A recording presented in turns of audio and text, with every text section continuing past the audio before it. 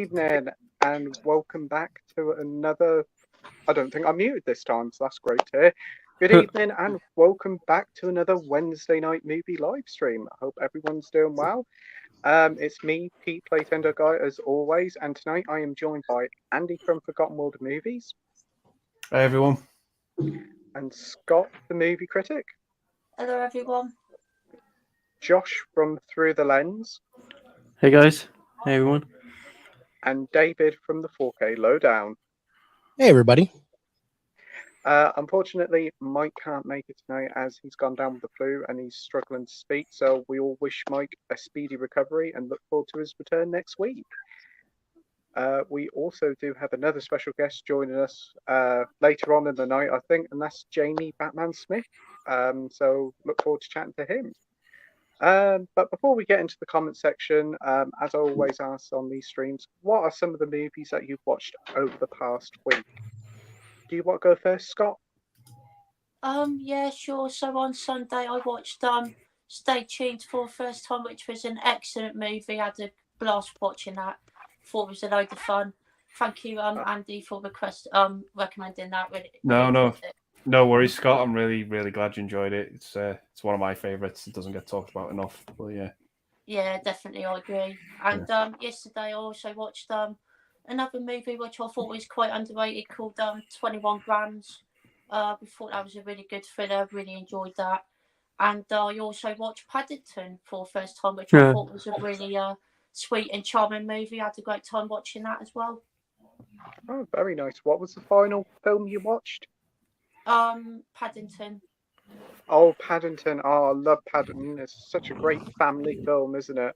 You haven't seen the second one yet, have you? I haven't, no. Oh, you're in for a treat with that one. Hugh Grant really is a lot of fun in that one.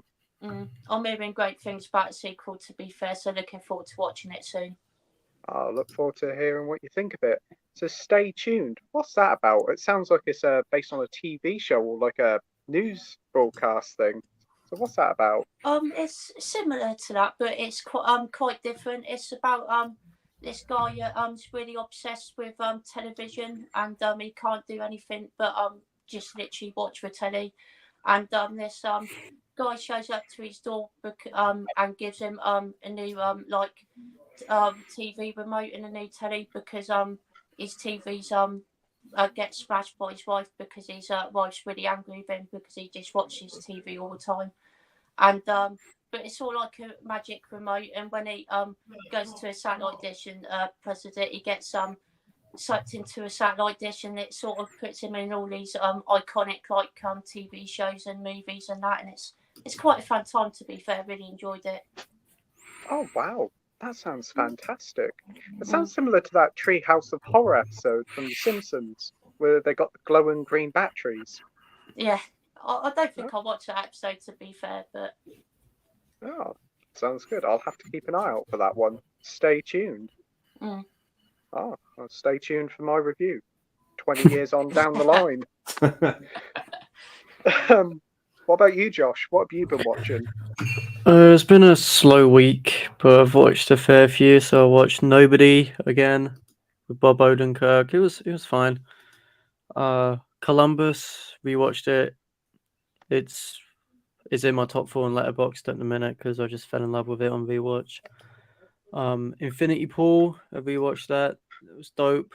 Very bleak, dystopian. 500 Days of Summer during Valentine's Day to remind myself that I am alone. 10 Things I Hate About You on the same day. It was a rough day. I watched a bit of Lost Boys and then turned it off because it drove me insane. Ant-Man and the Wasp: Quantumania. The less I talk about that, the better. Yeah, you liked that one a lot, didn't you? Fuck off, no.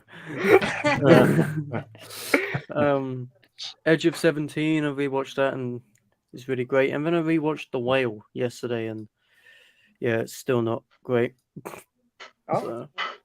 Very eclectic mix of films there. I'm surprised you haven't watched After Sun again. But I'm planning on it.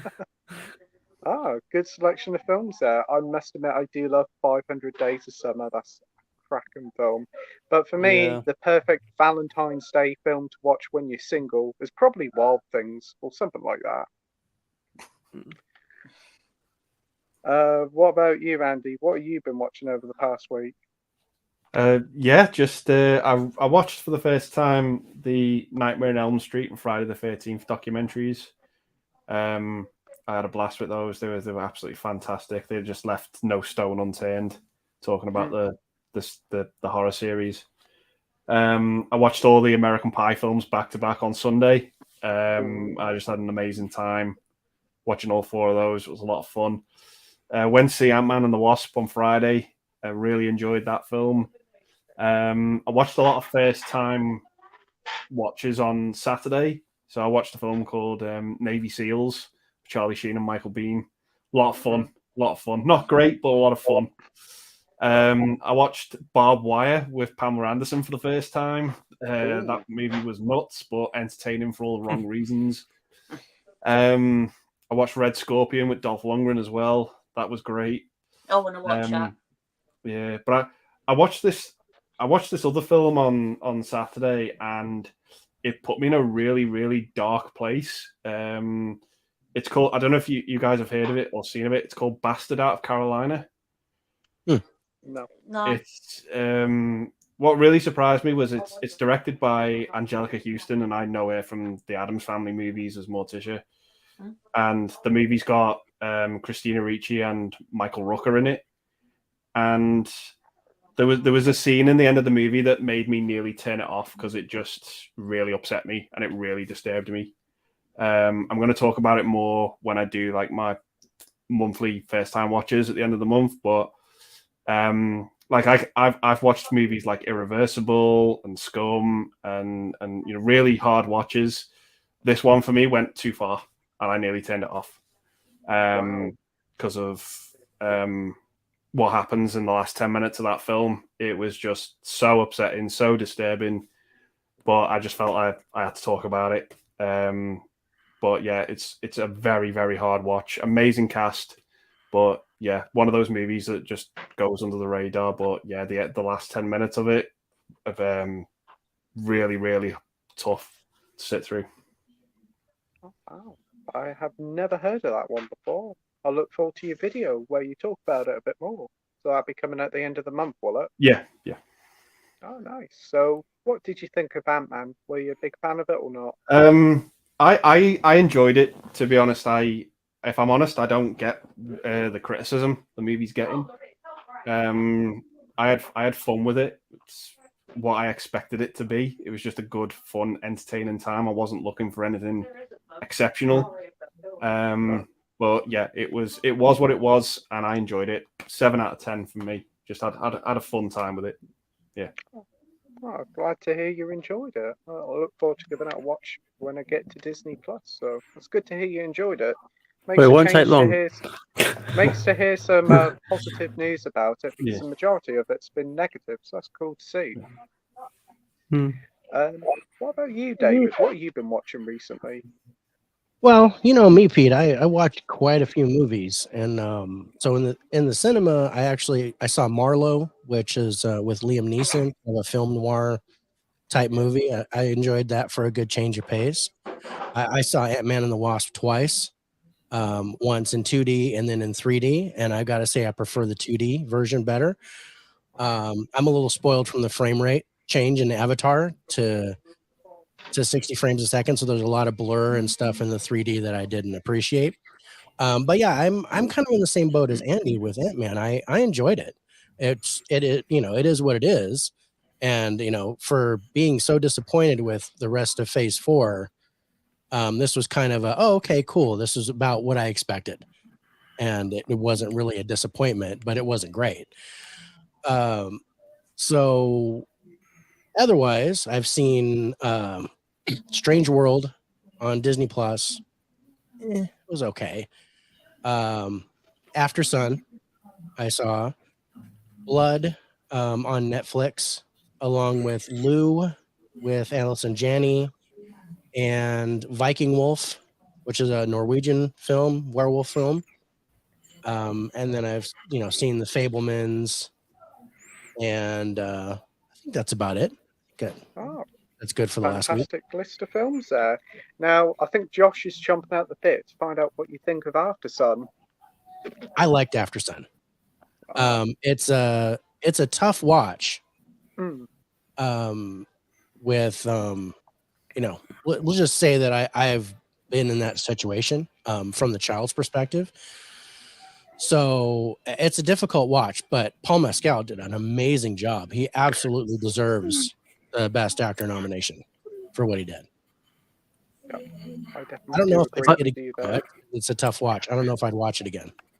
Like his performance in that film is beyond acting. It just feels real, Yeah, and that's what's so good about it and nuanced about it, is the fact that it doesn't feel like it's acting. It feels Yeah. like it's just a real relationship on the screen, because it's based on Charlotte World's actual father. right. She did it as kind of like a eulogy for him. Yeah. And You're absolutely right, Josh. Yeah. It felt like I was watching like real home movies, like a real situation. It didn't feel like acting to me. Yeah. Yeah, definitely right there. I must admit, I do kind of agree with you, David. I watched it, and to be fair, it kind of broke me after watching it, and it does make me wonder whether I want to go back to watch it again. As much as I liked it, I don't think I could. Yeah.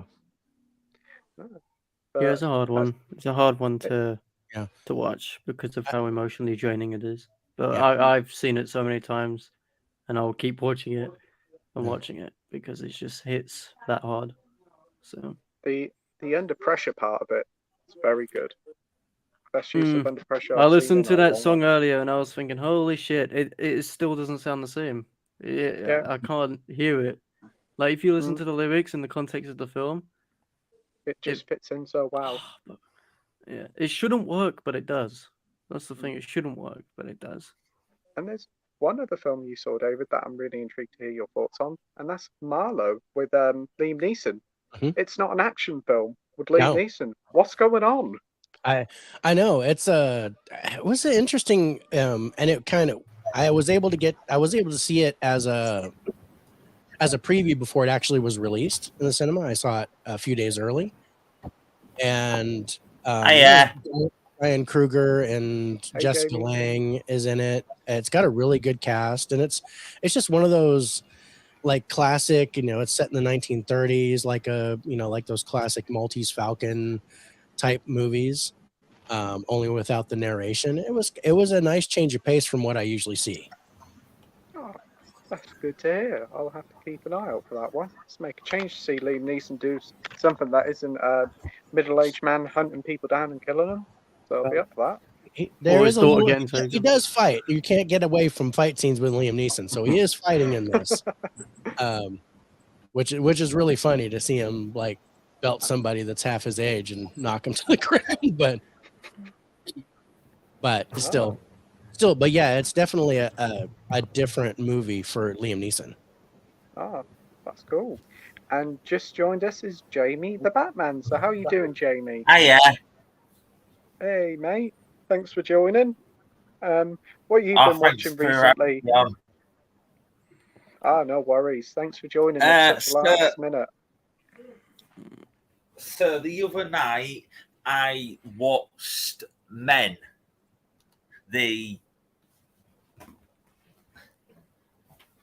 You watched Men? Oh, what the Alex Garland. A24 film? Alex Yeah. Garland. No. This. Which one is it? Oh, Alex Garland Men. Yeah. What do you think? I basically went into this completely blind. I knew nothing. And wow. Yeah. You enjoyed it? What do you think? Love it. It's great. I liked it a lot. I did. Oh, And I good to hear, think Jamie. because I went in blind, I enjoyed it more. That's the whole idea. Is Alex Garland literally gave you nothing in the trailers to even tell you what the plot is, because that's the point. The point is interpretation. Like, sure, it's about religion and Adam and Eve story, but it's more about how you perceive it. And I think Alex Garland made Yeah. it a Yeah, really purposeful choice not to. but reveal yeah, it anything. was messed up. Yeah, awesome. So yeah, before we get into comments, as it's been a little while since you've been on the stream, Josh, do you want to promote your channel to everybody watching at home? Yeah, I'm making a return for like the 20th time. Through the lens, I just uploaded a video today. Comeback special. Got video essays and all bits of shit coming out with soon, so definitely check it out, I guess. Awesome. And I did watch your latest video, and it was fantastic. I did left you a comment as well. Yeah, was very so good. thanks. What about you, David? Do you want to promote your channel to everybody watching at home? Yes. Now that my monkey is off my lap. Oh, that was my granddaughter. She decided to pipe in and say hi to everybody. So yeah, the 4KLowedown. We have live streams on every Monday where we do episodes of By the Numbers, we take current releases, stuff that's recently come out, and we give spoiler-free reviews. Once a month, we do a top 10 list. This Thursday, we're actually going to do our top 10 movies beginning with the letters Y and Z. So that's going to be a lot of fun. And I always co-host with Turner Fan 77.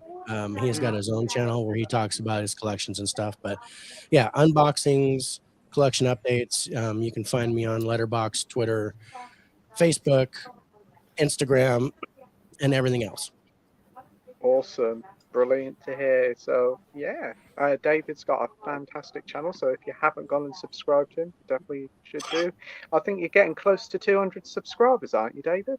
178. So yeah, I'm inching slowly to 200. Let's see if we can help get David to that 200 quicker. Appreciate that, everybody. Everybody's links in the comment section down below. So if you go and give them more subscription, that'd be awesome. They've all got brilliant channels, great content. So without further ado, let's get into the comments.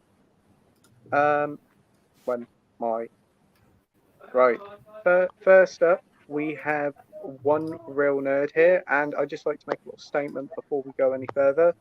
One Real Nerd was going to join us tonight, but unfortunately he's taken ill in the hospital, so we all wish him well and hope for him to have a speedy recovery. He's been getting a few little issues currently because he doesn't like to show his face on the camera, which is entirely his choice, and it does not matter. We had him on the stream a few weeks ago, and it was an absolute delight to chat to him. So it doesn't matter whether you show your face or not. It's all about enjoying your time on these streams, having fun, and making new friends. So we support you every step of the way, mate, and we all wish you a speedy recovery. Definitely. Absolutely. Best wishes.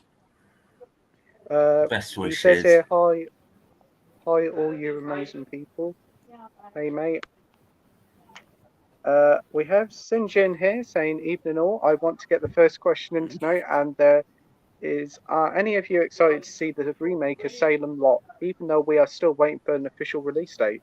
Now, this was supposed to come out in September last year, and it got delayed to March, but now it's pretty much in limbo, so honestly don't know what to make of it. I'm honestly not that fussed about it. I prefer the original one with David Soul, but I'm intrigued to see what they do. I didn't mind the It remake, so bring it on. What do you think, Scott? Yeah, I would be intrigued to see a remake, but I do love the original movie. It's one of my favourite vampire movies. I really enjoyed Salem's Lot with David Soul. It's one of those things where it might be good, but it could also go really bad as well if they mess it up. Yeah, I definitely do agree there. What about you, Josh? I have no thoughts on it really because I haven't seen the original. Horror's not really my thing, but they should just leave a good thing alone. I think just leave it, let it die, let it rest. Like people love the original. Don't tarnish that legacy. You know. Plus, I think it's from a first-time director, so good luck. That's all I'll say. I definitely do know what you mean there. The signs aren't very good. What about you, David? I feel the same way. I'm really not not concerned at all. I am a horror movie nut.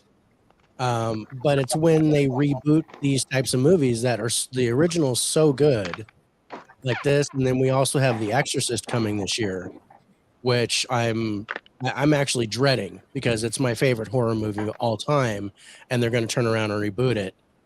I'm afraid they're just going to butcher it. So right now, I think the release date for Salem's Lot is April 21st, at least here in the U.S. So I don't know. I'll probably wait a little bit. I might check it out, but it might just be I'll wait for it to come out on physical before I see it. I definitely do agree with you there. What about you, Andy? Yeah, I'm pretty similar to you, Pete. I'm not too fussed about this new one coming up. I agree with what you guys have said. I just think it needs to be left alone. The amazing thing is I still think by today's standards, the original is still terrifying. Yeah. It is still creepy and it is still scary, and that's amazing. 40 years plus is it since the original came out. It's that is still a miracle in my opinion that it still has that type of effect. It's just definitely. it's just a great horror movie. It's one of the scariest. It's one of the scariest films I've seen. Just the whole window scenes you get in the movie are just terrifying. Yeah. I don't think it needs a remake, to be honest. I don't think it does. Yeah. I agree with you there, Andy. It doesn't need a remake, but it seems to be the thing these days. This Exorcist one, like what you said, David, I'm just not excited for it. I'm kind of worried about it. It's quite funny because I just found out Salem's Lot is from the writer of the first Annabelle. So God help us all. Oh my goodness! That script was trash. So,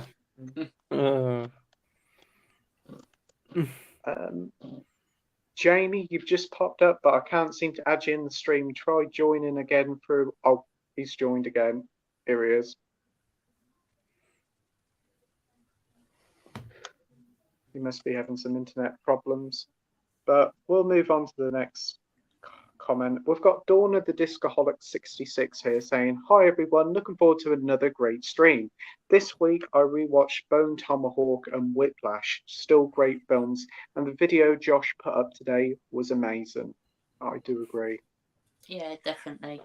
I've seen Bone Tomahawk. I've seen that iconic moment of the film. I thought it was pretty good. It definitely took a long while to get going, but I liked it. And Whiplash is one of the best films of the last decade. Great performances by Miles Teller, and I can't remember his name, Jonah Jameson, so I'm just going to call him that. J.K. Simmons. I thought you were but yeah, going to call him Jonah Jameson for a minute there. I thought he was going to say Jonah Jameson.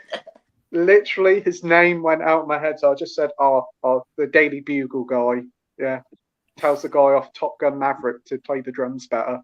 But yeah, fantastic film. I really do enjoy it. Recently got the 4K, so I'm looking forward to watching it soon.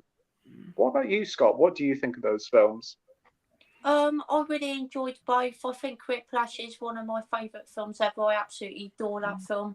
Has fantastic performances from Miles Teller and J.K. Simmons.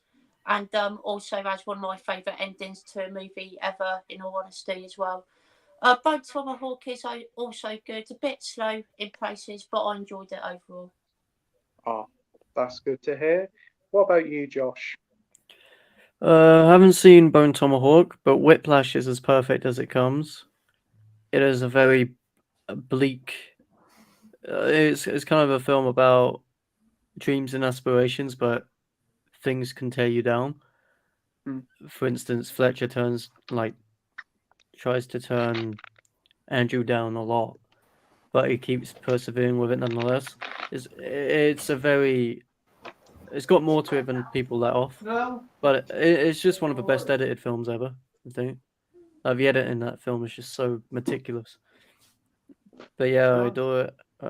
But still yet to see Bone Tomahawk. I've heard it's good, but it doesn't seem like my thing. Seems a bit too gory for me. Yeah, I can understand that. What about you, David? Yeah, I'm more interested in Dawn of a Discoholic watching these two movies together. and what that says. You got two completely different fucking films. Completely different. I mean, they're both having to do with some kind of abuse, but to watch these two together, it's an interesting combination. I know it's over the course of this last week, but they're two really good films.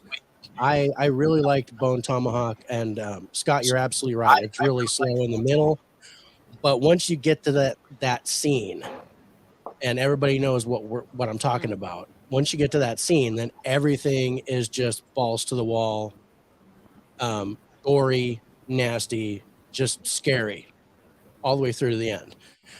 But Whiplash, excellent movie. As Josh said, near perfect. Great acting job by both guys, and I'm not a Miles Teller fan. But J.K. Simmons, he won the Oscar. He was at least nominated for it, right? Yeah, he won it. He did win it. I believe he won the Oscar for it. So well deserved. It was an amazing movie. I just saw that for the first time late last year, so just a few months ago. It was really good. That's cool.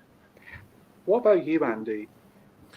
Yeah, I enjoy both films. Bone Tomahawk is a slow burn, but when it gets to the scene it gets to, it's relentless with its violence. It holds no bars.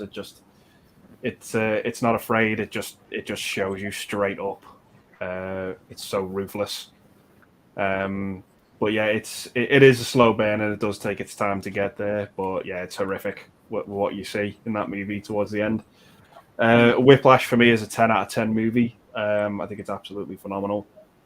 I find myself quoting that movie as well in day-to-day life sometimes, just because I find the dialogue just so quippy. Certain words. Yeah. I often say, "Do I look like a double rainbow to you?" Sometimes to people. Do I look like a double fucking rainbow to you? Yeah, because it's just a great line. But yeah, J.K. Simmons, he was tapping into something special in that film. I think he certainly was. What are you looking for? If it's not a fucking Happy Meal down there. Yeah. Was I dragging? Yeah, it's just so good. Amazing film. Yeah. Phenomenal. Fantastic. It's actually making me want to watch it again. I want to give that 4K a watch. It's been a little while. Same. It's a nice transfer as well. Lovely. Yeah, I never thought I'd give a 10 out of 10 movie, 10 out of 10 score to a movie about jazz. It's nuts, but yeah, it's just those two stars. Just they're firing at all pistons, and they absolutely deliver. Absolutely. It's in my top 10 favourite movies ever, to be honest. Yeah, it's probably my top 5. But to be fair, mine changes all the time, so I've no idea. What about you, Jamie? Have you seen these two? Bone Tomahawk and Whiplash?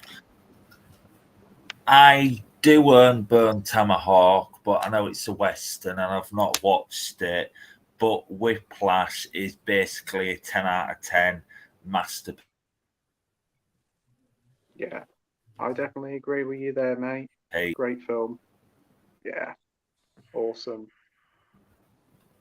Next up, we have the viewer Drew saying, "Hey, what's up?" Hey, Drew.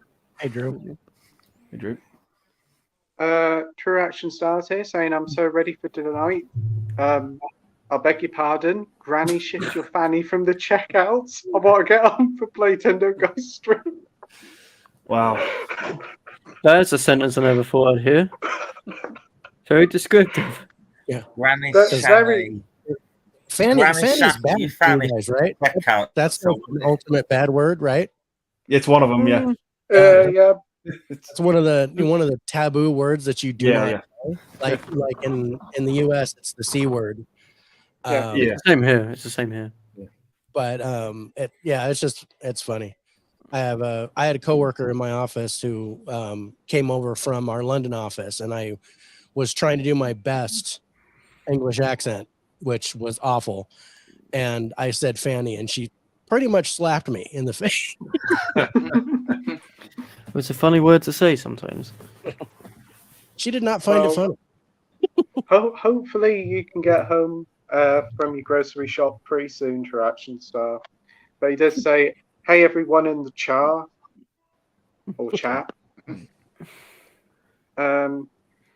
He's still about. He says, "Gonna watch with ice cream at the ready." Very nice. What flavor? Don't ask him that. No, That's not probably a bad idea. awesome, You're right, Josh. I'm No. sorry. He says, "Evening, chaps. What a great lineup." Oh, thanks. And he also says, "Of course, a very special hello to you, Playtendoguy. The wife always looks forward to Wednesday nights." Oh, that she does. Why, hello there, our wife. Welcome to Playtendoguy. Sigurd says, "How dare that granny hold you up at the checkout reaction? Doesn't she realise Playtendoguy's in town?" Oh dear. Edward says, "Evening, everyone. Hope you're all well. What did you think of the BAFTAs 2023? And did you think the right ones won?" I saw a bit of it. I just checked the results. Some of them I agree with, some of them I don't. Wasn't Alison Hammond and Richard E. Grant presenting? And that's Alison all I took away Hammond was from it. doing the sofa talk, but she makes me laugh so much, so it was worth it. So I know you watched it, Josh, so I'm going to let you go ahead. All Quiet shouldn't have won Best Film. Everything Everywhere or Tar should have. But of course, it's England, so they love boring war movies. Even though it's a good movie, it's just a boring choice at this point. They gave it to 1917 that year, I think. So just give it to something what isn't just for political reasons, you know? Like Tar and Everything Everywhere were better, but I think Austin Butler's winning the Oscar because he won the BAFTA. I'm not going to shit my pants when that happens because I don't want it to happen. It's like, it is what it is. All Quiet, swept, which is a shame. As much as I like that film, I don't think it deserves that much because there were better movies that were nominated. But I'm glad Charlotte Wells got her BAFTA. Me too. And when she said that step is real, I don't know why, but it just kind of made me feel emotional when she said that because I've supported her work since Tuesday, which is a short film which came out like 5 years ago, but which I watched for the first time recently, and I've been watching all of her stuff through. And she's someone to look forward to in the future, I think. She's got a bright future ahead of her. Yeah, I do agree there, Josh. She has a very talented future ahead of her. What about you, Scott? I didn't really watch it, to be honest. I heard some of the results, but I wasn't paying too much attention to it, to be honest. Yeah, I don't blame you. What about you, Jamie? Have you been watching the BAFTAs? I didn't watch it, no. No, that's fair enough, mate. Did you watch it, Andy? No, to be honest, I haven't really followed it. I'm more of an Oscars person if I follow awards. But yeah, just I don't know, just didn't follow it. This year hasn't really, nothing's really sort of blown me away this year. I've definitely enjoyed some movies that have come out, but for some reason this year, I don't know, I'm just not feeling it. Yeah, I can get That's that. understandable. What about you, David? Have you checked out the BAFTAs? I actually one of my fellow blue tubers, the convicted cinephile, he actually was watching the BAFTAs live, doing a watch along, and I was on that stream. So I actually indirectly watched it live and saw, the winners and whatnot. I was actually disappointed that Everything Everywhere only got one award in the whole show. I was really disappointed at that. I do think, I think it should have been Best Film. But yeah, All Quiet and no small measure, Banshees did win a bunch of those too. So it seemed like a 2-horse race through that whole thing, and then to get After Sun get Best Debut, I was really happy to see that. But yeah, all in all, I was like, this is what I'm expecting for the Oscars. I don't know. I'm hoping that Austin Butler does not take Best Actor. No, fuck. He better not. He better not. I really thought Colin Farrell was going to take Best Actor. But that didn't happen. So yeah, I'm thinking he's probably going to take the Oscar now, and I'm actually a little disappointed. That sucks because it just shows you that Hollywood just have a bias towards biopics. Yeah. Like they did the same for Rami Malek. They did the. Oh yeah, for Bohemian Rhapsody. It's like. But Give the award like to Tar. someone who isn't just someone in pop culture. Yeah, I like Tar. I think Kate Blanchett deserves the Oscar for Best Actress for sure. She gave the best female performance of the year. I think. It was amazing. Yeah. But yeah, I don't know. I didn't think Elvis was all that in a bag of chips, and but yeah, I agree there.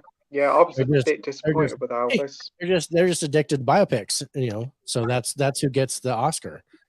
Paul Mescal should get it. I know I'm biased, but I wouldn't mind that. After seeing After Sun recently, I wouldn't mind that at all. As I said, it's not acting; it just feels real. What performances felt real that year?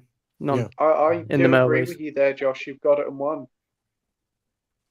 Colin is the runner-up in terms of normalcy, but again, Paul Mescal just feels like a real person. He doesn't feel like he was acting, which you don't really find much anymore, and it's important that's awarded, but it's not going to happen. Fuck you, Austin Butler. Is it true they're doing a Michael Jackson biopic? Yeah, and I'm not watching it. Who's going to play Michael Jackson? That's the thing. His nephew. His nephew. Ah. So that's not too bad. Enthusiasm. But isn't it the guy who done Training Day that's supposed to be directing it? Alfonso Cuarón. Alfonso Cuarón? I don't know what his last name Antoine is. Fuqua. I thought it was called Alfonso Cuarón or something. I'm sorry. Yeah, he's Italian and directed Training Day. No, it's Antoine Fuqua. I don't like that director. He makes the most basic shit. The reboot of Magnificent Seven and Equalizer, didn't he? About 20 movies since then. Yeah. So many. He hasn't got an original bone in his body. He tried to make 12 Years a Slave again with Emancipation and failed.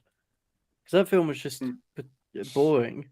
Yeah, I'm supposed to watch that for one of the By the Number shows. I think next week, and I'm like dreading going to watch it. Like, I thought it was fine. It was just it's so average. Yeah, it's just below average. Actually. Next up, we got the viewer Drew saying, "Good news. Saw Ant-Man and the Wasp: Quantumania recently. It was good, not fantastic. Oh, glad to hear you liked it. It seems to be the same sort of view as both you, Andy, and you, David." Yeah. Has anybody else seen the new Ant-Man? I know Josh has. You're not keen, are you? No. It's disgusting. He's in pain. Josh is in pain. I'm in pain thinking of fucking MODOK. Looks like they're filling out a Sharp Boy Lava Girl. I thought it was just a giant minion in that. Giant minion. Yellow things. Yep. Oh, don't get you started on minions, Josh. No, I ain't gonna go there. But yeah, that film's horrendous. Speaking of Ant-Man, Quantumania, my friend rung me earlier and we're going to go and watch it this Friday. But I just want to say I'm not hyped. And I've only watched the first trailer and I've heard a lot of mixed opinions. Yeah, it does seem to be mixed. Have you seen it, Scott, or are you going to watch it? I haven't seen it, and I probably won't see it yet because I've got a lot of Marvel films to catch up on. But yeah, I'll get round to it eventually, I'm sure. Ah, cool. Sinjin's going to the Whale tonight.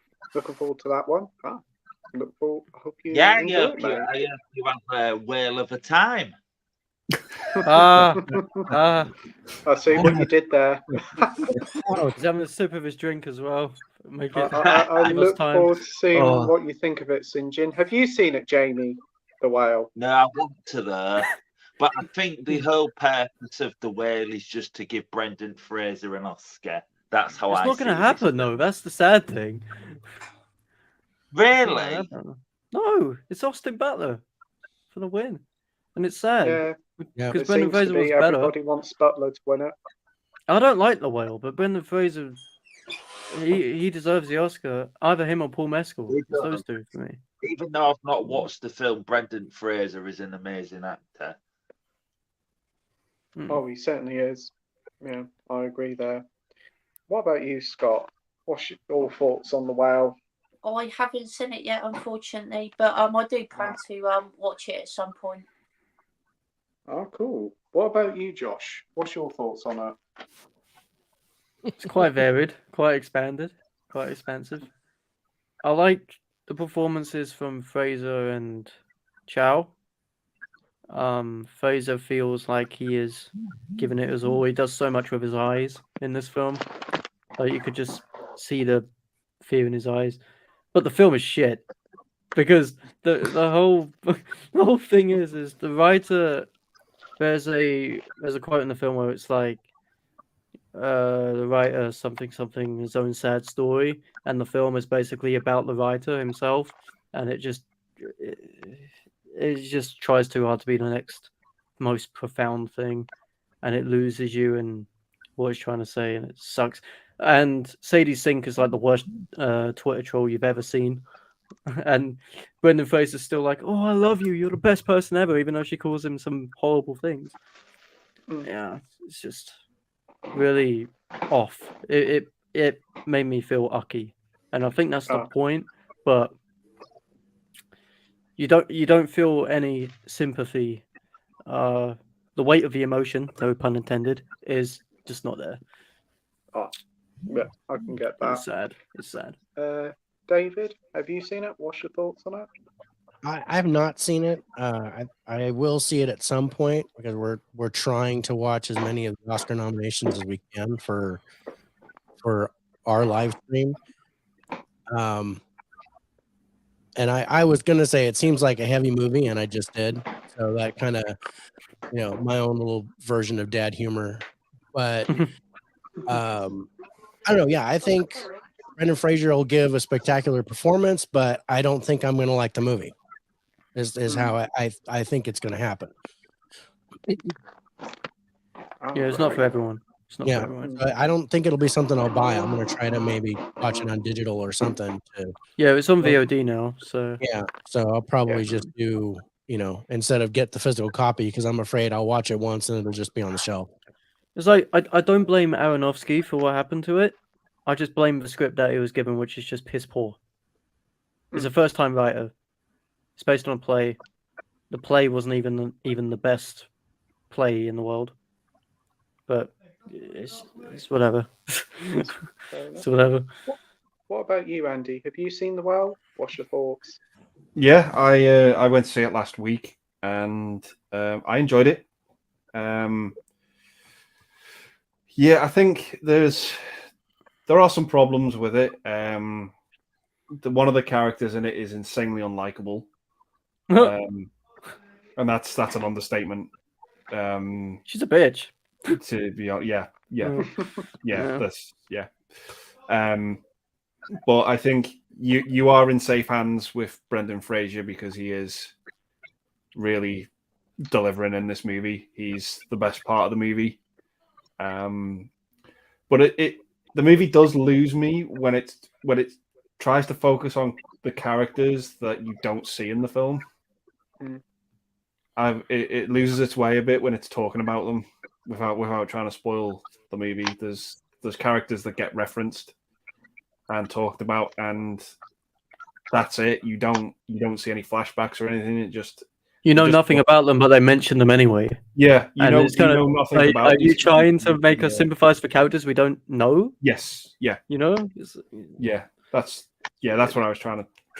That was the point I was trying to make. It just you're trying to make you feel something for characters that you have no investment with. Even the fucking pizza guy, they try and make you feel something for. And it's like the movie did kind of put me off pizza at one point. Oh god, it did. And I'm someone who loves pizza, but so it's recommended not to watch it with a pizza. The pizza looks CG though. Like it looks CG at points. I mean, the best part of the movie and the selling point is Brendan Fraser. It's Fraser, yeah. He deserves That's the main to win. reason I want to see it. He is leaps and bounds giving a better performance than Austin Butler. Austin Butler's just doing an impersonation. Not saying Austin Butler is bad, but I'm saying that casting for Elvis, there's a lot of material to work off there. There's a lot of archive footage of Elvis to look at. So picking an actor for Elvis is a lot easier than picking an actor for the role that Brendan Fraser was playing. Yes. There's not a lot to go off. What's being brought to that character is completely Fraser. Yeah, he's if he doesn't win, I think it's daylight robbery. Yeah. As I said, he does so much with his eyes in this film, Yes. which I haven't seen from a performance in that year. He just moves his eyes in a way which just seems so helpless. And you can tell that he's a broken man, but at the same time, he's a bit of a dick at points. Yeah, there's just with the relationship with his daughter is just it's so against him. How is this guy not, doing what he's doing? She says some awful things. Yet he's like, "Oh, I love you, though. You're amazing." It's some stuff just doesn't add up there. It doesn't connect. It doesn't click. But I do think it is a good film. There's one character in it that I completely didn't care for. He just bored me. But yeah, I think I know who you mean. Yeah. But pointless guy. guy. Yeah, he's there as a device to trigger something later on in the movie. That's it. That's all he's there for. But yeah, it's a good movie, but Fraser is the selling point. He's the best part about it. Oh, that's good to hear. I'm looking forward to giving it a go. It is the main reason I want to watch it is because of Brendan Fraser. So as it's on VOD, I'll give it a go. We do have Mike here from Did You See That saying, "Hey guys, Mike. hope you're doing well." Hey Mike, hope you're doing well, my friend. I am. He says, "Hey." Sinjin says, "Hey." Did You See That says, "Hey." We've got Marvel fan here saying, "Hey guys, how are you? What's your thoughts on the live-action reboot of How to Train Your Dragon?"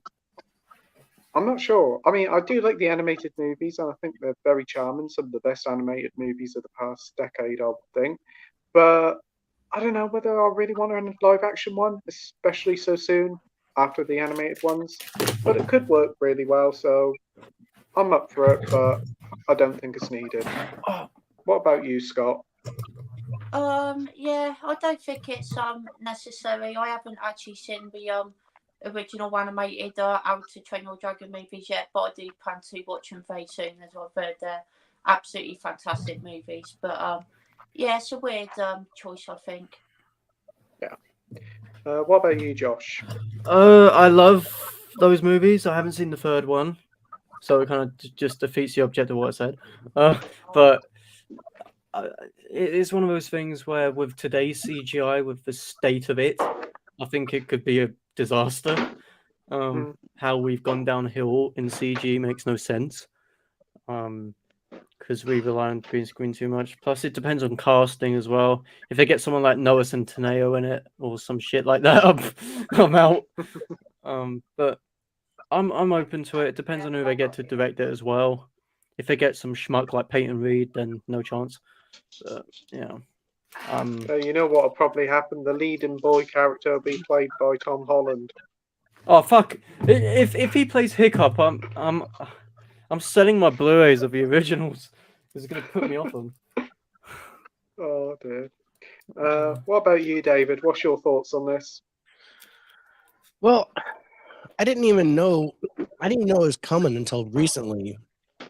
And again, I'm like, why ruin a good thing? How to Train Your Dragon is one of my favorite animated movies.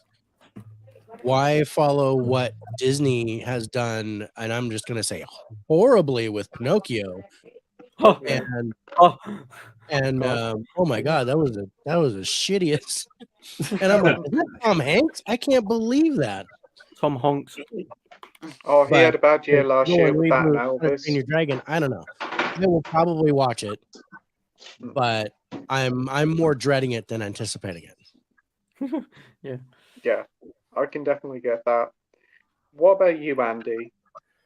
This is the first I'm hearing of it, to be honest. I've seen the first two, and I've only seen them once, and I thought they were okay, but they didn't do anything really for me to want to go back and revisit. So I have just no connection or attachment to those movies. I'm not saying they're bad; they just weren't really for me. No worries. Yeah. And what about you, Jamie? Looking forward to a live action How to Train the Dragon?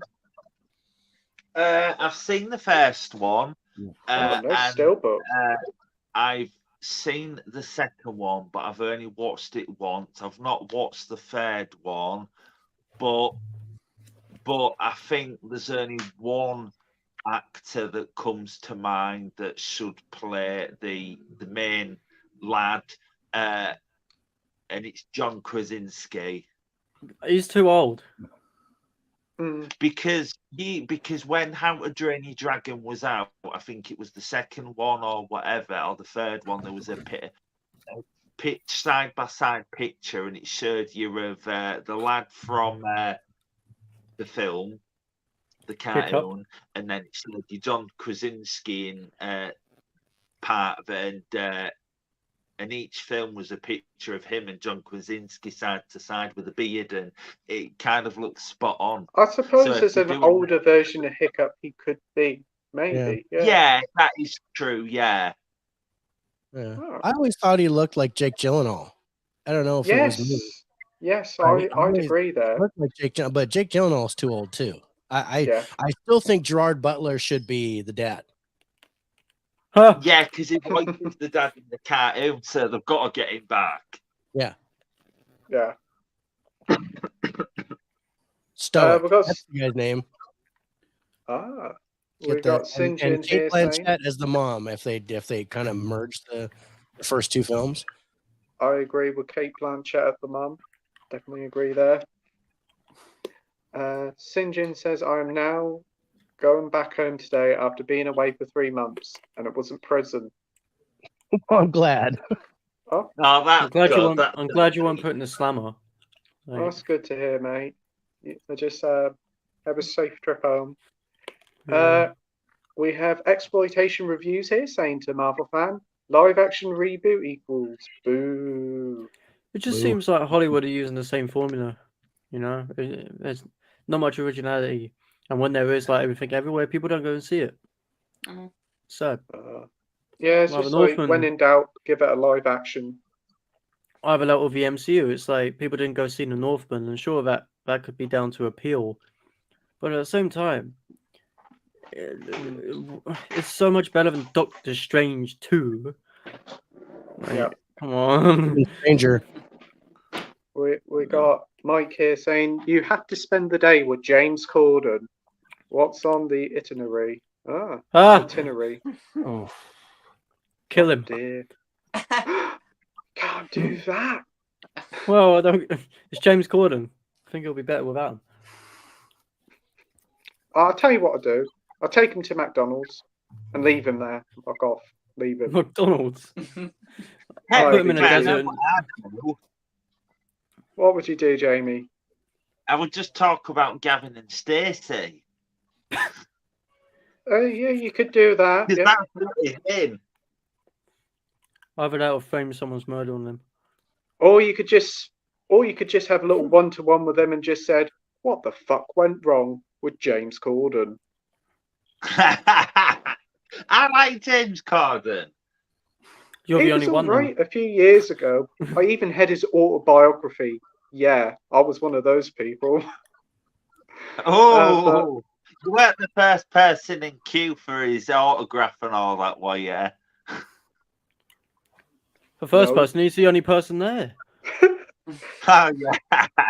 Now, unfortunately or positively, I have never met the bloke, but I did have his autobiography and I read it. It was not very good. I'll let Scott say it. How was it, Scott? Shite. Pretty much. What have you done yet? Have you done yet? Have you done it yet? Do it. Go on, Scott. That's an old. There you go. Yeah. Oh dear. It's a bit of an old gag. You got some great moves there, Scott. Thank you, Pete. Appreciate that. Every stream you're on now, you've got to do your Mortal Kombat thing. He's either got to have a shy or talk about Mortal Kombat. That's Yeah. Right. Just a disclaimer: what I said about James Corden's a joke. I don't mean it. Just in case people get mad at me. Yeah, you do have a poster of him in the bedroom, haven't you? And his autobiography. Probably. I wouldn't be surprised. I've got Peter Rabbit in 4K, so that's something. That's his probably crowning James cinematic Corden achievement. voices the rabbit. Yeah, because you don't see his face, you only hear his voice. Oh, yeah, true. Yeah, true. Yeah, you just hear him. Did you hear what he did at the restaurants in New York? I don't know what he said, but I Yeah. heard he was a bit of a twat. Yeah, he was like, get us a. He complained that he found a hair in his food or something. He said, "Get us a drink now, otherwise I'll do this." Blah blah blah. Blah. And was just shouting at the staff and whatnot, and he got banned. He made an apology, got unbanned, and then he did the same thing again. So What a prick. Oh, he's just a man child. He's like, he certainly I'm sounds superior, you're nothing. I'm superior, blah blah blah blah blah. And it's like, Scott, you host Scott, a show what no would one you likes. do with James Corden for the day? I don't know, because I don't like the prick. What about you, Andy? If you could be with James Corden for the day, what would you do with him? Back to man, I'd drive him to a hospital and pay for a personality transplant. And you can thank me later. Good idea. Good answer. Brilliant one, Andy. And what about you, David? Well, it took me a second to remember who he was, which is saying something. He looks like a giant Cabbage Patch doll. And, but I've got to say, I'd let him buy me lunch and hopefully not complain that there's a hair in his food. Then I'd do carpool karaoke with him, which he would pay me to leave his car because I am a horrible singer. And then I'd spend the rest of the day and watch movies on my own. Yeah. Good selection there. We have Good Gareth selection. here from Video Tasty saying good evening, guys. Evening, Gareth. Gareth. Exploitation says just Google how to poison James Corden. Or Gordon, James Corden. Corden, sorry. We've got Stephen here, Stephen Anders saying evening, guys. Hope you're all doing well. Hey, Steve. Hey, Stephen. Thanks for joining. Sinjin says, I bet Mike's out with a girl tonight. No, he can't hardly speak. So he'll be back again next week. He's got the flu pretty bad. Oh. We have Mike here from Did You See That saying exploitation reviews, poison or bad punishments isn't an option. Okay, so carpool karaoke is out with David. Just send him to the gulag. They'll finish him off. I'd send him to the True Action Star. Oh, then he's definitely going to be dead, then, isn't he? Next up, we've got Talk of the Devil. Here he is. He says, "Hey Scott, Forgotten World, where's the axe, man?" He's not very well at the moment, but we all wish him a quick recovery. Definitely. We've got Matt here saying, "Evening, guys." Evening, Matt. Evening. We've got Mike saying, "Good evening, good comeback video, Josh." I definitely agree. Thank Defo. you. It took a lot of heart and soul into that, and I'm very proud of it. And True Action Star says, "It's Josh," and hated the other guy. Oh, Oh, nice. I guess I would be the other guy. Could be Jamie. We've got DVD from Film Bloke here saying hi. Hi, mate. Hope you're doing well. Hi. It was a pleasure to chat to you last night on Ryan's streams. Definitely have to invite you on the stream in the future, mate. We've got Jason, the old millennial, here saying, "Hey guys, how's it going? Just watched Triangle's Sadness yesterday and thought it was horrible. I would say worst Best Picture nominee that I've seen so far." Yeah, it's I weird. haven't seen it, but I've heard some pretty mixed things about it. Isn't Woody Harrelson in it? Yep. Have you seen Yeah, I it, went to Scott? see it. Oh, sorry, Josh. Do you want? No, sorry. No, it's you can alright. go first because you've seen it. All right, yeah. I thought it was okay. I think it's definitely. I don't know what's worse, that or Elvis, Best Picture noms, but this tries to do the whole rich people are dickheads scenario that comes across really just boring, and it just feels uninspired. Like, bearing in mind I haven't seen Ruben Östlund's previous works like Square and Force Majeure, which I think I was supposed to before watching it, but it's got a very deadpan thing and it just doesn't work for me. But I think I like the first act. Second act is fine. Third act is just plain boring. I'm sure there's some cool details in there which harken back to the beginning, but nah, just boring. Right. Have you seen it, Scott? I haven't actually, and I have heard mixed things about it as well, to be fair, but I will get around to watching it at some point.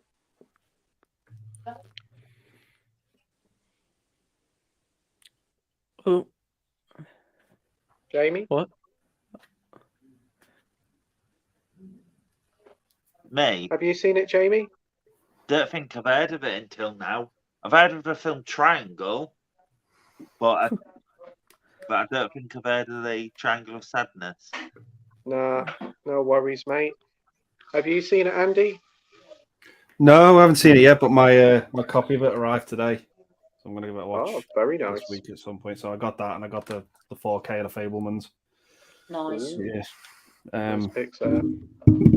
Yeah, just I haven't seen it yet. I think the only other one I've not seen that's nominated is Women Talking. I think they're the only two I've not seen.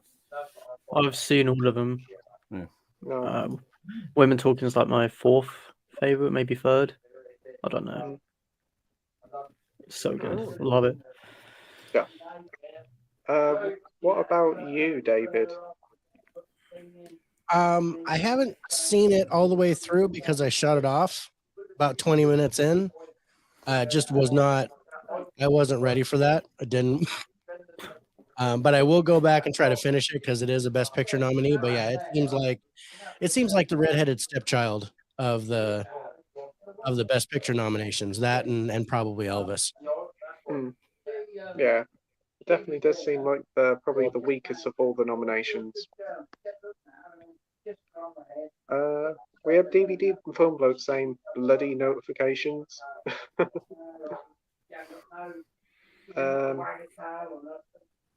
We got Road Cinema saying Tibet, Pogo, Stick, watch Fritz Lang's 1931 today. It's one of the first sound horror films. It's a silent film at heart with its super way used in its sound being used in a very creative way. Oh, very nice. Have any of you guys heard of that one?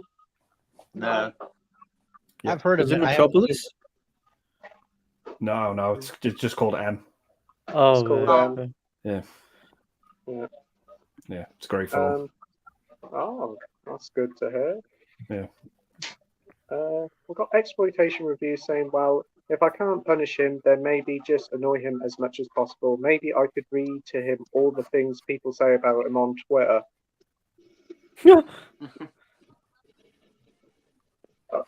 Mind you, you could just make him watch Horn and Corden and Lesbian Vampire Killers for 24 hours straight. That would be good punishment as well.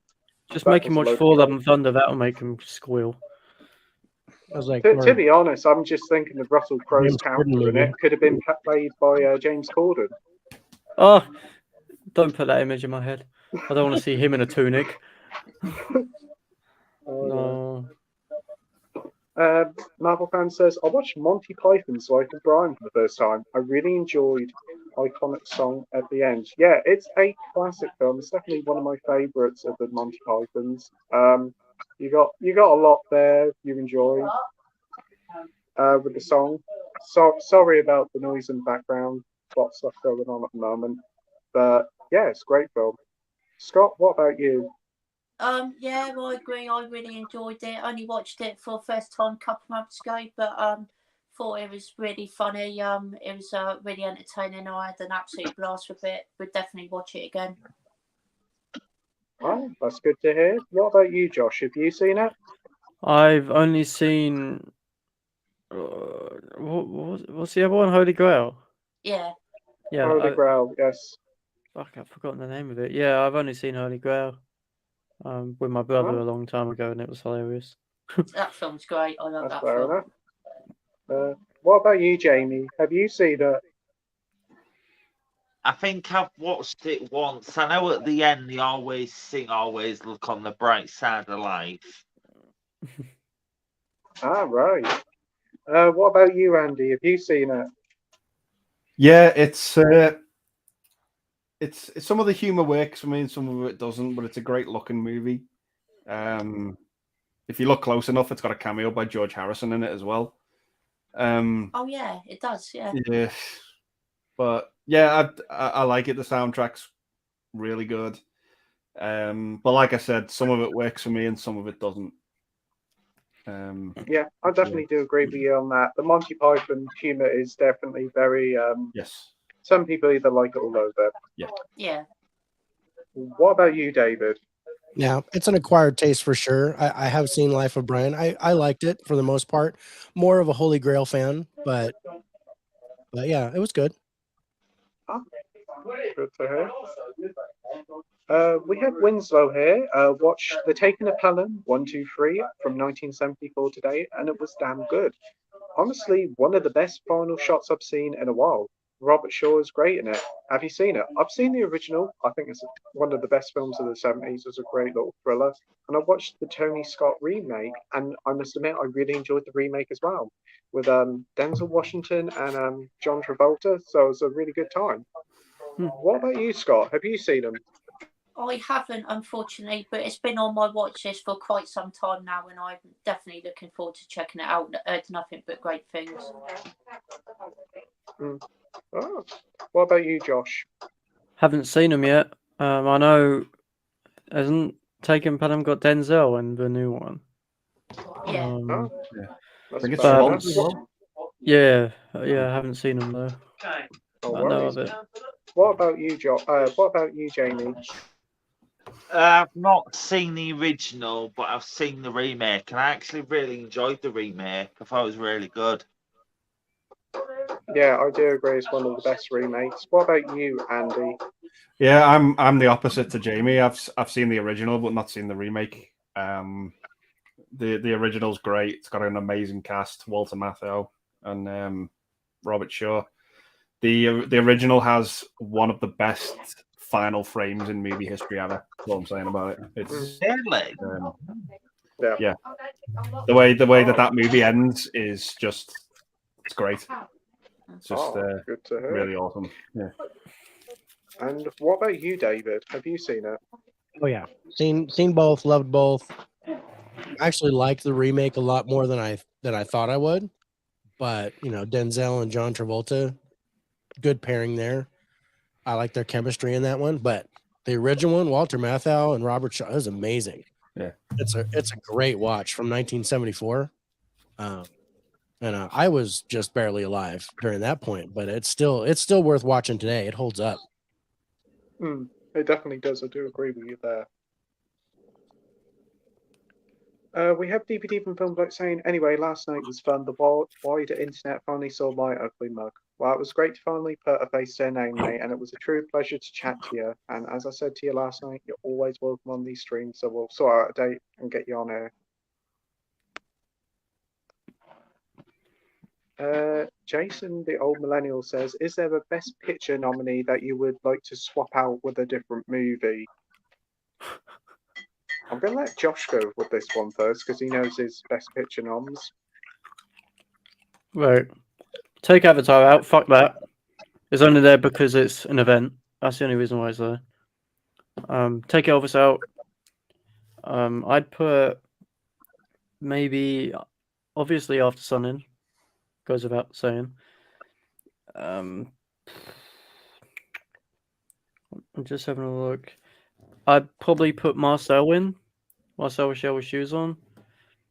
Fablemans is still there. I put After Yang in. After Yang would be a great one. And then Decision to Leave, potentially. Ooh, very good Those are pick my there. I would have to agree with you there. Swap out Avashite and put Decision to Leave in. I definitely Avashite. want that one. What about you, Scott? I'd probably take out Elvis, but there's a lot of films that I saw I haven't seen from last year, so I'm not sure which film I'd swap it with. But I'd definitely take out Elvis if I had to choose. Yeah. What about you, Jamie? What would you put in your best picture noms?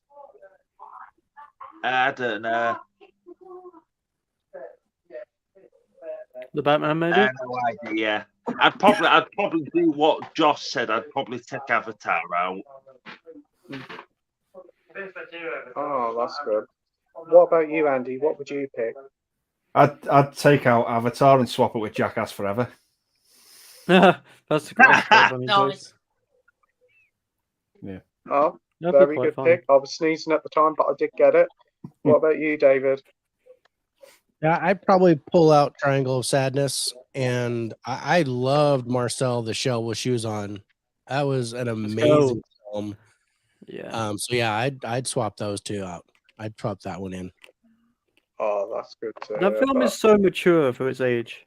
It's so adorable. It's a so beautiful film. adorable. I've heard nothing but positive things about the film, and I do want to check it out. So now it's available in cinemas and on demand. I'll give it a go soon. Yeah. Do watch it. Traction Star says we're currently out doing a bit of grocery shopping. There's no restriction on fruit and veg. There's restrictions on fruit and veg. Yep, What? it's been on Twitter Oh wow! because there's not what enough production of supermarket it. you gone to? Oh, I can't believe they rationed it. Yeah, it's because of climate change. I think they're struggling to produce it because Alright. the weather is not.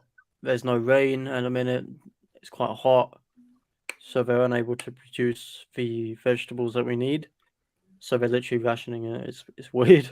It's really fucking weird. This is like lockdown shit all over again. It is. Well, good thing I don't eat many vegetables. I probably should, but I'm dreadful with vegetables. DCR80 Gaming's here saying, hello, folks. David, that is one impressive mug. It's huge. Oh, That was 1 cup a day. that is a big one. Makes mine small in What comparison. he said. It's about 1.5 liters. Oh, God. Jamie, I didn't expect that from you. And it's already gone, so I need to refill it. Oh, I definitely do have size envy. Oh.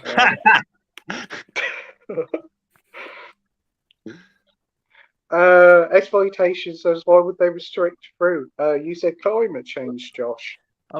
Possibly, I think it's to do with that. Otherwise, they're just being fucking nutters. It's just like, yeah, It could be something to do with workforce. potentially. Cost of living crisis, they can't afford to hire them. I guess I don't. Probably. I don't know. Hopefully it won't be very long, because I remember a time it was all toilet rolls. Everybody and their mum wanted them. Like a lot of people out of jobs, I can see myself being out of a job next year. For the way it's going, it's nuts. It is hard, I must admit. Jason says, I watched the plane. I nearly said the piano. I watched Plane a couple of days ago and really enjoyed it. Oh, that's a Gerard Butler one. I've heard that's a good film. I want to see that one. You seen it, Scott? I haven't, unfortunately, but I've heard it's pretty fun, to be fair, so I will go and watch it at some point. Awesome. What about you, Josh?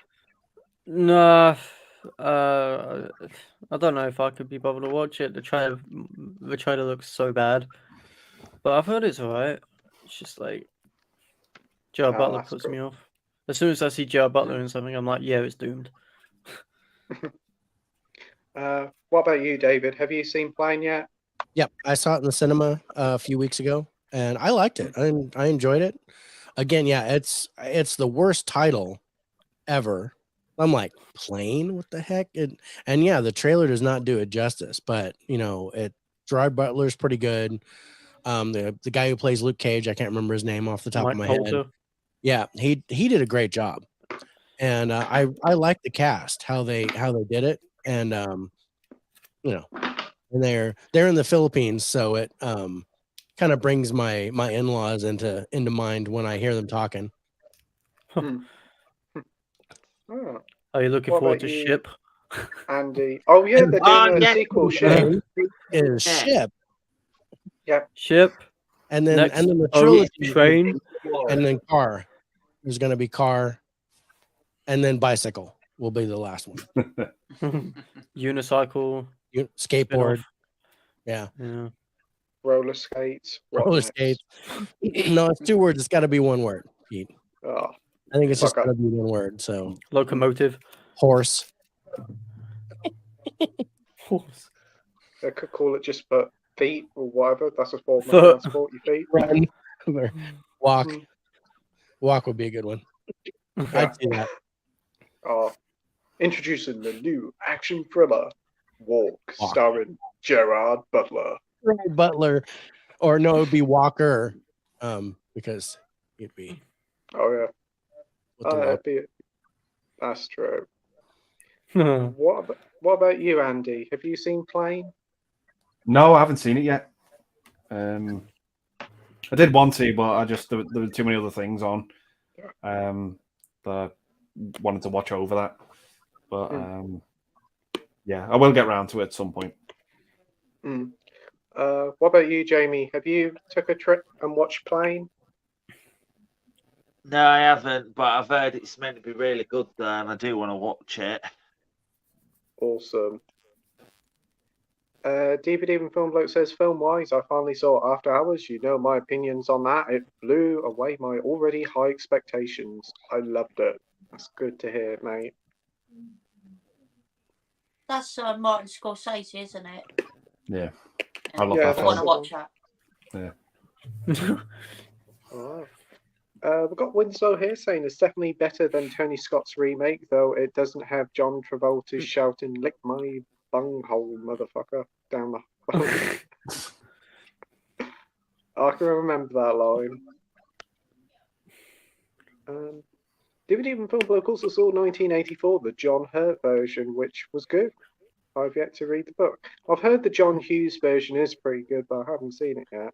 John Hughes. Fucking hell. John Hughes. That was Ferris Bueller's Day Off. That was 1984. John Hughes. That would have been an 1984. interesting film for him, that's for sure. I meant John Hurt. Sorry. Yeah. That's fine. That would have been an interesting film. It's quite good, actually. I quite enjoyed 1984. Oh, that's good to hear.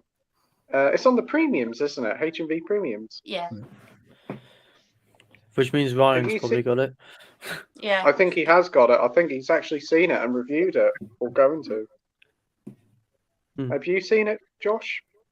No. I know it's based on a book. My brother's got the book. But yeah, I haven't seen it. No worries. Have you seen it, David? I have not seen the movie, but I have read the book. Ah, right. And the book is Cool. amazing. I've heard it's very good. And Andy, have you seen it? Yeah, I just thought it was okay.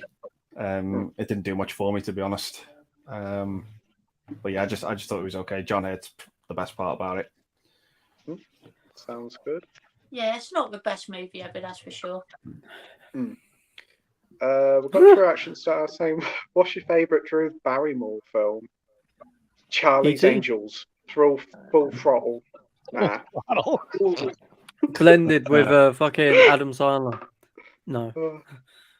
She was in The Wedding Singer, so I'm going to say that one. Yeah. I like that. That's one of my favourites of hers. What about you, Andy? Yeah, mine's The Wedding Singer, but I quite like. This is a bit of a deep cut. I quite like Poison Ivy. I quite like that film. Oh. Yeah, that's a good one. Yeah, but yeah, the Wedding Singer. She's really cute in that film, and she's just adorable. And her and Adam Sandler just have great chemistry in that film. I Great agree. film. Yeah. Are we all forgetting E.T.? Yeah, What about- E.T. Yeah. Yeah, E.T. Yes, she's. Oh, I'll tell you what's another good one. Firestarter. I think that's really underrated. Yeah. That's the original seen it. one. Josh, not the new one. Oh fuck! Zac Efron in that. Ugh. Ugh. Yeah. What about you, Scott? What would be your favourite Drew Barrymore film? I know she's not in it for long, but the scene she's in it is fantastic, and that's the original Scream movie. I love that film. Yeah. Oh, cool. I like her in Wayne's World too as well. Even though she's Yeah, only in it for she's like a in little Oh bit. yeah, yeah, that's she- great as well. I yes. forgot she was in that. Yeah, she pops up in 51st a lot Dates of ain't too films. bad. What about you, David? What would be your pick? Firestarter would be my pick. As my favorite of hers. Besides E.T., I think it was the first movie I've ever seen with her. And Yeah. then I did like 51st Dates. But I'm gonna do just a special thing for Whip It because she also directed it. Yeah. Oh yeah, Whip I think It. she did a good job there too. Is that the Ellen That Page was one? good. Yeah. I think so. Elliot Page Yeah. one, sorry. Elliot Yeah. Page, yeah. Yeah, sorry. DVD from Film Bloke says, and for Herschel Gordon Lewis, I saw Something Weird and The Gruesome Twosome. Oh, very nice. Have you guys seen them too? No, Devil Gruesome Something too soon weird. before though. No. Yeah. DVD from Film Bloke showed them off on the set last night. They look really nice. Mm. Rogue Cinema says, I saw Murdoch and Ant-Man and I pissed myself laughing, and the guy sitting next to me had a go at me outside the cinema for being disrespectful. It was cringe. That's just Oh. toxic Marvel Wow. fandom, isn't it? What? I have seen Murdoch and he looks bad. So I don't blame you for laughing. Modoc It's hard. was disrespectful. Yeah. That was the disrespectful part of that movie. Who is Murdoch? You don't want to know. It's like a giant floating head. Yeah. So just go into the film knowing as little as possible. Yeah. Okay then. Oh, no, oh, I'm a dick. It's not too late to be a dick. You kidding me? Is that a line from the film? Yeah, fuck off. Yeah, you can't write for shit. It's a writer for Rick and Morty. You can't write for shit. Oh, that's Yeah, you dreadful. decided to write a big tentpole film in a franchise. Go away. We have DVD from Funblock here saying Something Weird fits the title perfectly, and I love it. In fact, it's my favourite out of the set. Good to hear, mate.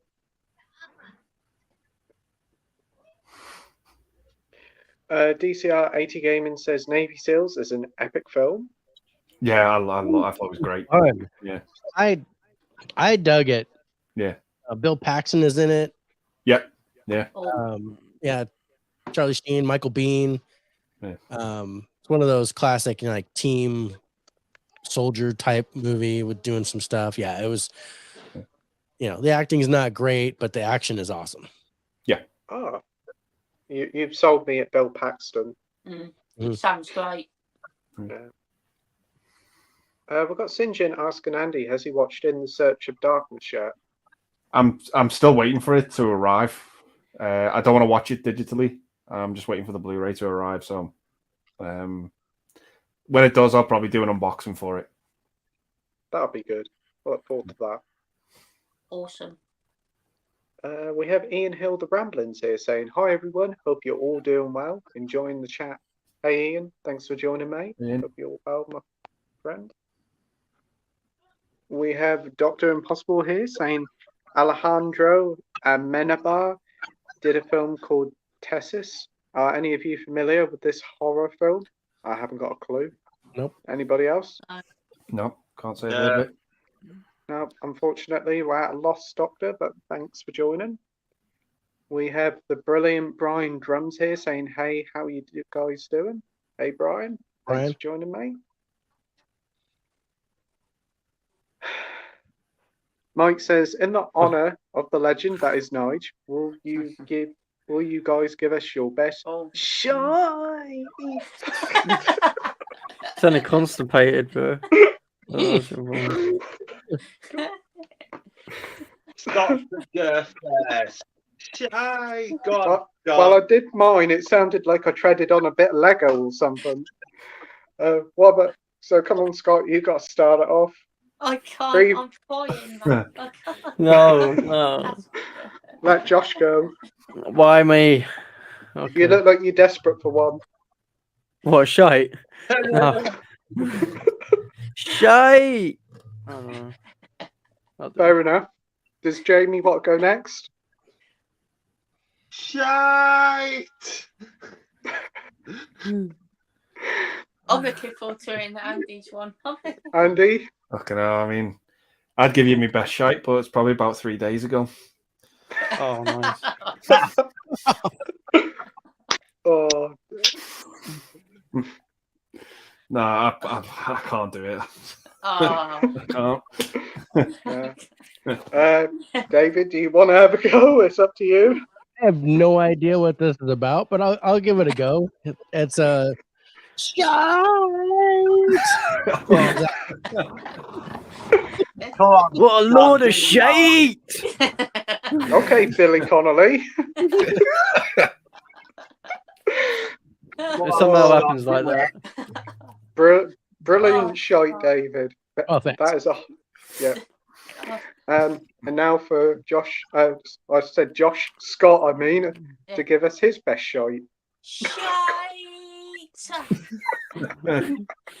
Because when he leans in the camera, he goes, shite! Shite! Impeccable shite there, Josh. Impeccable. Scott as well. Oh God, what are we doing? I don't know. I We're don't all know. old. You've gone off the rails. My relatives are actually watching this. I'm like, what the fuck are they doing? He's doing. We're like 20, between 20 and 40. Like, what are we doing? Yeah. No, it's a little higher than that. I was being generous. Just take it. Thank you. I appreciate that, though. You're a wonderful man, Josh. I appreciate that. Oh, brilliant. Rogue says, by the way, if you couldn't tell, I really didn't like Ant-Man and was really disappointed by it. Yeah, I can Who understand did, that, mate. apart from Andy? Like, I don't like it. I think it's shit. But I'm never watching it again. Fuck that. DVD from Film Bloke says the gruesome twosome was okay. I couldn't get fully on board with it, and the villain, who's the mentally disabled guy, really rubbed me up the wrong way. Yeah, I can understand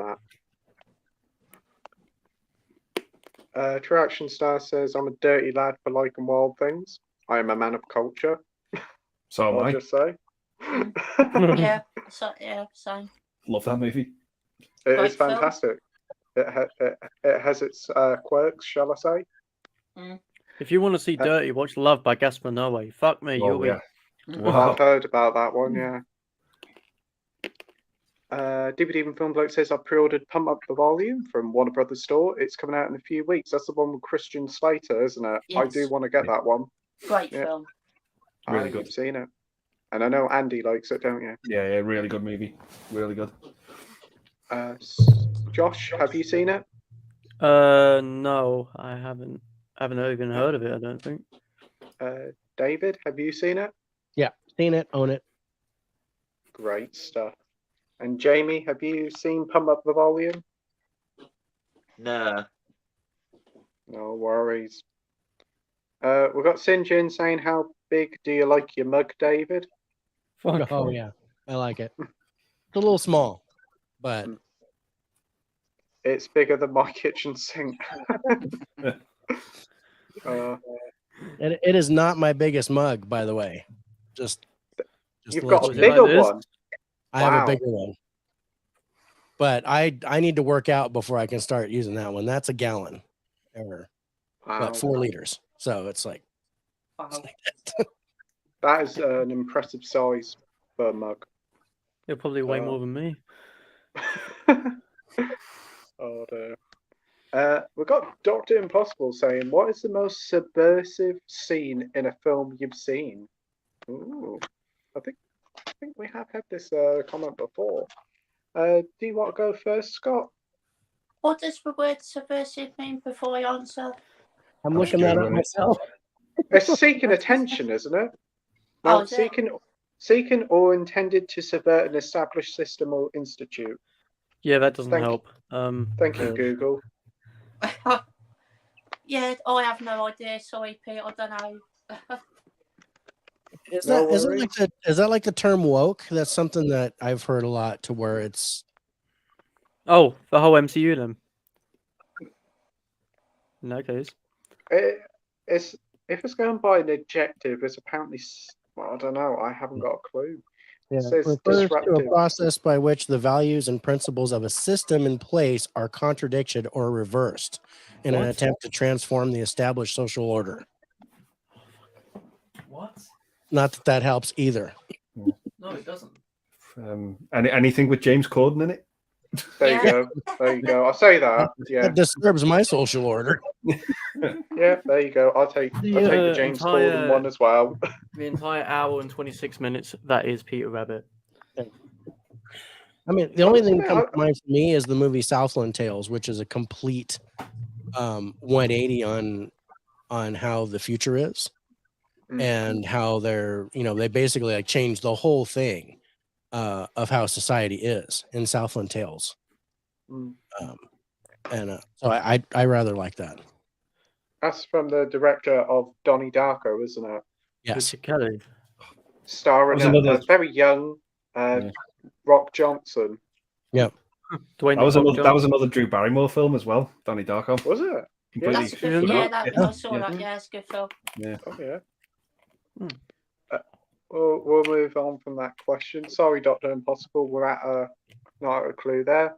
Traction Star says, have you ever seen the show with Jasper Carrot called The Detectives? Yeah. What a name. Is it a comedy? Yeah.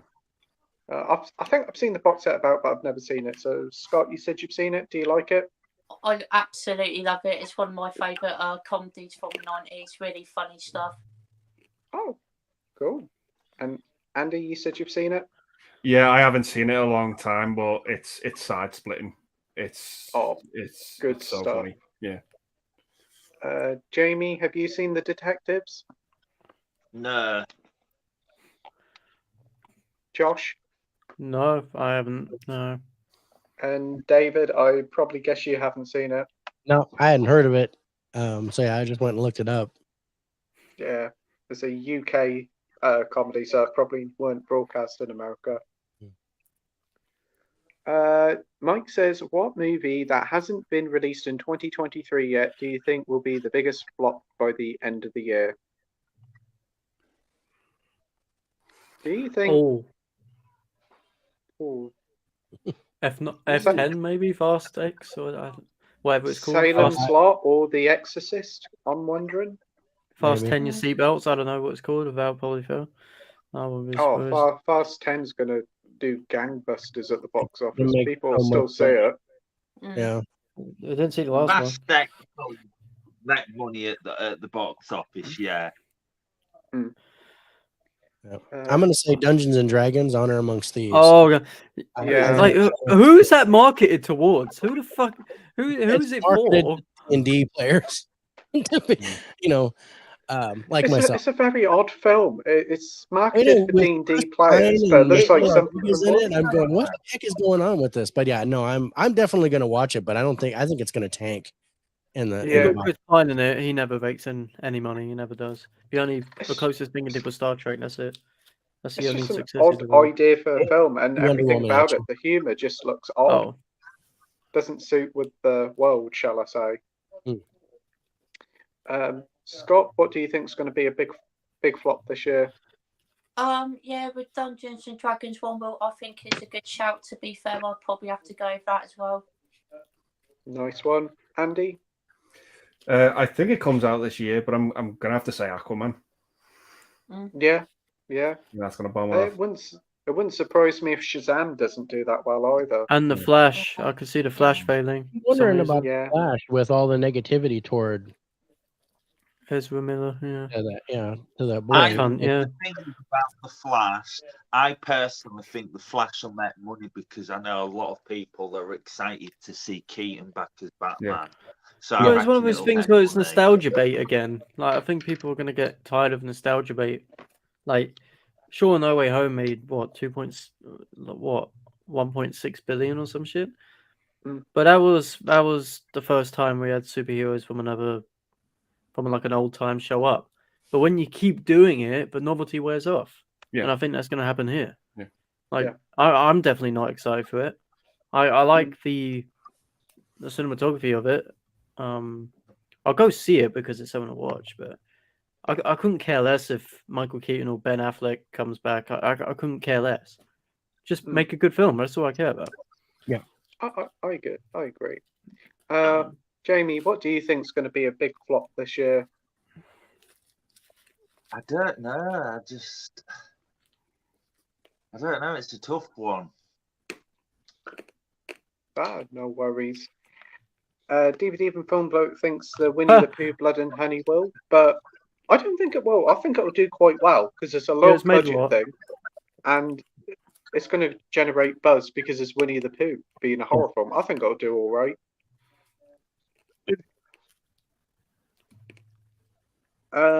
Dr. Impossible says, what film makes you feel fear a natural element? Example, air, water, fire, and why?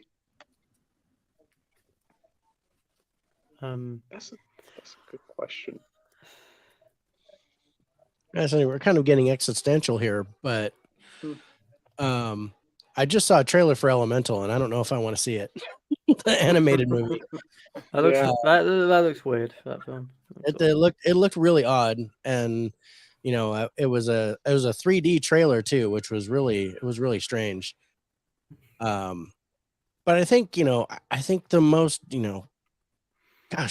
water kind of bothers me, like floods and stuff. And there's a movie called The Impossible, which is about the flood in Southeast Asia in 2004. Yes. That was a devastating movie. And floods and stuff like that. That's really, and we've dealt with floods here in California because we've had a really big rainy season after so many years of drought that we've had floods and we've had bridges being wiped out. We almost got completely isolated from being able to leave our town because all our bridges were wiped out except for one. And that allowed us to finally get out of town. But, it can be really dangerous. And, but I've also had forest fires in our area that came within a mile of my house. So it's kind of, those two, I think, are the most devastating and scary to watch. Yeah, I can imagine. Scott, what about you? Does heights count? Yeah. Heights. Yeah, you can. Yeah, I'm really scared of heights. I can't do heights. The film Fall definitely had me. Oh, yeah, that one. That wasn't too bad a film, but being a bit afraid of heights, that one did it for me. So I'll probably say that one. What about you, Josh? It's gonna sound weird, but maybe The Good Dinosaur, because that film is very much just like the Mother Nature attacks anything that gets in its path, and that film is quite terrifying in a way, but it does it. Like Arlo nearly fucking drowns at one point. The dad drowns. Like it's depressing, and it's kind of like Mother Nature is its main villain, and you could definitely tell, and it's rough. It's rough. No worries. What about you, Jamie? Oh, that's a tough one.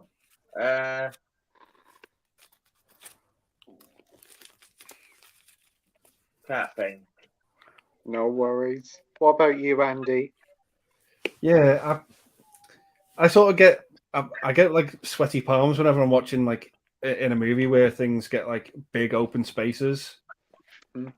Like you were saying, Fall, that one that really got me with just how open that was and how high they were, and things like, I know saying big open space, but deep oceans as well, where there's just you're staring into nothing, and it's, you don't know how long it goes on for. Just stuff like The Abyss, you just I don't know, that kind of stuff really freaks me out. Buried is the same with the claustrophobia kind of thing with Ryan Reynolds. You know, that's very much. We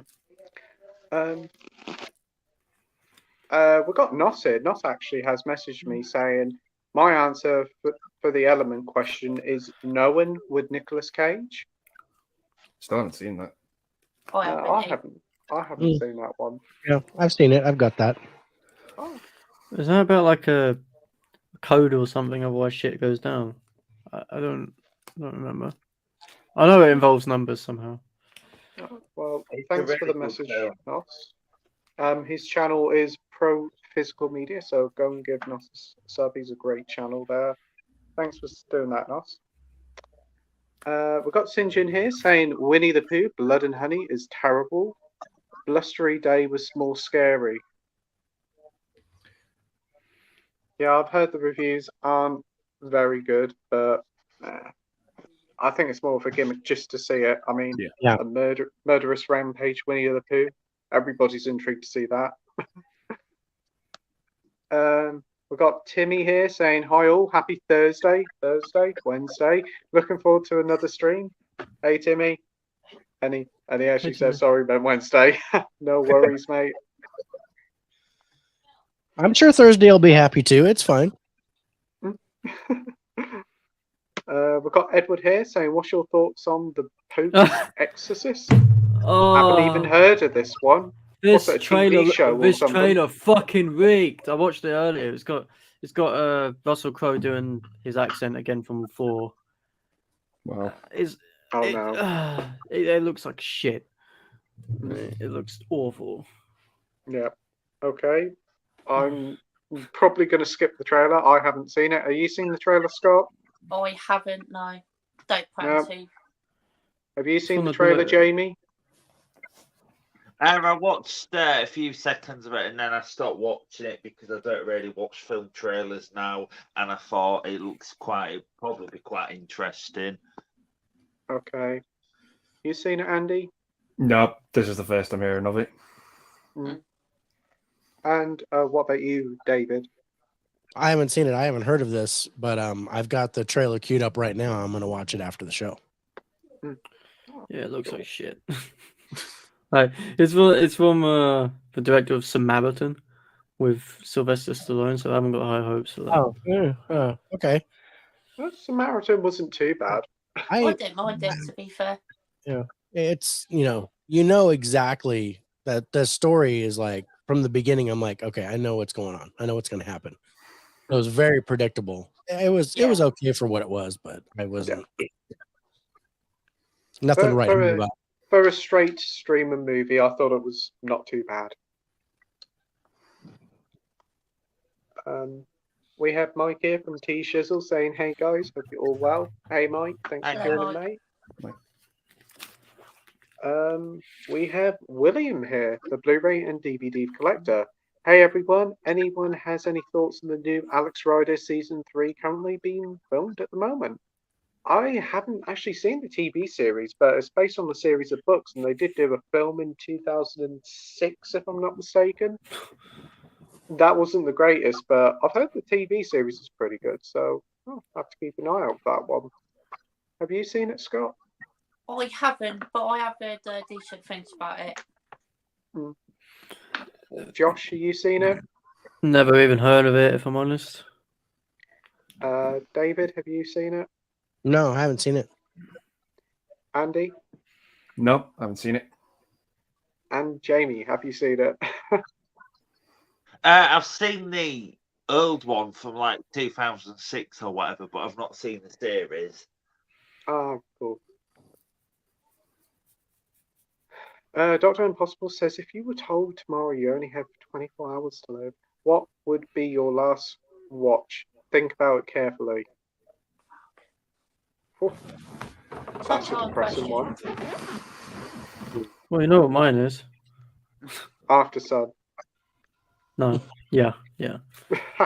Or Love and Thunder. No. Fuck up. Oh, No. Oh no, definitely I'm not. No. That'll make me want to die quicker. Yeah. Are you got one, Scott? Yeah, probably the original Dawn of the Dead. Love that film. So much fun to rewatch as well. Not good pick there. What about you, Jamie? You got a pick? I think it'd probably be The Dark Knight or Zack Snyder's Justice League. Oh, very good. Andy? I'd do a 24-hour marathon of James Corden movies. Oh, Because I know wherever I'm going in 24 hours, it can't be as bad as that.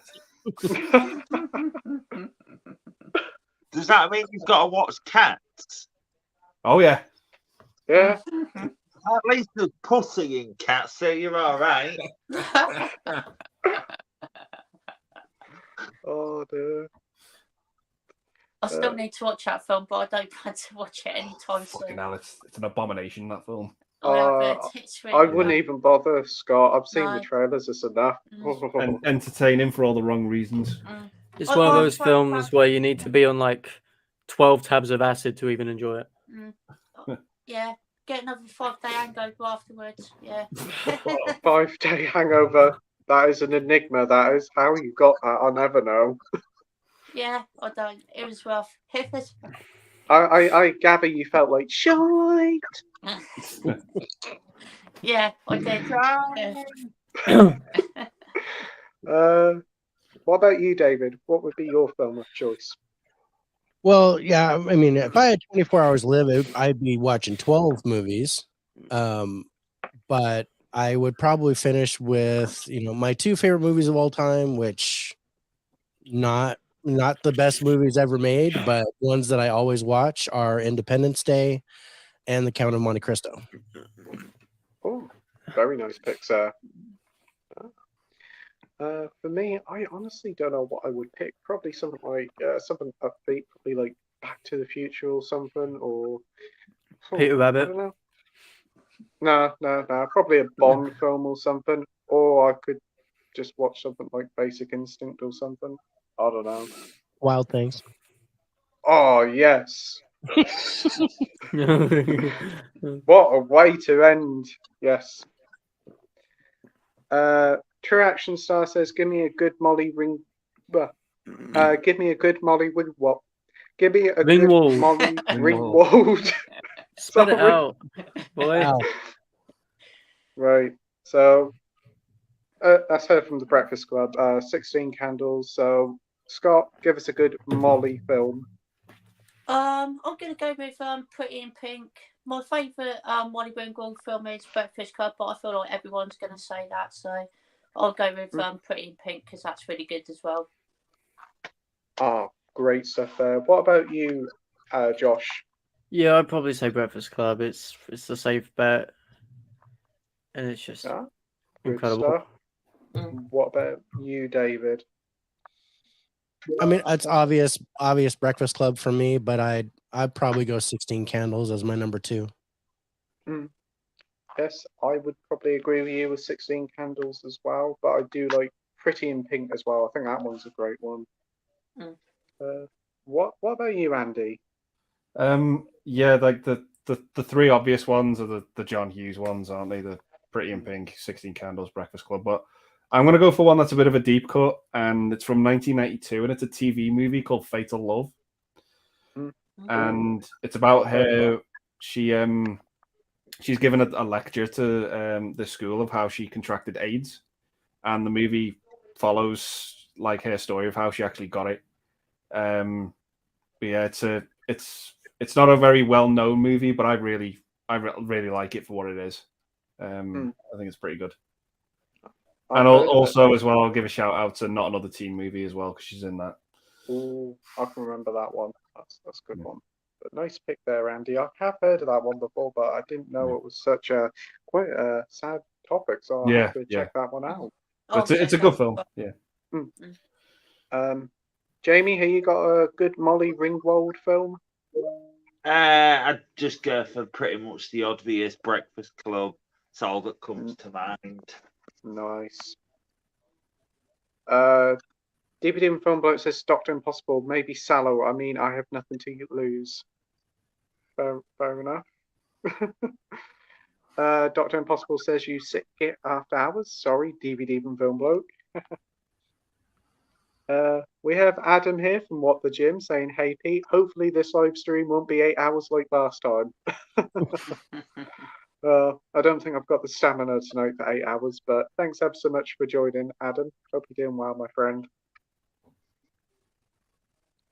Dr. Impossible says, I've never seen Pete look so much like a Cyberman in all my life. Yes, I have been upgraded. I thought I'd upgrade and put these ones on, but yeah, now I'm looking at myself, I do feel like I'm part Cyberman.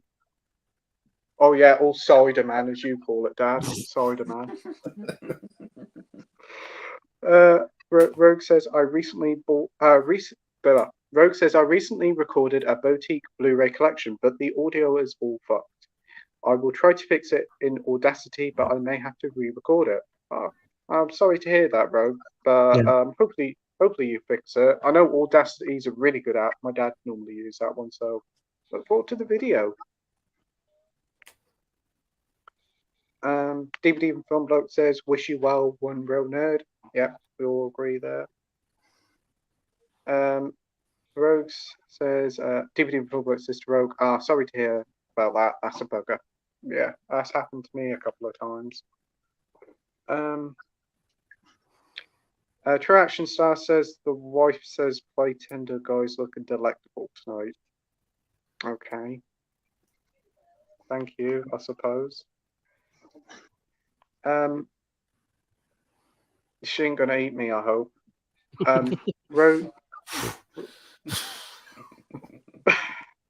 Rogue says, I'm also starting a language themes channel. I've scripted a video called The Russian Language, The History and Reasons to Learn It. Oh, very interesting. Right, we have got Dr. Impossible giving you a comment, Josh. And he says, Josh, what stylistic or thematic genre attracts you the most when it comes to modern contemporary cinema? Explain. What stylistic or thematic genre? I like films which has a sense of purpose and doesn't just feel like a corporal machine. Like, for instance, films like Columbus, the purpose is for the human connection through architecture and the outdoors. After Sun, connection through memory. You see what I mean? Like, they all have this set theme. Marvel shit? Oh, what do they do? Oh, expand a universe which no one gives a shit about anymore and makes money. That's all they are for me. But these contemporary cinema's where it's at for me. It's just what I like, really. That's fair enough, mate. There's not much to explain. You have an eclectic taste, and that's one of the great things about the channel. And I get scrutiny for it sometimes, but you know what? It's what I like. So you like what you like, and that's it at the end of the day. And that's no right or wrong answer on what you like. Yep. We have True Action Star saying the wife says Playtendoguy is doing his best Alan Partridge impression. Okay. What? Headphones? I can gather. Headphones, yeah. I'm not going to do an impression. That'll be shy. DVD from Film Bloke says to Rogue, you know what I was editing? My last video, I swore the audio was going out since my face wasn't shown. It didn't really matter. Yeah, that's true. Yeah, that's fair enough. Right, True Action Star says sad news about one nerd lad. He's a nice chap. I'll send my regards to him later. Oh, that's good to hear. We've got Red Room Antics here saying, always mean to ask this and forget. What's that on your ceiling, Andy? It's just little mini posters all stuck together like a collage. It looks pretty cool to be fair. Not boobs, is it? No. It's just all movie posters. Film posters. Yeah. Oh wow! Oh, that's amazing. Yeah. That looks incredible. It still is amazing to look at it all the time. I bet you just sit there and look and just like that film sometimes. Yeah. It does get annoying though because you are just looking at the same old shite. But, but yeah. Hey, have any of them fall off the ceiling? Sometimes, yeah. Sometimes you do, but it's worse when it's hot weather because they just collapse. They're just hanging on for dear life. Oh, so, yeah.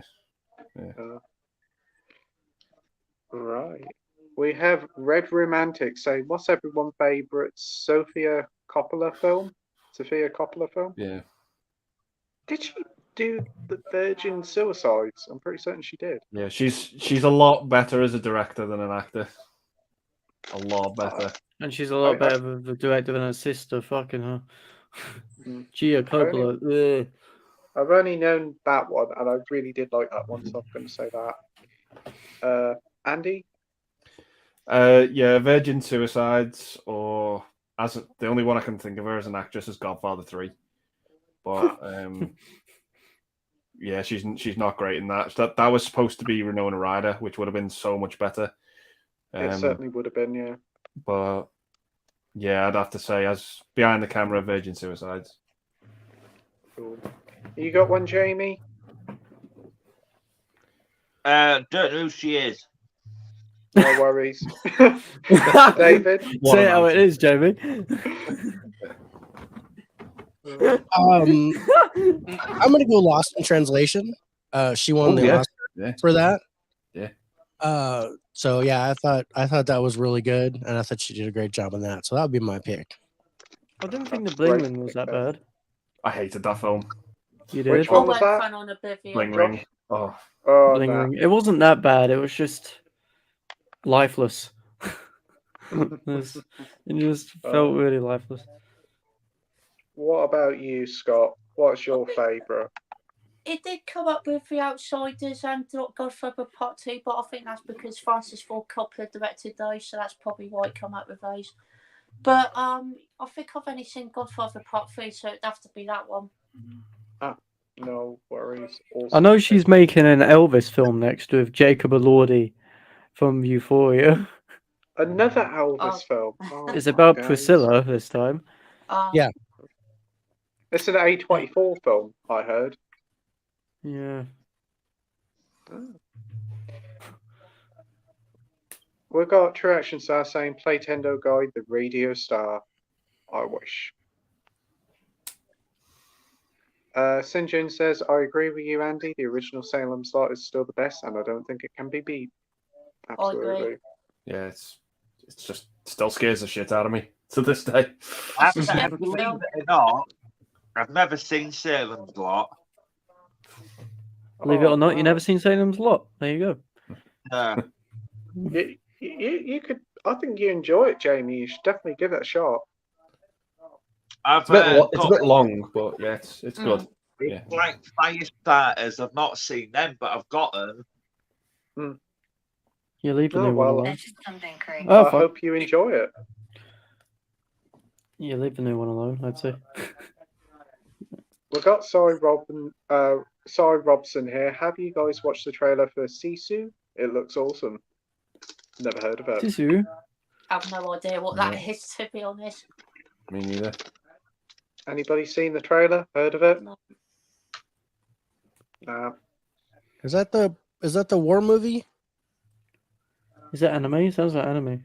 I haven't got a clue. That So sounds sorry if you're watching. Give us a description on the film because we're at a loss here.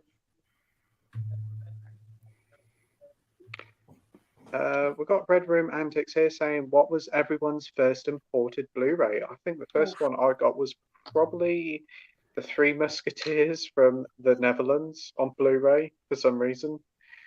What about you, Scott?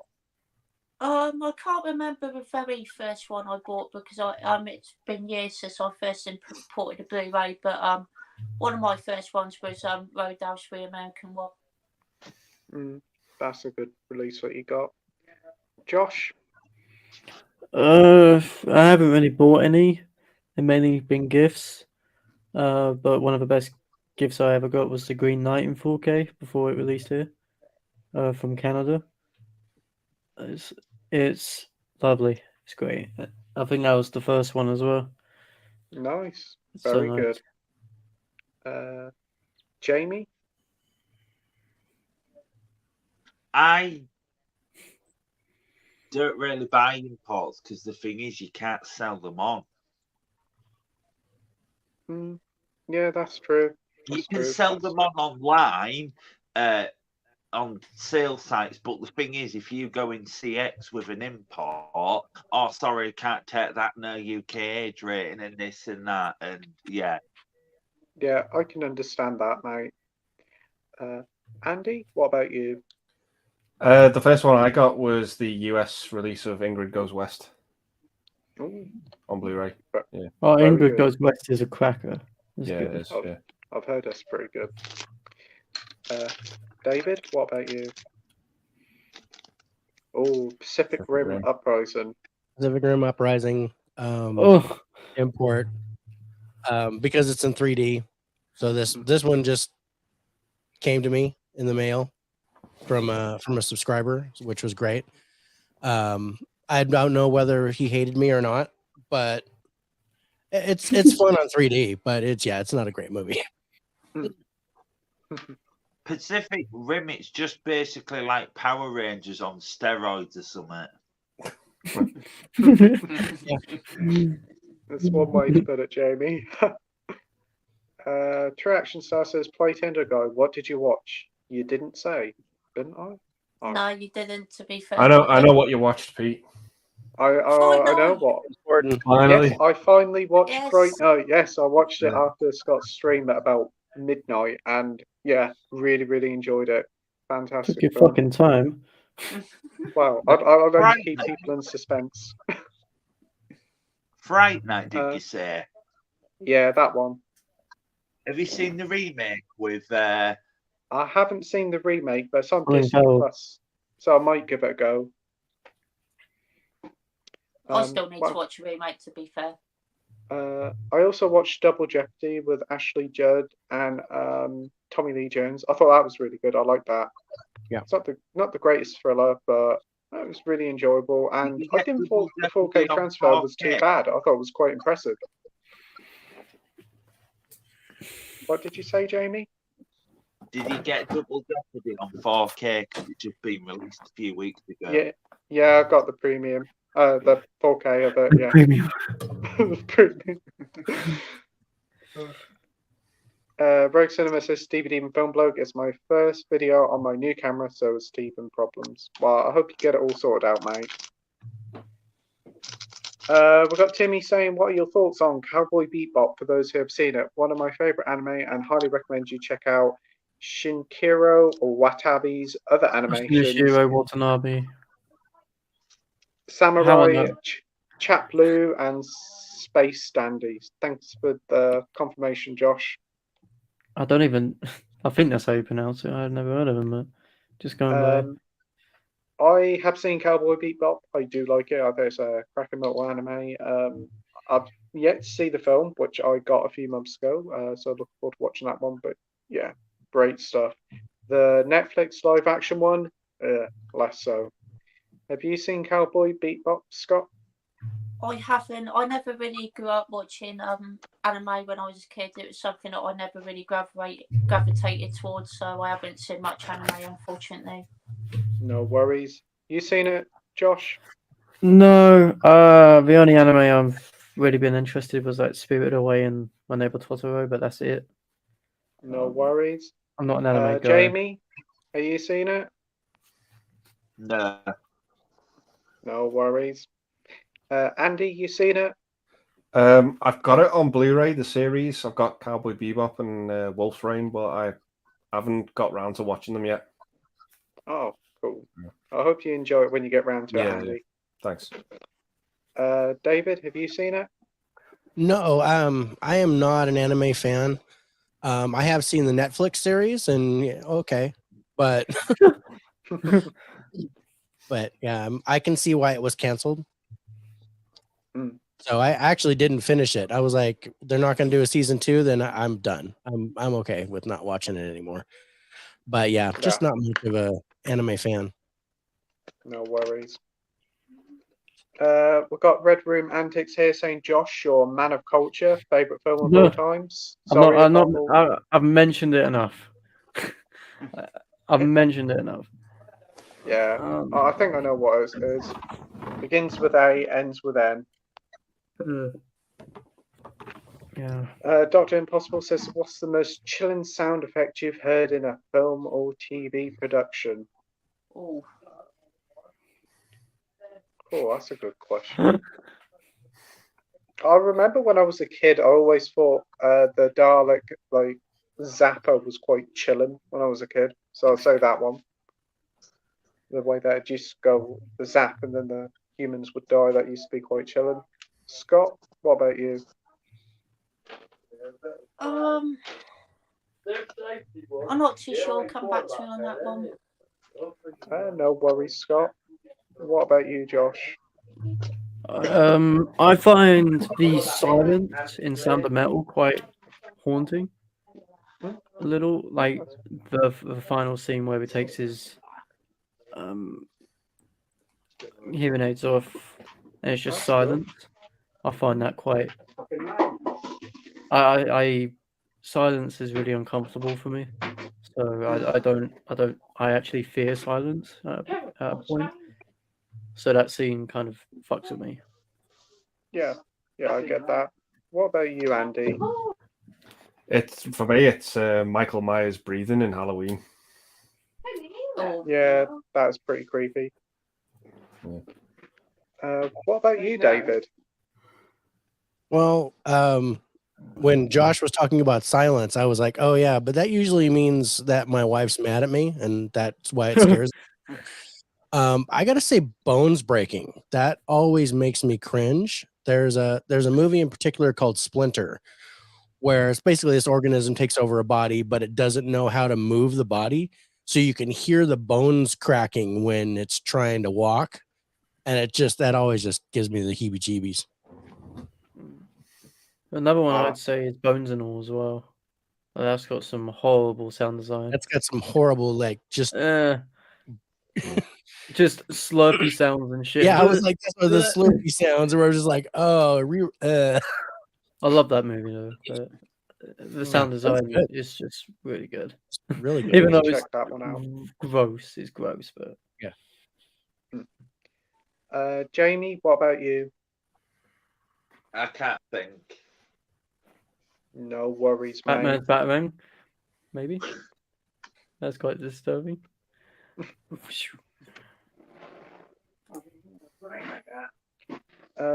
We have Red Romantics saying, Scott, loved the Blu-ray collection live you did and looking forward to part 2. Yeah, Thank I you, agree appreciate that. that was great. That was a great Yeah. live stream. When's the next one, mate? Maybe 2 weeks Saturday or 3 weeks Saturday. I haven't fully decided yet. Depends when I've got enough time to film it. Yeah, no worries, mate. Well, I think we're all looking forward to that one. It's a great way, I think, of showcasing your collection. You can do a bit at a time, and you ain't got all the bother about editing it out and uploading it. And also, it's fun to interact with other people while you're talking about your films as well. I think it's quite fun doing it that way. Yep. We have Nige here saying, "Hey, you sexy fucking Here bastards." he is. Hey, Nige. Nige. Hey, Nigel. Hope you're doing well, mate. DVD and Film Bloke says, Rogue, yeah, hopefully everything irons out. And DVD and Film Bloke says, hi to Nige. Red Romantic says, what's your favourite Lars von Trier film? Lars von Trier, fuck. I'm going to let Josh go for it first. Probably Dancer in the Dark, but it's a one-time watch. You can never watch that film again after you watched it. Like, I don't usually jump out my seat in films, but that one I did. And I was like, oh no. But I love it though. Bjork kills it. The music's Bjork, so it's good. But yeah, either that one or Antichrist, even though that one's fucked up beyond belief. It's still good. Still good. Nymphomaniac Volume 1 as well. He makes weird shit, but it's good. So that's what I'd say. Very good pick there, Josh. What about you, Andy? I'd probably have to say Dogville. That's like a weird, different take on making a movie. Where just like none of the buildings are there. It's just more like It's more like a rehearsal. But yeah, I enjoyed it for what it was. David, what about you? I've got to go Antichrist. Probably very, very fucked up movie, but that was my first thought. But I did like Dogville and Dancer in the Dark as well. Yeah, awesome. I haven't seen any Lars von Trier films, so I can't say. Have you seen any, Jamie? No, it is.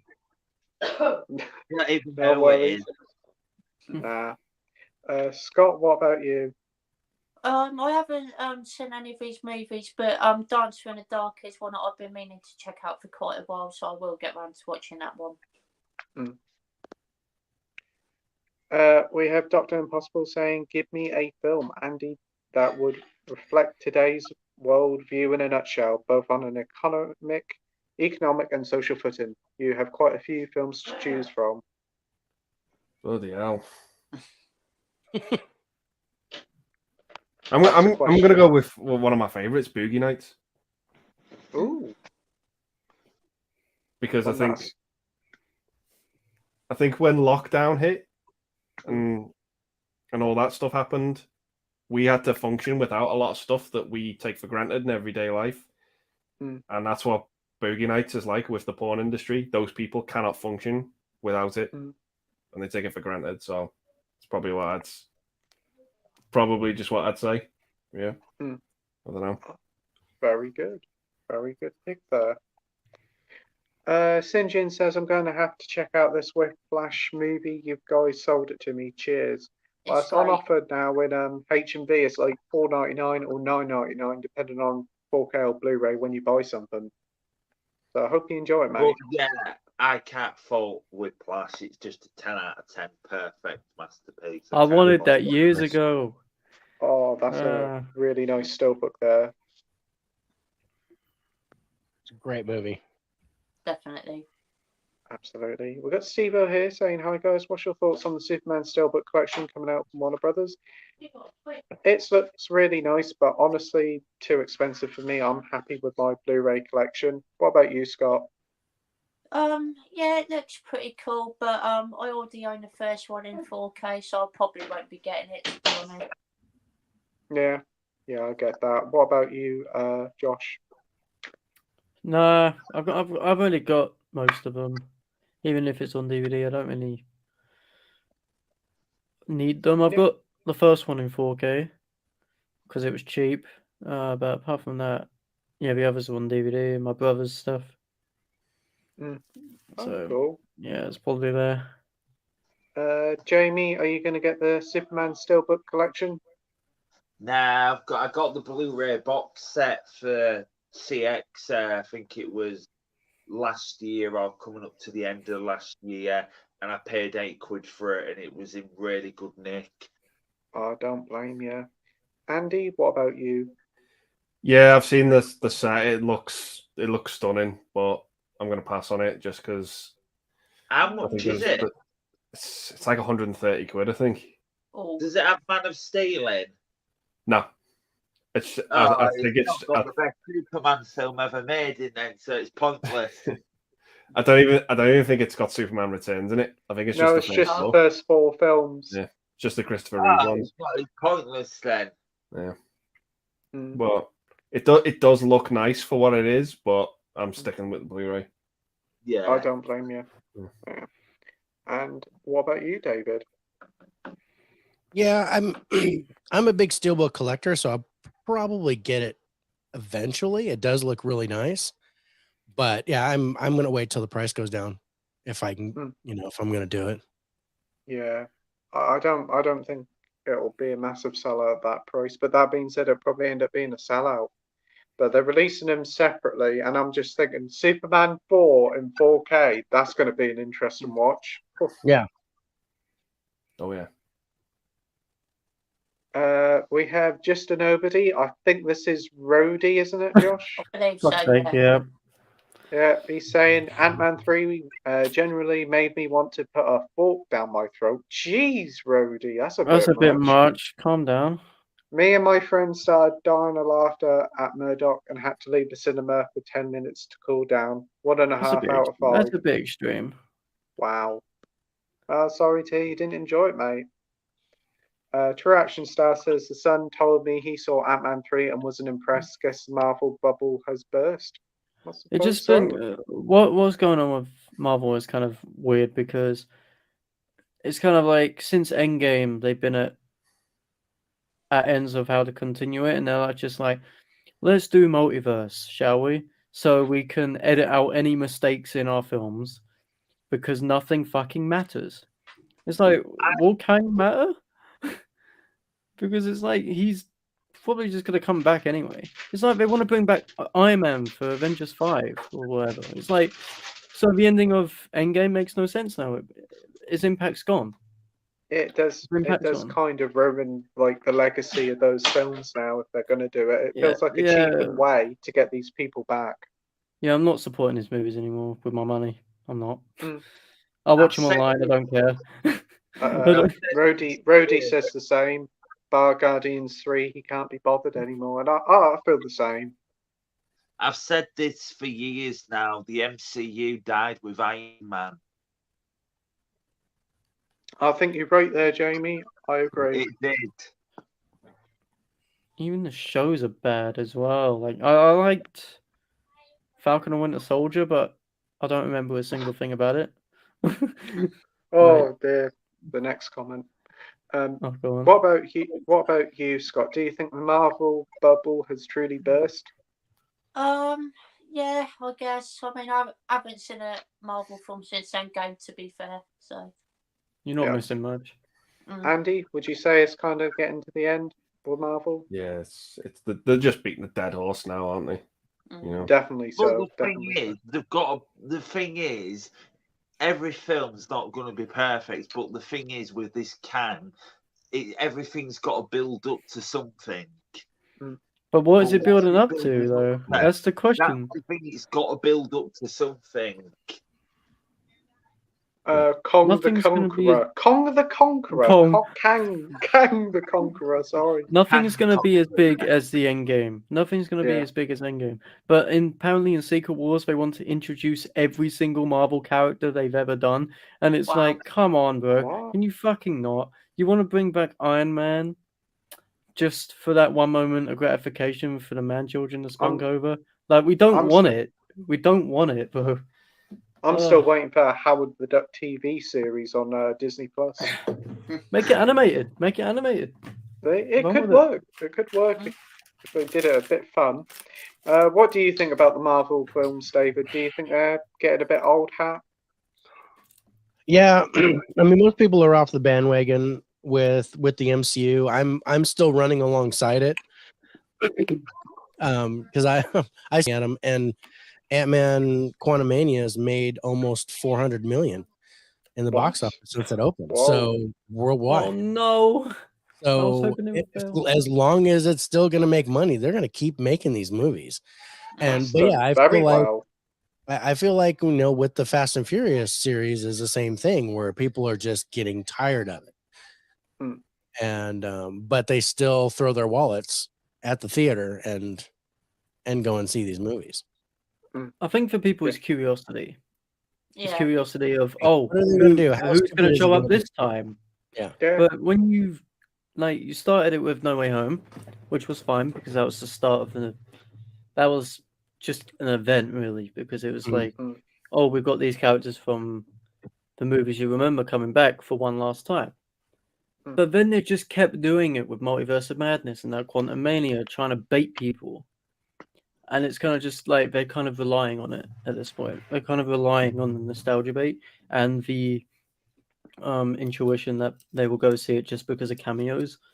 And it's sad because you got these movies which deserve the praise and deserve the money, but no one gives a fuck about them. They consider them high art because it hasn't got Iron Man in it or some shit. You know, like fucking Ambulance deserved so much more money. Well, Ambulance looked great for its 40 million budget. Ambulance was awesome. I loved Ambulance. I like Ambulance quite a lot. I've seen it like 3 times and it gets better every time because it's just so fucking dumb. Oh, the Michael Bay one. Yeah. Yeah. Yeah. But it's like they're losing steam, and I get pissed off talking about it because I get a load of people give me crap. But We've got Dr. Impossible here saying, get that chastity belt on your wife, Mr. Dow. She needs clamping. Oh, Michelin, 4K Michelin star movie says, evening chaps, evening mate, thanks for joining. Hope you're doing well. He also says, what does everybody think of the 4K Superman Steelbook set, and have you pre-ordered it? We did talk about it earlier. Nice looking set, but very expensive. I'll be back in a minute. Just got to do something quickly. No worries, Okay. Scott. But it's a very nice set. It's very much like... What did you just say, Jamie? I didn't hear it. I said he's off for a shite. Sounds like he's fallen down a hole. Oh dear.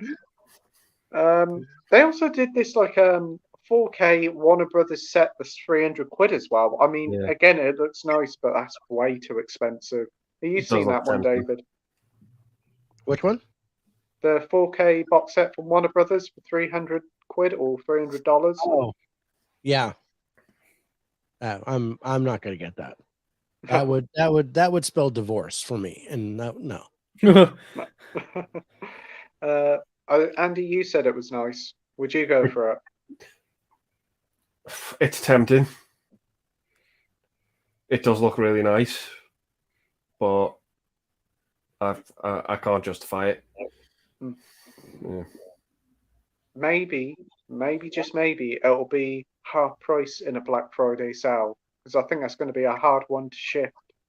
Yeah. We've got Tom180 here saying good evening. Good evening, Tom. Thanks for joining. And he says, what's your favourite Bruce Willis films?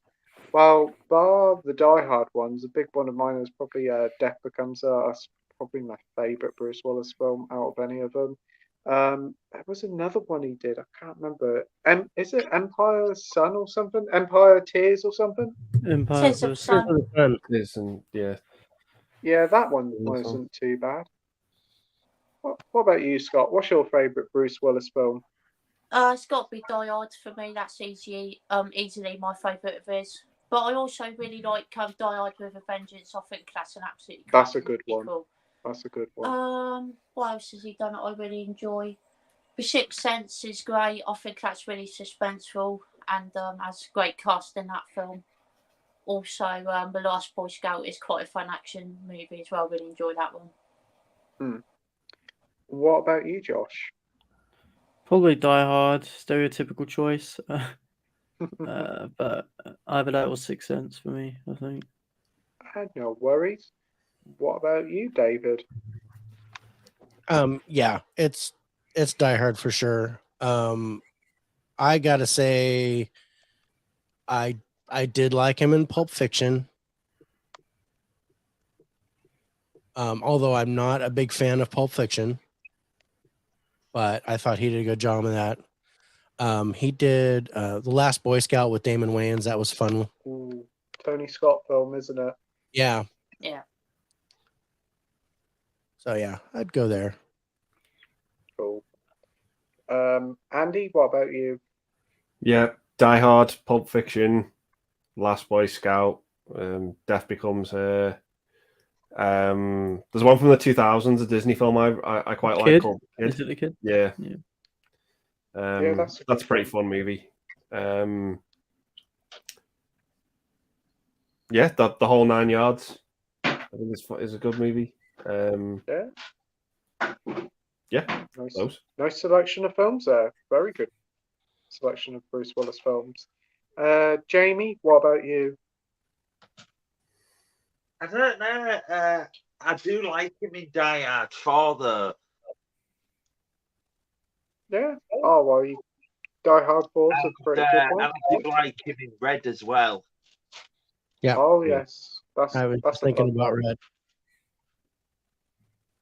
Oh, good picks there. We've got Bristolian Dave saying, "Rate me, Babbers." All right, my Babbers. Hey, Dave. Hey Dave, thanks for joining, mate. And DVD from Tom Bloke says hi. All right. True Action Star says, I see Training Day is coming out on 4K. You guys gonna get it? I'm tempted. I really do like the film, but I kind of thought the Blu-ray looked pretty good. But I'll check on some reviews, and as it's like a budget release at 20, I may give it a go. Scott, what about you? Yeah, I might get it. I'll probably wait it for a little bit though. I probably won't get it on opening day, but I will get it at some point because it is one of my favourite Denzel Washington movies. I grew up watching Training Day. Yep, cool. Josh, what about you? No, I haven't seen Training Day yet. I will do because of No, what? the fact that it's fuck Denzel and Ethan Mm. Hawke. So Mm, yeah, I'll give it a cool. go. Jamie, have you seen Training Day? I'm going to get the 4K. I've seen it once. It was like, oh god, it was years ago. Yeah, cool. Probably over a decade ago. No worries. Andy, you going to get the 4K? Maybe. I'm not in a rush to get it. It's not one of my favorite movies, Training Day. I think it's a good film, but it's not one I go back to an awful lot. That's cool. What about you, David? Yeah, it's eventually for me. I did like it, and I think it's worth getting on 4K, but I'm gonna wait till the price goes down. It's $25 here Mm, on 4K, and I'm like, yeah, I'll get Glory on 4K before I go and grab Training Day. Glory's a that's great cool. film. Glory is a good one. Great cast as well. Mm. We've got True Action Star saying, what are some of your videos coming up on your channels? For me, I keep saying I'm going to do a Fright Night review, so I might do one of them. I've done an unboxing of a load of Nintendo stuff I got sent, and probably do another pickups video or some more little YouTube shorts, and obviously live streams on a Wednesday night. What about you, Scott? I haven't got any videos planned at the minute, but I will be doing part 2 and part 3 of my Blu-ray collections live in the next upcoming week. So looking forward to doing those, and obviously the Friday night live streams will be happening as always every week. So Brilliant. Always enjoy those Friday night streams. They're yeah, fantastic, mate. definitely, they're a lot of fun. Josh, what about you? Got a few video I'd say to figure out. I might do one on Columbus. I might also do one on Kieslowski after I've finished 3KLowedown trilogy. And how he uses color to enhance the story. But apart from that, I'm thinking of doing a couple live streams here and there. Stuff like that. The So sound of that. Brilliant. yeah, got a few things in the pipeline. That's good. Jamie, have you got anything planned on your channel or reviews coming up? I need to do. I've got the Hearst, Yeah. the 2021 that's basically like this. I watched that for the first time about 3 weeks ago, and I think it's probably the best found footage film ever made. Oh, that's good. I've reviewed that, and that's done. I just haven't posted it, and I'm gonna review Men because I think that needs reviewing. Oh, I look forward to seeing your review of Men and what you thought of it. Yeah. What about you, Andy? What have you got on your channel? Not much at the minute. Probably the next thing you'll see from me is the February pickups and first time watches. It might be 10 instead of 5 this month because I've seen that much new stuff. So I'm finding it hard to narrow down to 5 at the minute. I've got it down to 8, so it could very well be 10. 10 sounds good. Yeah. Awesome. To it. David, what about you? What you got coming up on your channel? Okay, well, tomorrow is our live stream top 10 where we're doing movies beginning with Y and Z. And then Monday we'll do By the Numbers episode 8 where we're going to talk about Babylon, Emancipation, There's Something Wrong with the Children, Viking Wolf, and Lou. We'll be doing reviews on those. And then on Friday I'll record an unboxing and town hall meeting. Oh, sounds fantastic. But yeah, if you like what you're hearing, everybody's links in the description down below. So give them all a subscription and support these fantastic channels. Thank you. Thanks, Pete. Cheers, Pete. Dr. Impossible says, Ozploitation films. Is there an Australian film that you'd like to see from the 70s to 90s that makes your didgeridoo bounce for joy? Didgeridoo. I cannot honestly think of many. Only probably the typical answer of Mad Max. That's the only thing I can think of. Scott? Yeah, Mad Max is the only one that springs to mind, to be honest. I think that's the only Australian film I might have watched. Josh? The only Australian... I've seen a couple Australian films. A couple Tigers. Mad Max Fury Road. That fucking pigeon one with Naomi Watts. But I can't think of any. No worries. Jamie, have you seen any Australian films? I don't think I have. I've seen Australia, if that counts. Okay, yeah, that's an Australian film. It's called Australia, so yeah, I'll take that. Andy, what about you? Yeah, there's a few I like, but I don't know if they fit into that time bracket. But Strictly Ballroom is one I really enjoy. It's probably my favorite Baz Luhrmann film. Priscilla, Queen of the Desert. That's a fun movie. And there's one called Getting Square with Timothy Spall and Sam Worthington. That's quite fun. Oh, that's cool. Yeah. What about you, David? I would probably be Mad Max 2, Road Warrior. That would probably be my pick. And although it's early 2000s, I got to go with Wolf Creek. I really like that as a great horror film. It's after the 90s bracket that he gave, but that's one that sprung to mind for Australian film that I really liked. Where was Romper Stomper filmed? Was that Australia as well? Or... Yeah, I think it was. Might be, yeah. I've seen that as well. That was quite good. Oh, that's a bit of a rough film. Yeah. Isn't that Russell Crowe? Yeah. We have the monkey here saying, "Greeting fellas, what play?" Hey monkey, hope you well.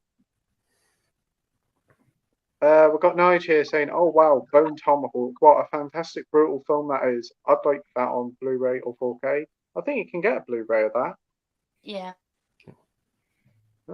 Yeah, Burnt Tomahawks on Blu-ray. I've got it. Just not watched it. I've got Marvel fans saying, "Hey." We've got True Action Star saying, "Is the wife making the Playtendoguy shy?" She certainly is not, True Action Star. No, just very busy environment here. We've got just a lot of stuff going on tonight, so I do apologise if I haven't seen my full self tonight. Had a lot of stuff on. We've got the monkey here saying, "Hey, look, it's your friendly neighbourhood Dragon Rider. Hey, MJ, watch out." I get what you mean now with the How to Train Your Dragon with Tom Holland, yeah. Dr. Impossible says, "Hollywood now has a fixation with it, how it presents fat people. I watched The Whale and it's nothing more than a pathologized study of a man in a fat suit, pile of gunk." I have heard a few people. Yeah, it felt quite saying shallow to me. It felt very much just like, oh, this guy's fat. Let's be as mean as possible to him because he put himself there. And I understand he put himself there, but at the same time, cut him some fucking slack. Like, you got his daughter calling him some awful shit. You got the The nurse giving him shit as well. Like, yeah, it's just rough. Yeah, it Just seems to rough. be quite a polarizing film. Some people love it, some people hate it, but the main selling point is Fraser Again, himself. Fraser kills it. Fraser fucking kills it, but the writing stinks. I've heard it's based on a stage play, and the stage play itself isn't that good. No, the stage play is not great. Yeah. No, So, yeah. it's exploitive. We got Nige here saying, so would you all like to start in a porno? I'm joking. I'm joking. Or am I? You've got to show me the money first. I wouldn't like to star in a porno together. No. No. No. No. No. Full Monty too. Yeah. If it's with a woman, then we'll talk. But Mm. If we can pick our own cast members, then yeah, I might be up for that. Mm. cast members. But Oh dear. Dr. Impossible says people love Titanic, so a man in a pantsuit must be just as interesting as watching a ship sink for 2 hours. no, it's less interesting, and I don't like Titanic very much. Mm. Kind of It's not boring. one of my favourites either, to be fair, Titanic. It's not even. It's not even sad. Like it's not. I do like a bit of Titanic. Haven't seen it for a little while, but looking forward to the 4K if we get a physical of it. It's a good Oh, I film. love Titanic. It does get me quite teary at the end. It always do. It's like move out the way, put Leo back. I just couldn't care less about any of them. That film could care less. What did you think of the painting sequence, Josh? If I'm honest, it's a blur because it is like 17 hours long. But I've forgotten most of it, if I'm honest.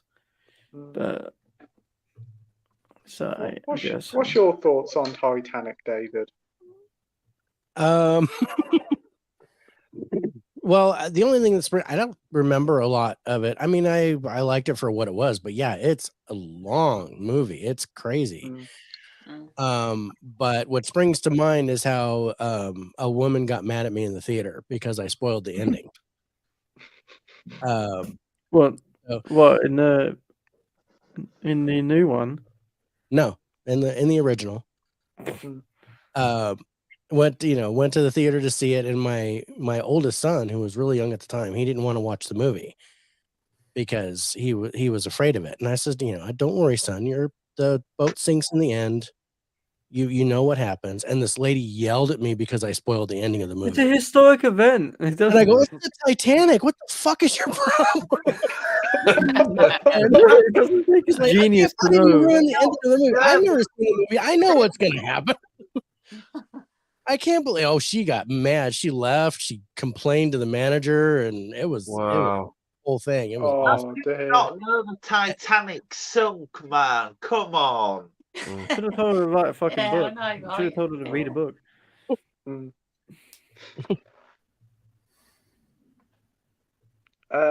We got Rock God here saying, I just finished watching all 4 Wishmaster films and had an absolute blast. Highly recommended. If you fancy getting the Vestron video Blu-ray, do not get the UK version, get the US release. Yep. The UK versions only have the first film. The US is a 3-disc set with all 4 films. Yep. Brilliant here. Haven't seen the films. It is. It's a lot. They're a lot of fun.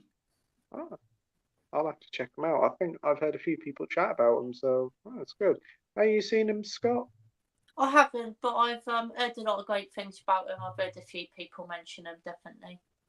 Cool. Josh? No, I haven't. No. Andy, have you seen them? I've seen the first one. Well, the first one. Jason sent me the first one on DVD. But yeah, that's the only one I've seen. Oh, cool. And what about you, Jamie? No, I've not seen them. No. No worries. Right. DVD Even Film Bloke says I'd feed James Corden to that killer rabbit from Monty Python and the Holy Grail. I claim it was an accident if the police interviewed me. It's like the dog ate my homework scenario. We've got Nige saying, "Oh dear, someone likes James Corden. He's a grade A first class cunt." Bad word. Oh dear. Appropriate, but DVD and film bloke says, "If a rabbit doesn't want him, I'll just kick him in the bollocks."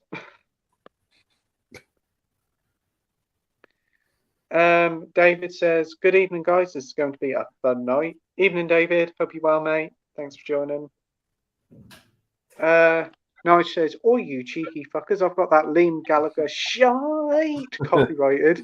You all owe me £2 million squillion pounds each. Thank you."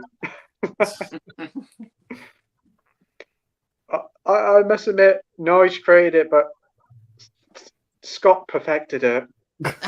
Cheers, Pete. You got the best shite in the business. Wait a minute, that's come out wrong. Especially after his 5-day hangover. Oh yeah. don't put that on your channel, though, Scott, as your description. The best site in the business. I don't think that would work out well for your channel, but Oh. Oh, And True Action Star says, "Have you got a stream this week?" yeah, Who's I on? sure have. And obviously, Pete, Andy, and Josh should be on as always. And Nigel's going to be a new co-host as well, so that'll be a lot of fun. Looking forward to that. And Brilliant. Jamie will be joining us as well, so it'll be a great night. Oh, fantastic. Can't wait. I can't wait. Got Nige asking Scott, "Do you like sniff and glow?" No. What the fuck?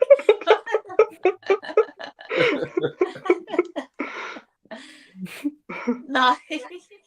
That's an interesting. Danny says, "Hi to all." Hey, Danny. Oh, I no, don't no. know. And Nige says, "I'm on Scott's live stream. It's going to be a lot of fun. I think we're Yeah. going to be laughing all night." Yes. With the shites. Oh, I replayed that in Sainsbury's at the weekend. Oh my days.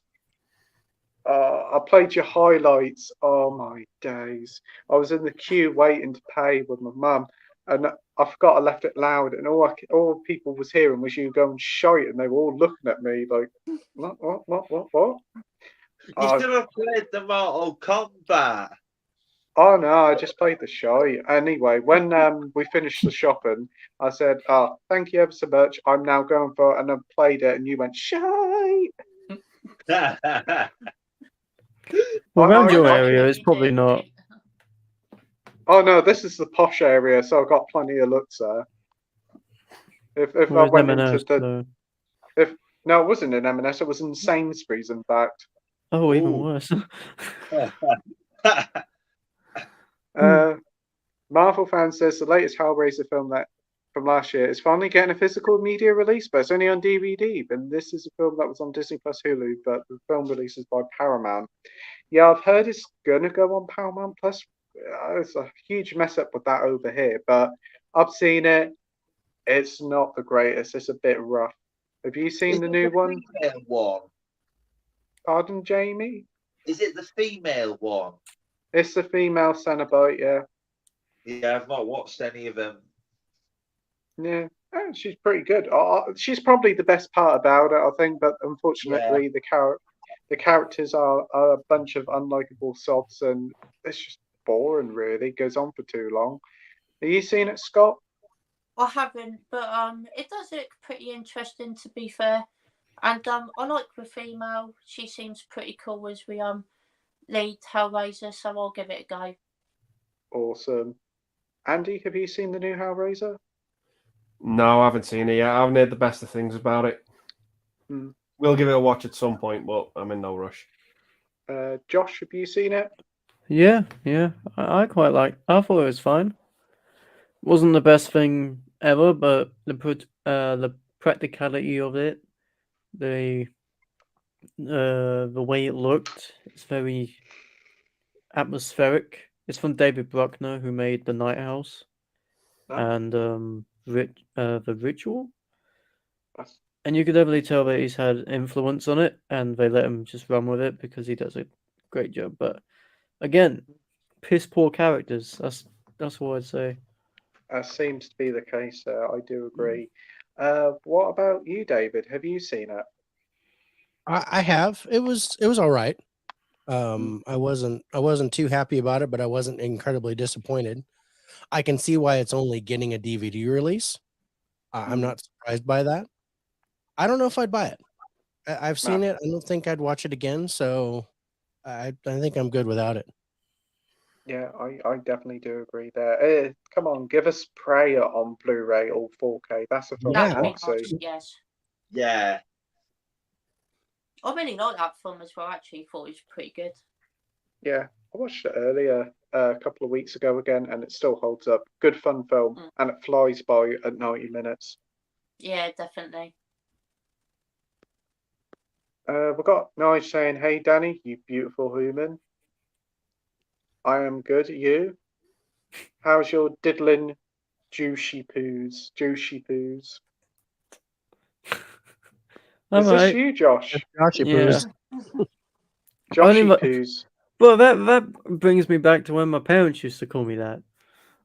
Like, but apart from that, I'm good. I just haven't been sleeping, so I'm quite tired.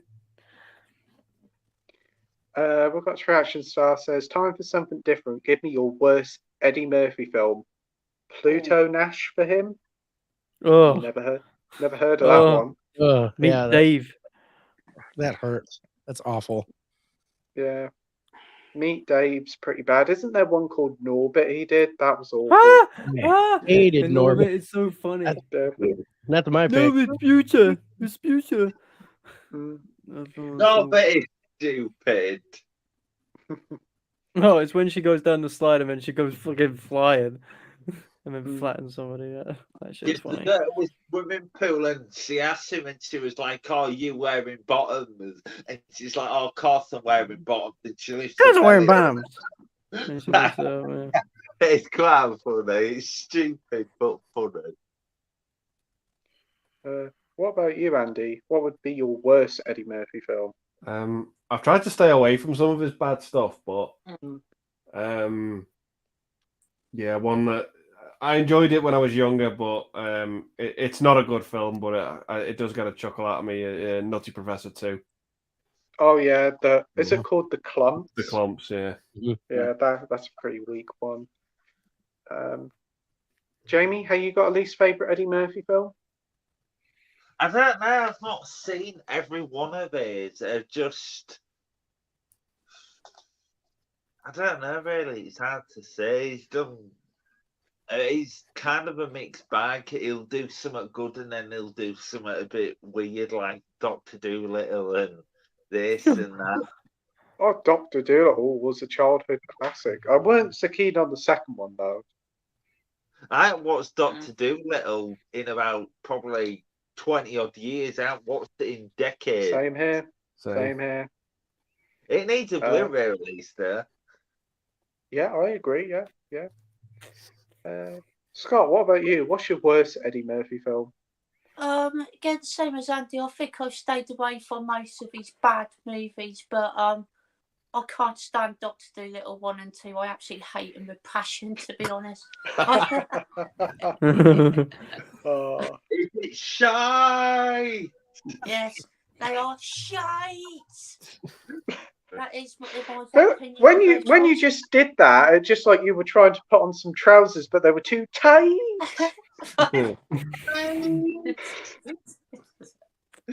Let me just turn on the light. What are we doing? I don't know. We're like middle-aged men, minus me. Yes, I know I'm 26, Mum, and I know I'm shouting shite. Very adult conversation here. All to do with movies, of course. Oh, indeed, yeah. My mum's just watching it. She's just like, "What are you doing?" Wasn't it the second Dr. Dolittle? Didn't it have a bear in it? I can remember a talking bear. Yeah, I think so, yeah. Really annoying, yeah. Yeah, he was an annoying little prick. It's the female, innit? They did a third one with his daughter, didn't they? Yeah, they did 4. Oh God! And I think they did a fourth one as well, Baby Doolittle or something. Oh wow! Yeah, I won't be watching it. That's for sure. Yeah, they should Oh. have called the next one. You've heard of Dr. Doolittle. There goes Dr. Do Fuck All.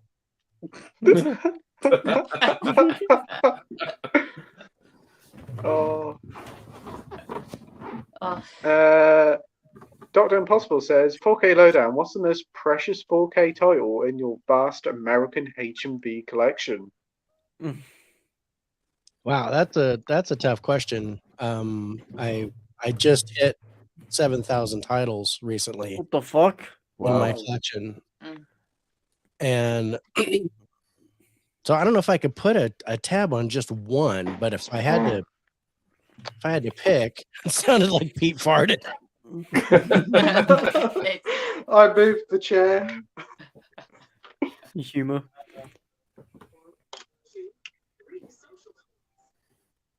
I just got the charger.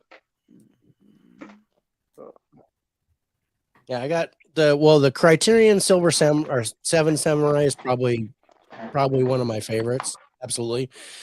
But then this was the first Vinegar Syndrome movie I got. It's Cloak and Dagger from the 80s, and I really love this packaging. So this would probably be next. But yeah, Seven Samurai would probably be my most precious title.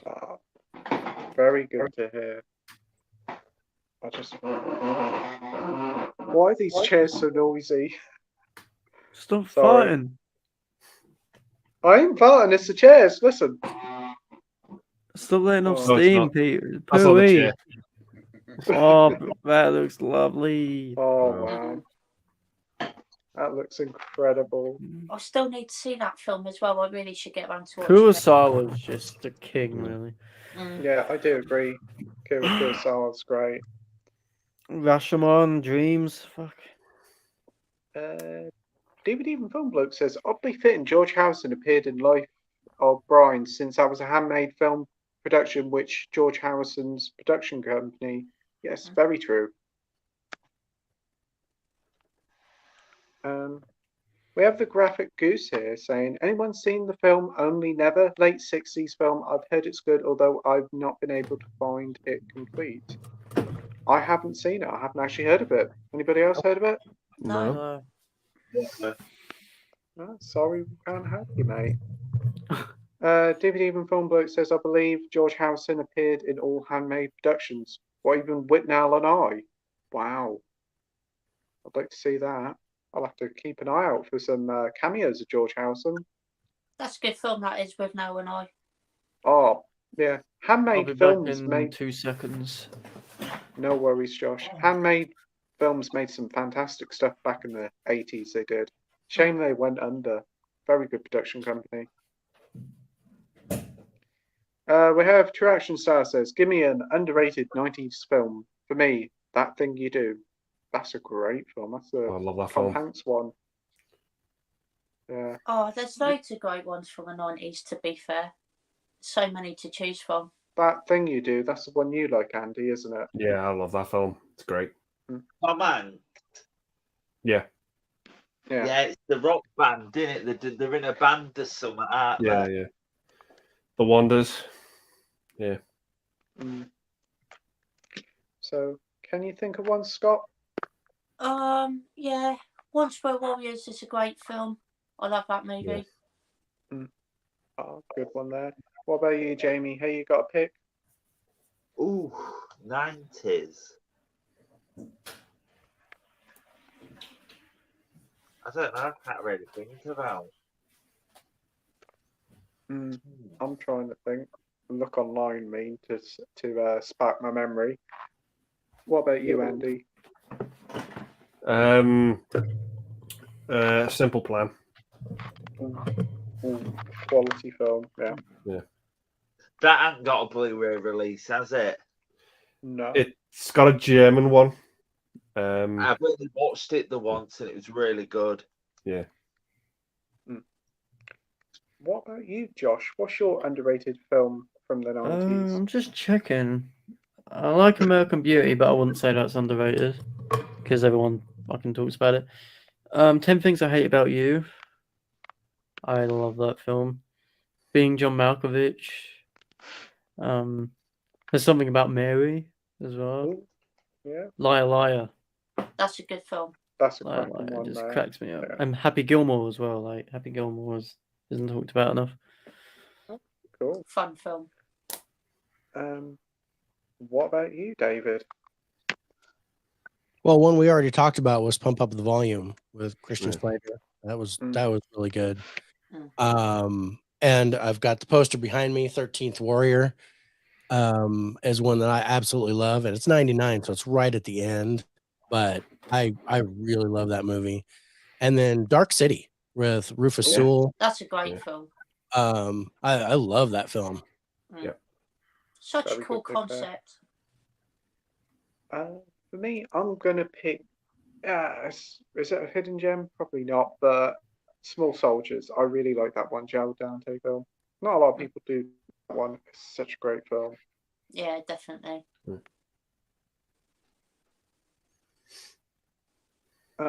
We have True Action Star saying thoughts on the rewritings of Roald Dahl's books for new generation. It's not needed, I say, leave it be. Fair play with your movie adaptation, but that's about it. Yeah, I think they should just leave it alone. There's no need to do it.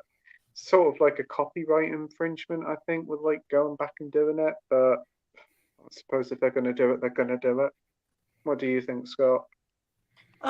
Yeah, I think they should just leave it. To be fair, I really enjoyed watching Alan's video on it. Yeah. That was really funny. Yeah, Alan gave a very informative video. What about you, Josh? It doesn't matter in the grand scheme of things. Like, just leave it how it is because he's dead. His books have inspired kids around the world to become writers. Just leave it how it is. You don't need to change shit because someone got offended by one word. Yeah. Like, what was the word or something? One of them was just the word big. Big sigh after that one. Jesus Christ. But honestly, just leave it how it is. You left it for, when were they written? Like the 80s? Something like that? Some even earlier than Probably that. before that, yeah. And they didn't have a problem then. It's just this culture that we live in is very, very much just cancelable. Like, they will cancel the most stupid of things. So just leave it how it is. What are they supposed to change it with? Gargantuan or something? I haven't got a clue. I think I've got a list somewhere. Jamie, what about you? Not really watched much stuff with Roald Dahl. No worries, I've watched mate. some of his stuff. That's okay. What about you, Andy? What do you make of the situation?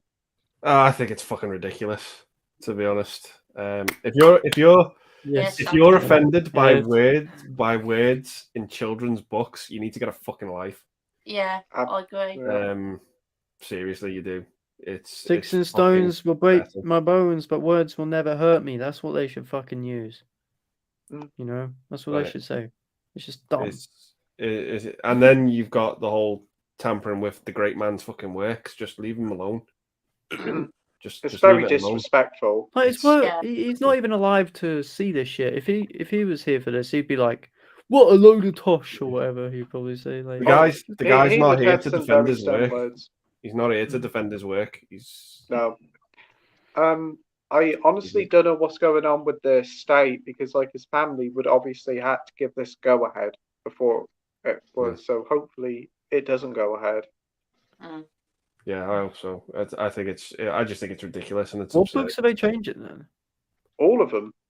Why? Yeah. All of them. Charlie and the Chocolate Factory is being changed. George's Mark's Medicine. All of them. Pathetic. They're proofreading the whole books and picking out words and replacing them with something else. Replacing it with like cringe and TikTok and shit. Wouldn't be surprised. These books are a product of their time and they have last generations and people have loved reading them to their kids and we have seen many adaptations of them. So I don't honestly know why. I mean, fair play if you want to make a modern version of these classics for TV or film, go ahead. But the source material, the original stuff alone. It's Just dumb as disrespectful. fuck. It's just dumb as fuck. Shouldn't happen. Completely against it, 100%. It'll probably come and backfire on them. They probably won't sell very well, and then they'll go back to the original versions. It wouldn't surprise me. I can see why Adam was so passionate about it, though, to be fair. Yeah. What do you think of it, David? Do you have like Roald Dahl books in America?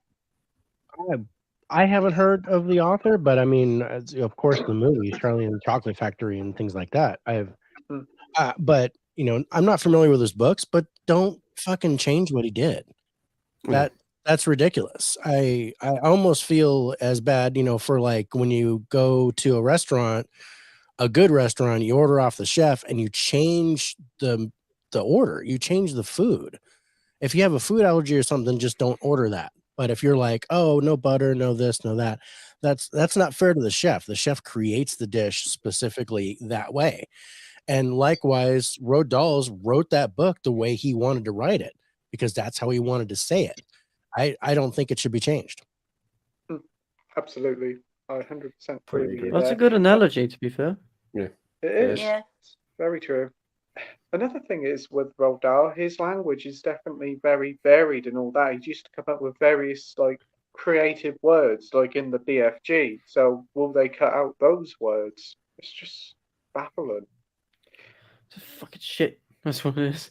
Just we have Marvel fan here saying, question for David, Josh and Jamie. What's your thoughts on the Fast 10 trailer? So Josh, do you want to go first? Yeah, no. I think Jason Samosa Barbosa Momoa diving or whatever. He's blowing up a city because he lost a couple mil. Like, it's just you got this bowling ball going around the city blowing shit up. A bowling ball. Yeah, practically. This big fucking metal bowling ball just blowing crap up. And then they've got Brie Larson, who I don't know what she's gonna do. You've got Daniela Melchior from Suicide Squad in this. Yeah. And and apparently they're bringing back Paul Walker. Really? Yeah, using wait. Shit. Just to clarify about Paul Walker, even though he's dead in real life, his character is still alive in the franchise. It's not the point. They made it a send-off in number 7. They did the whole parting ways thing. Yeah. So what's the point? But in the franchise, he is technically still alive. Yeah, he is. No, but it's just in bad taste, really. Like the guy's dead and they're marketing off him. Yeah. But apparently his family said he would want it, so that's why they're gone ahead with it. Yeah, they just see dollar signs. Yeah. Let's be honest. They just see dollar signs. These franchise films annoy the fuck out of me. Which is why the last ride of this movie is broken up into 2 parts. They want to make as much money as they can. So we went and saw the trailer in the theater with my wife when we saw Ant-Man, and she goes, "Is this the last one?" I said, "It's part 1 of the last one. They're gonna do, they're gonna do a second part." And she's like, "Oh, son of a bitch." As for my thoughts on the trailer, it's come to the point now where I don't watch film trailers. I just don't see the point in watching them anymore. I just like going. If I'm at the cinema and a load of film trailers come up, that's a different thing. But other than that, I just don't really watch them in general. I just don't see the point. I'd rather it's go funny because I showed my dad the trailer for this. He sat there for the 3 minute 40 whatever, and I said, "What do you think, Dad?" He just looked at me and left. He didn't say a single fucking word. And I was like it then, and he just shouted at me, "No, it looks like shit." It's just like I think people are just watching them to meme on them. There's only so much they can do with it, and it just feels like it's moved so totally polar opposite to what made the series popular in the first place. Like it's gone away from street racing, and now it's like cybernetic humans and blowing up bowling balls. Yep. It's just you're defeating. It's not even about cars anymore. Like, it's about family and space. That's what Ever since The Rock joined the franchise, it got considerably better. I think 5 and 6 are the best ones. They're my Yeah. two favorites. 5 would be my favorite for sure. 5 feels grounded. It feels But grounded enough. Vin Diesel won't have The Rock on there anymore. It's some kind of issue. And I think it has to do with Hobbs and Shaw or something. But yeah, Vin Diesel and The Rock, they're not. He's like, nope, he's not going to be in the franchise anymore. He's like, he betrayed me. He did this. Yeah, apparently Vin Diesel and The James Rock Corden in to play your role. So Jason Statham and The Rock decided to do Hobbs and Shaw and do their own spin-off. Hobbs and Shaw was fine. I just don't remember it. I love Hobbs and Shaw. That wasn't too bad. The only problem with Hobbs and Shaw was snore.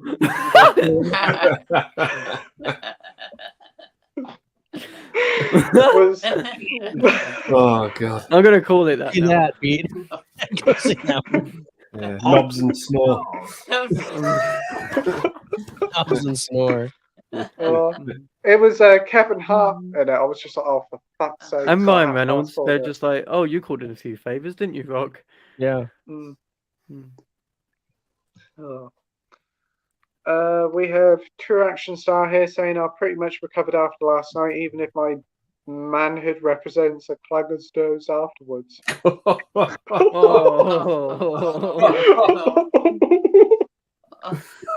don't think I want to know what that is.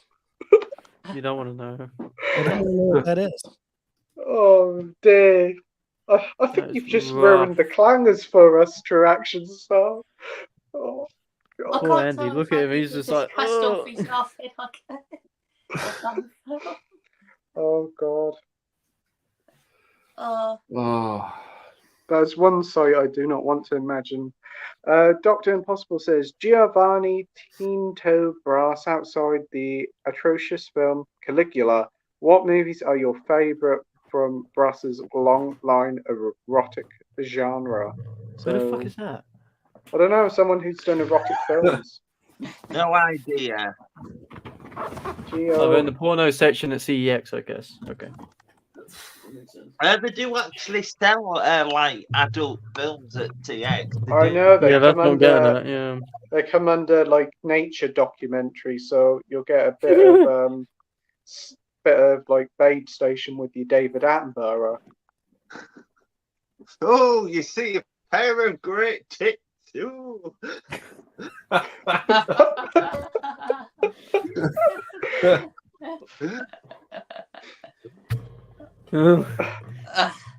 Unfortunately, I haven't watched any of his erotic delights, Dr. Impossible.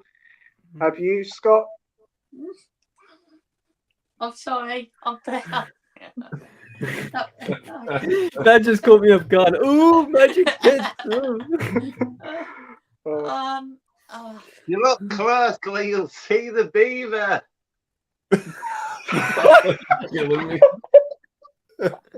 Jamie.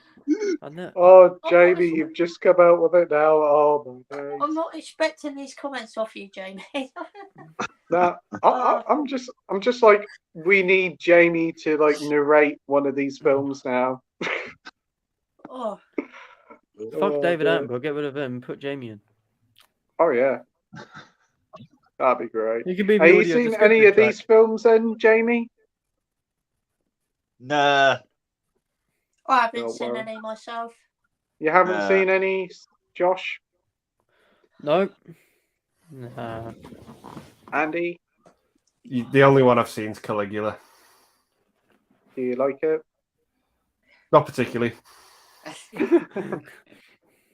No, not for me. That's okay. Pardon me. And what about you, David? Have you seen any of his films? Same as Andy, just Caligula, and yeah, I didn't like it. There is a short movie from 2008 that just had me laughing. It's called Kick the Cock, and what? I don't know. Jamie's fucked up at that. It definitely seems like it might be violent. So Kick the cock. Oh my days. Action star's Right. wife wants to kick your cock, Pete. What did you just say? I just said action star's wife wants to kick your cock, Pete.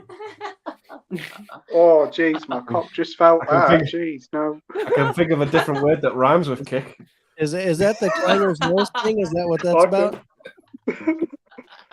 Oh, It's all up in there. some of the things True Action Standard's wife does, I can imagine she kicks his cock. Oops. They probably heard of these movies. They probably have seen them. They probably got them on fucking whatever on the shelf. DVD for Full Bloke says the iconic cream egg mug you drug that pig juice jizz out of. I do come on the stream at some point. I probably won't try something like that. I'm not that insane. No worries. Yeah, that drink was awful. Oh. True Action Star says, I'm sure your size is fine, Playtendoguy. The wife won't complain. Fuck it. Dirty fuckers. I need some, Oh, Directed by Tinto Brass. I need some salty food. Oh, we've got Pete here, Blu-ray Bullet Brit, Hey, saying, Pete. good evening, gentlemen. Good Legend. evening, Pete. You're a legend, Pete.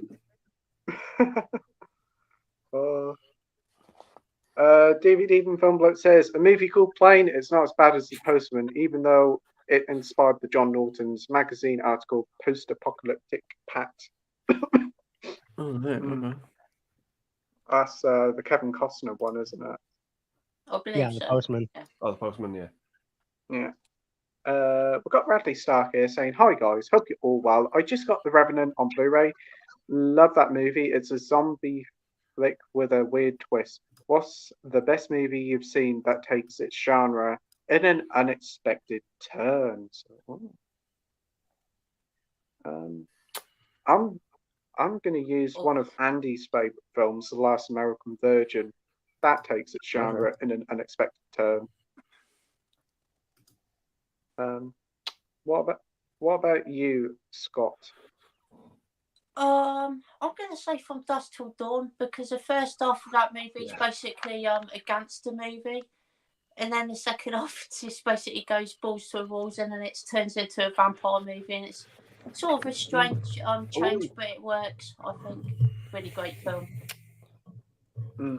Oh, cool.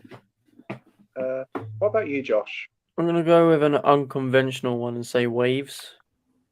Like it has this weird, like it's like two different films in one. So the first half is this adrenaline-filled thrill ride, and then the second one's a very calm and somber thing, and it kind of subverts the viewer's expectation, and it goes in a direction of which you wouldn't expect. And I love it for it.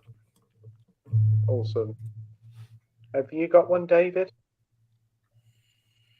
Yeah, Bones and All really kind of Yes. stuck with me like that. That was one that popped up right off the top of my head because it seems like a coming of age teenage love movie, and then it's just full on zombie apocalypse, flesh eating, nasty. So it's definitely bipolar, and I think that one was really good. And by the way, I do own The Revenant on DVD, and I did like that. But the other one, there's one called Exit Humanity, and it's a zombie film set in the Civil War. And it's narrated by Brian Cox, which is really interesting.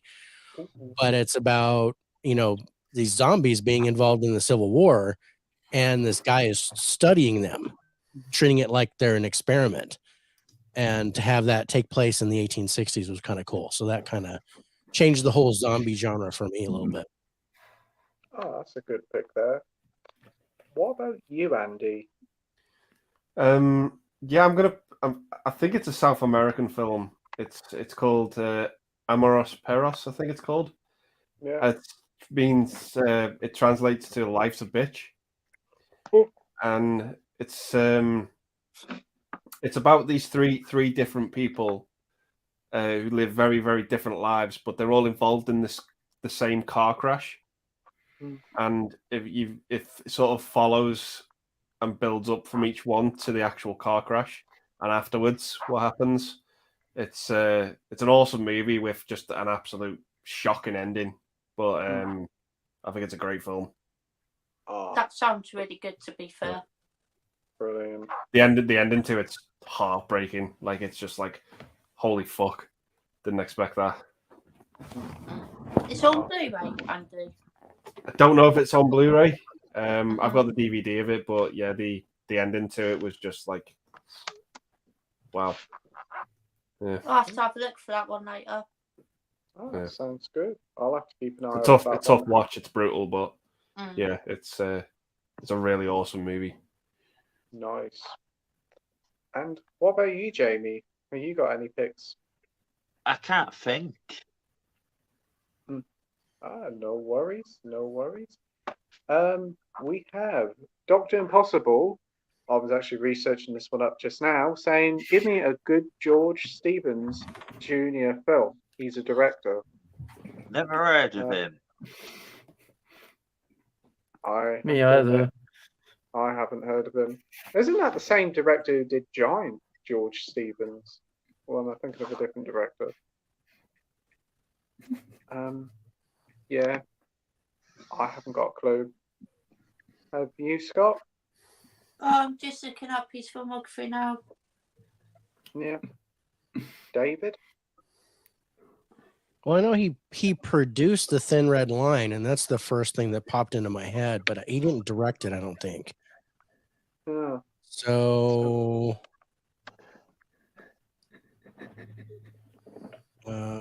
yeah, I can't think of anything. He did Alfred Hitchcock Presents and Separate But Equal, which was a TV miniseries that I liked.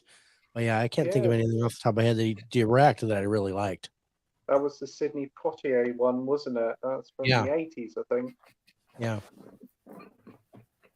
Yeah, I don't think he's done many films, if any. Andy? It says he did one called The Greatest Story Ever Told. Hmm. That's a movie I quite like with Max von Sydow as Jesus. Ooh. Good pick there. What about you, Scott? Can you find one?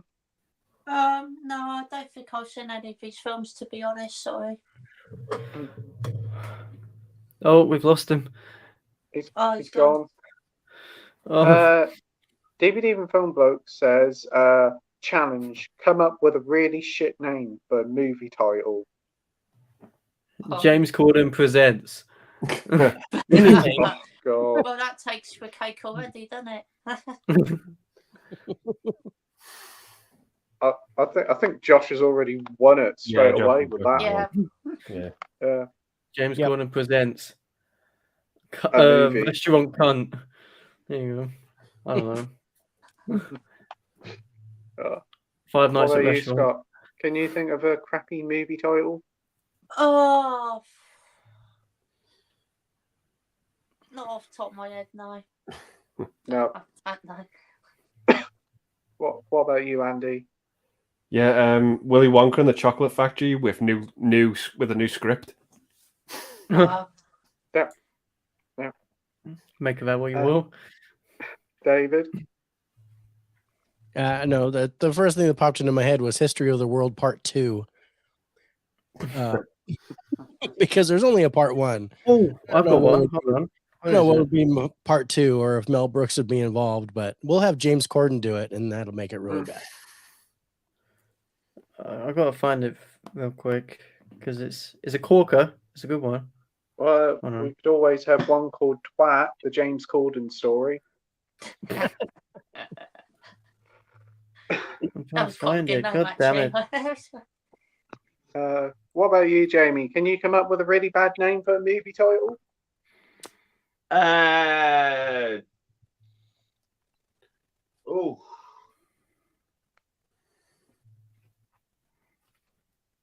don't know. No. I've got another one. What is it? What is that? Where is it? Borat subsequent movie film delivery of prodigious bribe to American regime for make benefit once glorious nation of Kazakhstan. That's a long title. That's literally the fucking title. Borat too. Is Yeah, it? the first Borat was a bit like that, wasn't it? Oh, bro, the first Borat was worse, I think. I never saw the second one. I have to admit, I've never seen it. Yeah, it's Oh, only hasn't got it? 2 Oscar noms. To be fair, Wow, really? I haven't even seen the first one, to be fair. it's The first funny. one's great. First one's funny as fuck. Yeah, then number 2 It- just oh, tried to hey. be what the first was. Mm. I like it though, it's funny. Trash says, say, how you guys been catching up on The Last of Us? I haven't seen the recent episode yet. Has anybody else been watching it? No. I watched Right. that.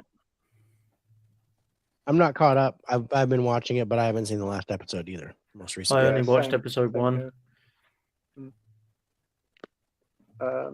We've got Rogue saying, I'm fully convinced the HME Premium Collection has sadly ended, yeah.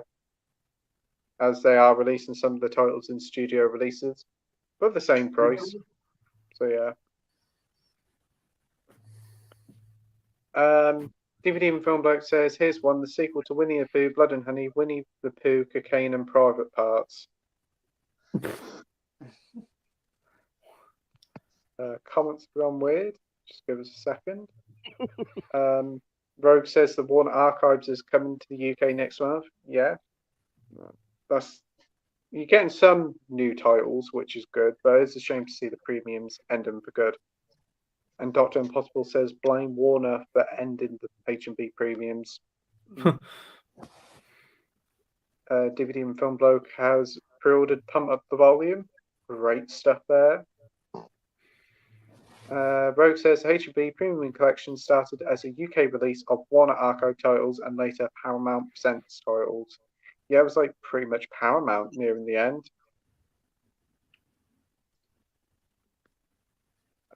Dr. Impossible says, heard yesterday that the government might consider climate lockdowns in the future.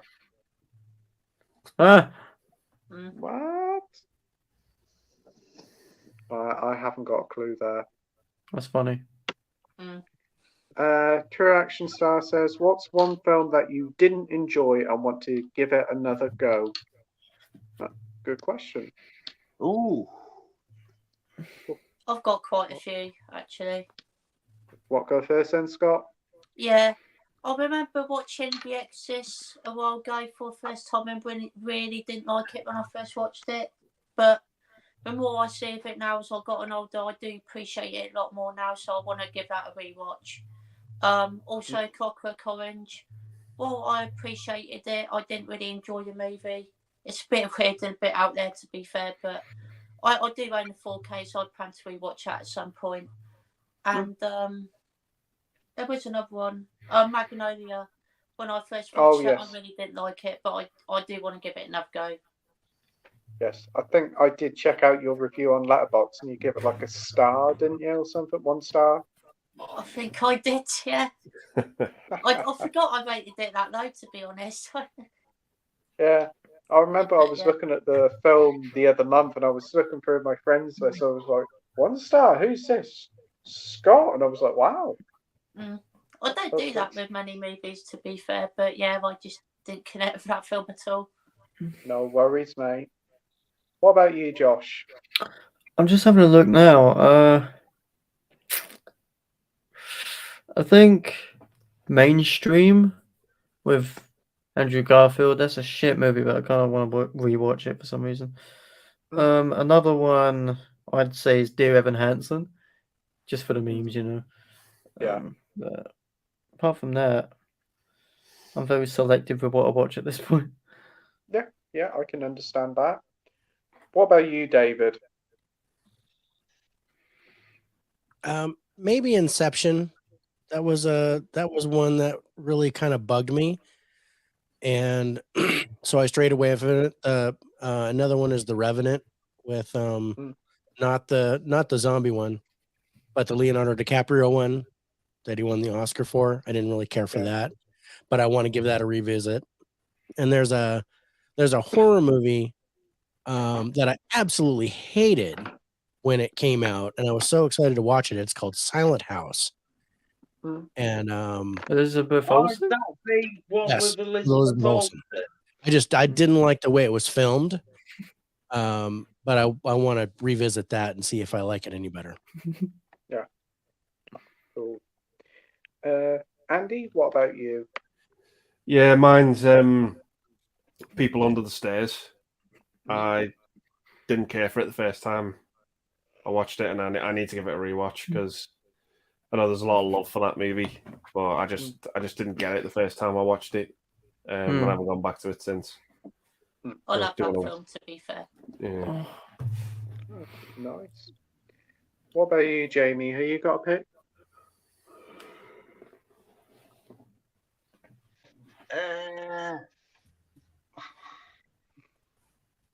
Wakanda Forever. I kind of want to give that another rewatch because I weren't really a fan of it. Yeah, I can understand that. That's fair enough, mate. Yeah, it's not I've for heard- everyone, that one. I've heard that's a bit mixed. I like it though. It just gets stuck under the Marvel formula again. That's all. Yeah. When you take that away, then it's a genuinely heartfelt tribute. For me, I can think of two ones. I can think of a recent one, Elvis. I wasn't a big fan of that, but I kind of want to rewatch it and give it another shot. But that first opening hour is just way too over the top for me. And probably a very iconic film that I just didn't like as a kid, The Goonies. I keep meaning to give it another go, so I'm probably going to pick up The Goonies. I'm going to have to pick up the 4K as it's cheap in H&B. It's like a tenner, so I'll give it a go again and see if my opinion changes.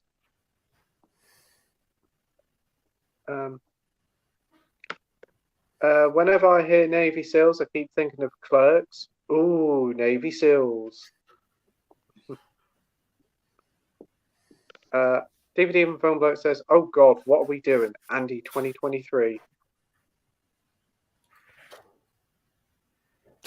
We got Nige here saying, "Well done, chaps. Loved all your shites. Josh Scottish one gets me every time." Yeah. Yeah, DVD and Film Bloke says he really did sound like Billy Connolly. I agree there. We've got True Action Star saying, "Give me some good top John Cusack films," and DVD and Film Blokes come straight in saying, "Better Off Dead." That's a good one. That's cool. I've seen that. That's a weird one. Really I good. love Better Off Dead. The Raven's really good. Yeah. High Fidelity for me, I'd say. Yeah, High Fidelity. That one's the best one, I think. Yeah. High Fidelity. I feel like rewatching it now. I don't know why. Grosse Point Blank. I really enjoyed that one as well. Andy, what about you? Yeah, there's loads. The Sure Thing is a great one. One Crazy Summer Ooh, is another great 80s movie. Better Off Dead's amazing. I love that film. Yeah, High Fidelity. He has a small role in Stand By Me as well. And yeah, Better Off Dead's amazing. I love that I need film. to watch it, definitely. Oh, so That's good. a good one, Scott. Yeah, well, looking forward to watching that one. The soundtrack in it's amazing. And just the premise of it's so funny. Isn't the girl from Last American Virgin in that one? Yeah. Oh. The girl who plays Tina in Nightmare on Elm Street's in it as well. Yeah. Yeah. Yeah. Yeah, Identity is an awesome movie with him as well. Love that. Identity is so good. I love Identity. Yeah, there's just loads. He's such an underrated actor. Have you seen Love and Mercy? That was a good one. Yeah, Love and Mercy is great as well. Yeah. Hot Tub Time Machine. Yeah. Yeah, that's fun. Yeah, that wasn't bad. There's a bit in that film that cracks me up. A little bit.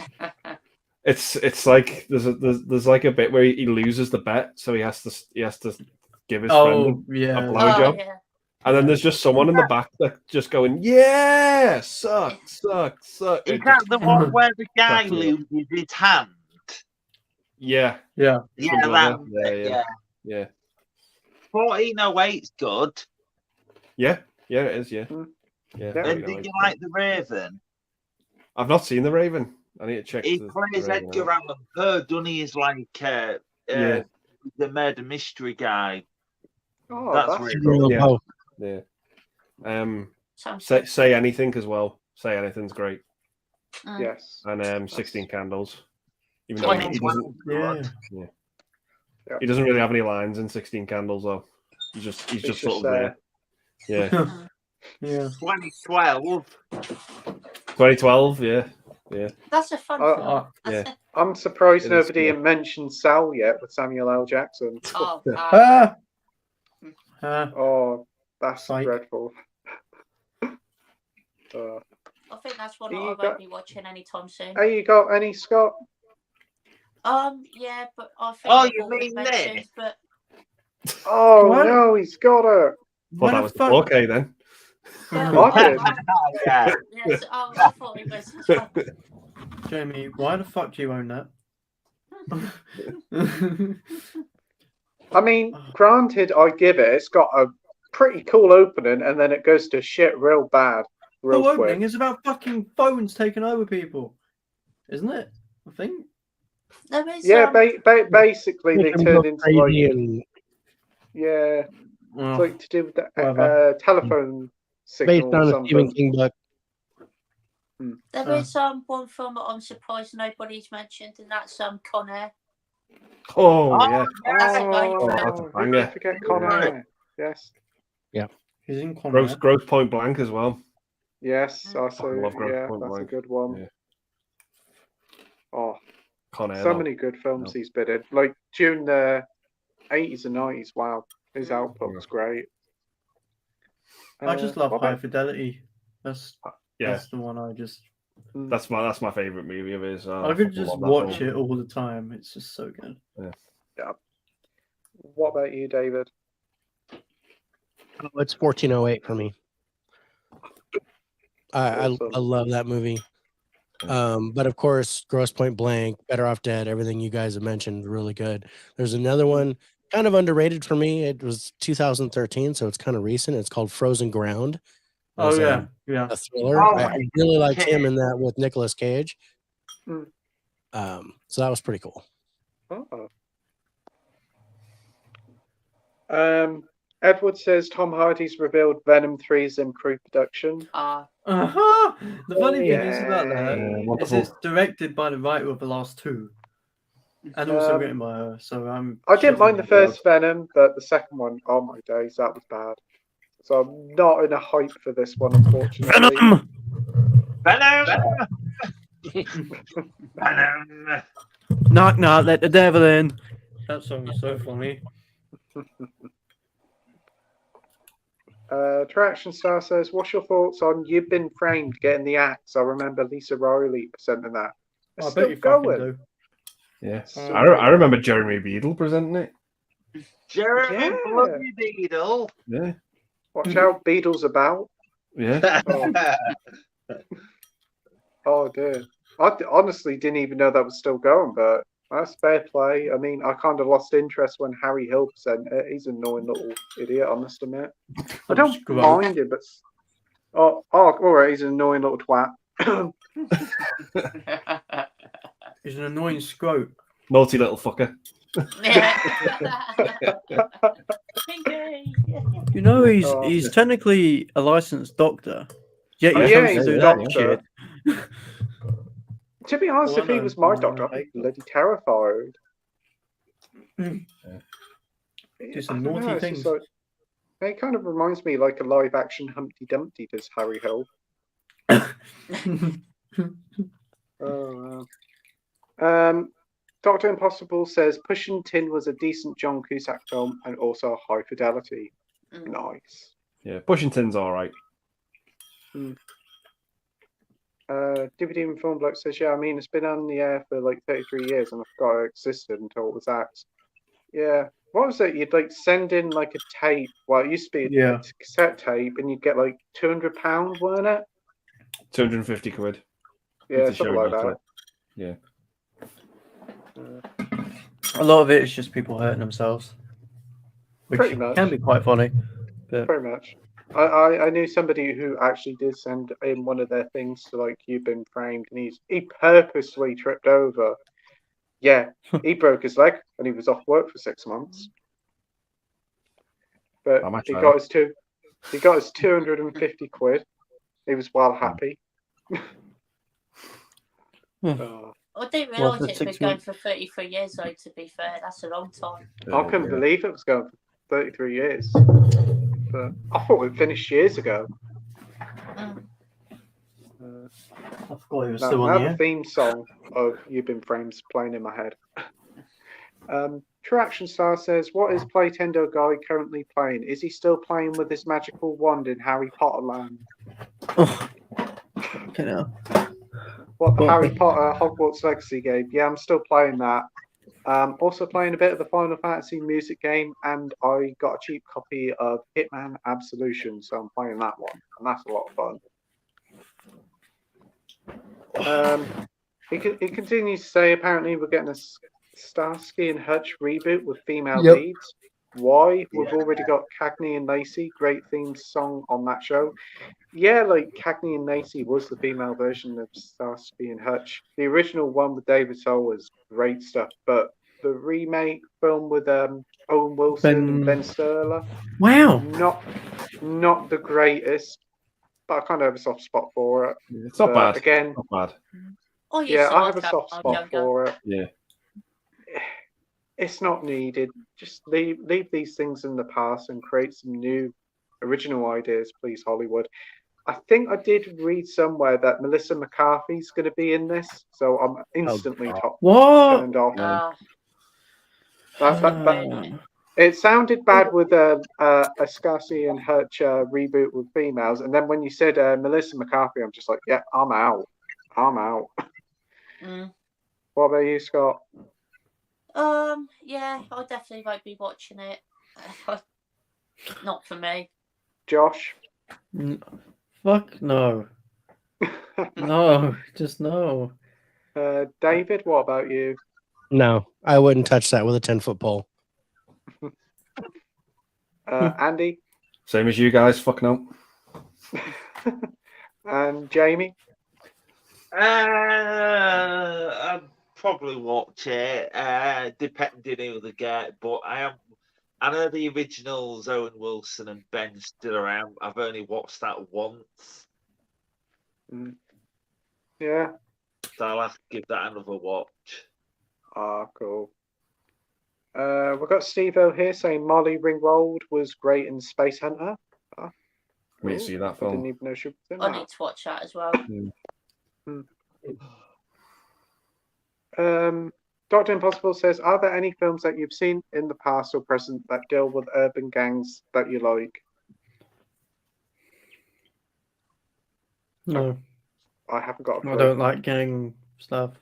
I don't even Yeah. like gangsters or anything. No, it just reminds me of England too much.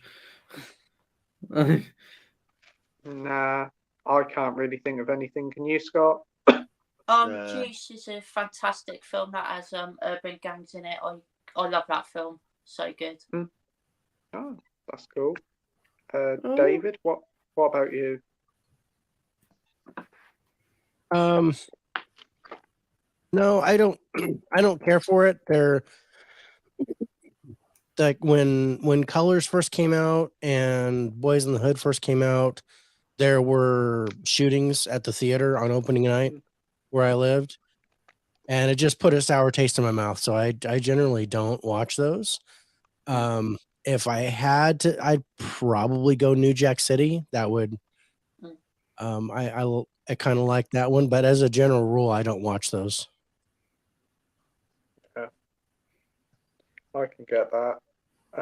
What about you, Andy? Yeah, the only ones that really sort of spring to mind are Boys in the Hood and Menace to Society. Menace to Society's brilliant. Yeah. Yeah, they're good films. Yeah. What about you, Jamie? I can't think of any that comes to mind. Where in adulthood and kidulthood and Yeah, that's a sort of gang sort of thing. Yeah. That comes to mind, but I've not seen them.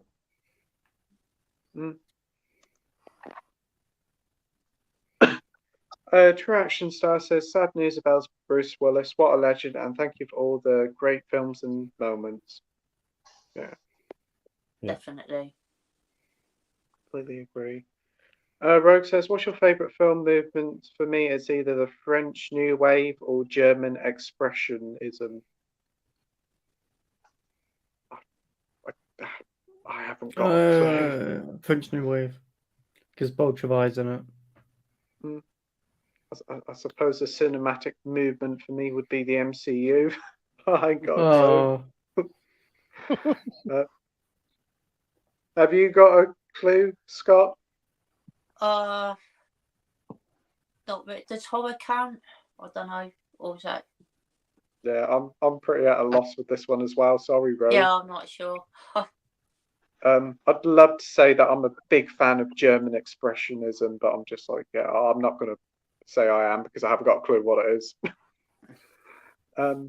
Josh, what about you? Bolshevik, French New Wave, I'd say. Because Claire Cool. Denis is part of that. She's responsible for a bit of it. Oh, that's fair So, enough. dope. What about you, David? I'm gonna go with New Hollywood movement. With things like Taxi Driver, Easy Rider, The Graduate, Midnight Cowboy. Those are some really good ones. Recently, though, I really like the emergence more of the one-man army stuff with women as the lead actors, and I'm really enjoying that a lot. I think they should do a lot more of those. Yeah, great picks there. I agree with your last pick as well. What about you, Andy? Yeah, I was going to say New Hollywood as well, because that's such an epic era, like in the late '60s and early '70s, like Bonnie and Clyde and Five Easy Pieces and those types of movies, which Jaws sadly put an end to, because Jaws was like the start of the blockbusters. Yeah. That was like the first time people actually cared about how much money a movie made.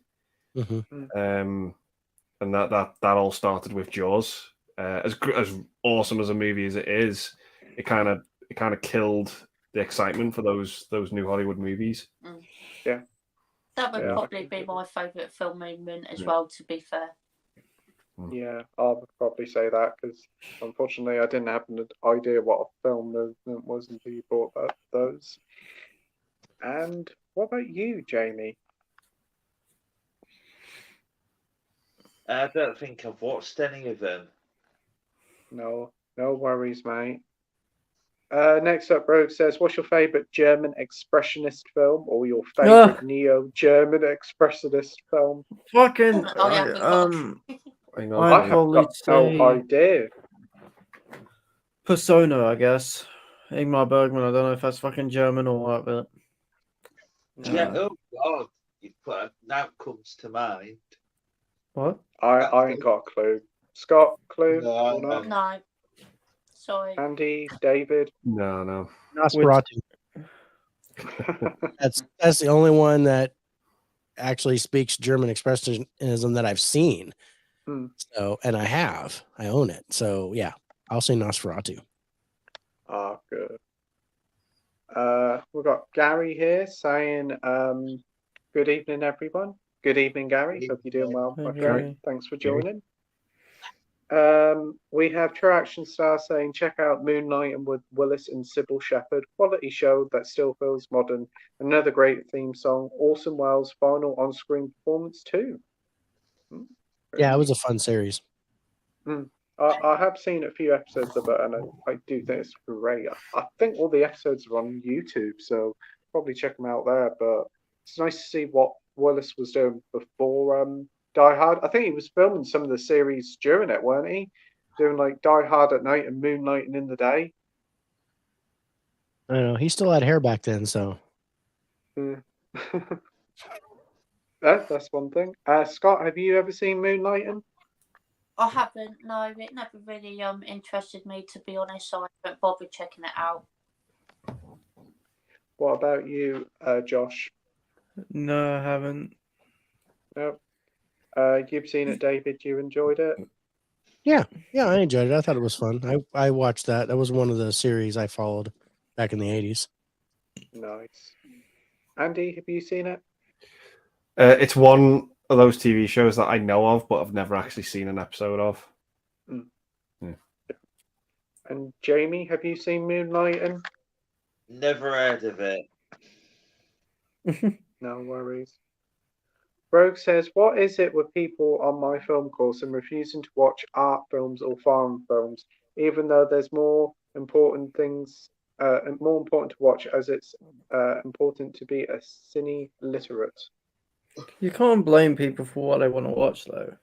Yeah, everybody Like- want to watch whatever they want to watch. I mean, if they want to watch a Marvel movie, fair play to them. If they want to watch horror films or like a cheap budget horror film, it's up to them. It's just a If great. they want to watch variety Winnie of the films. Pooh, Blood and Honey, watch Winnie the Pooh, Blood and Honey. I don't care. Absolutely, you like what you like at the end of the day. Yeah, if and we all same had the goes for same the film opinion course. about movies, then movies would be boring.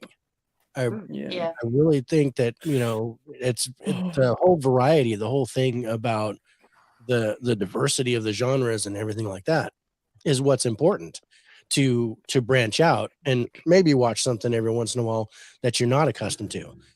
But at the same time, you like what you like, and that's that should be what you're allowed to watch, and nobody should chastise you for it. Shouldn't. Got it in one there, Completely. David. Yeah. Completely agree. Definitely.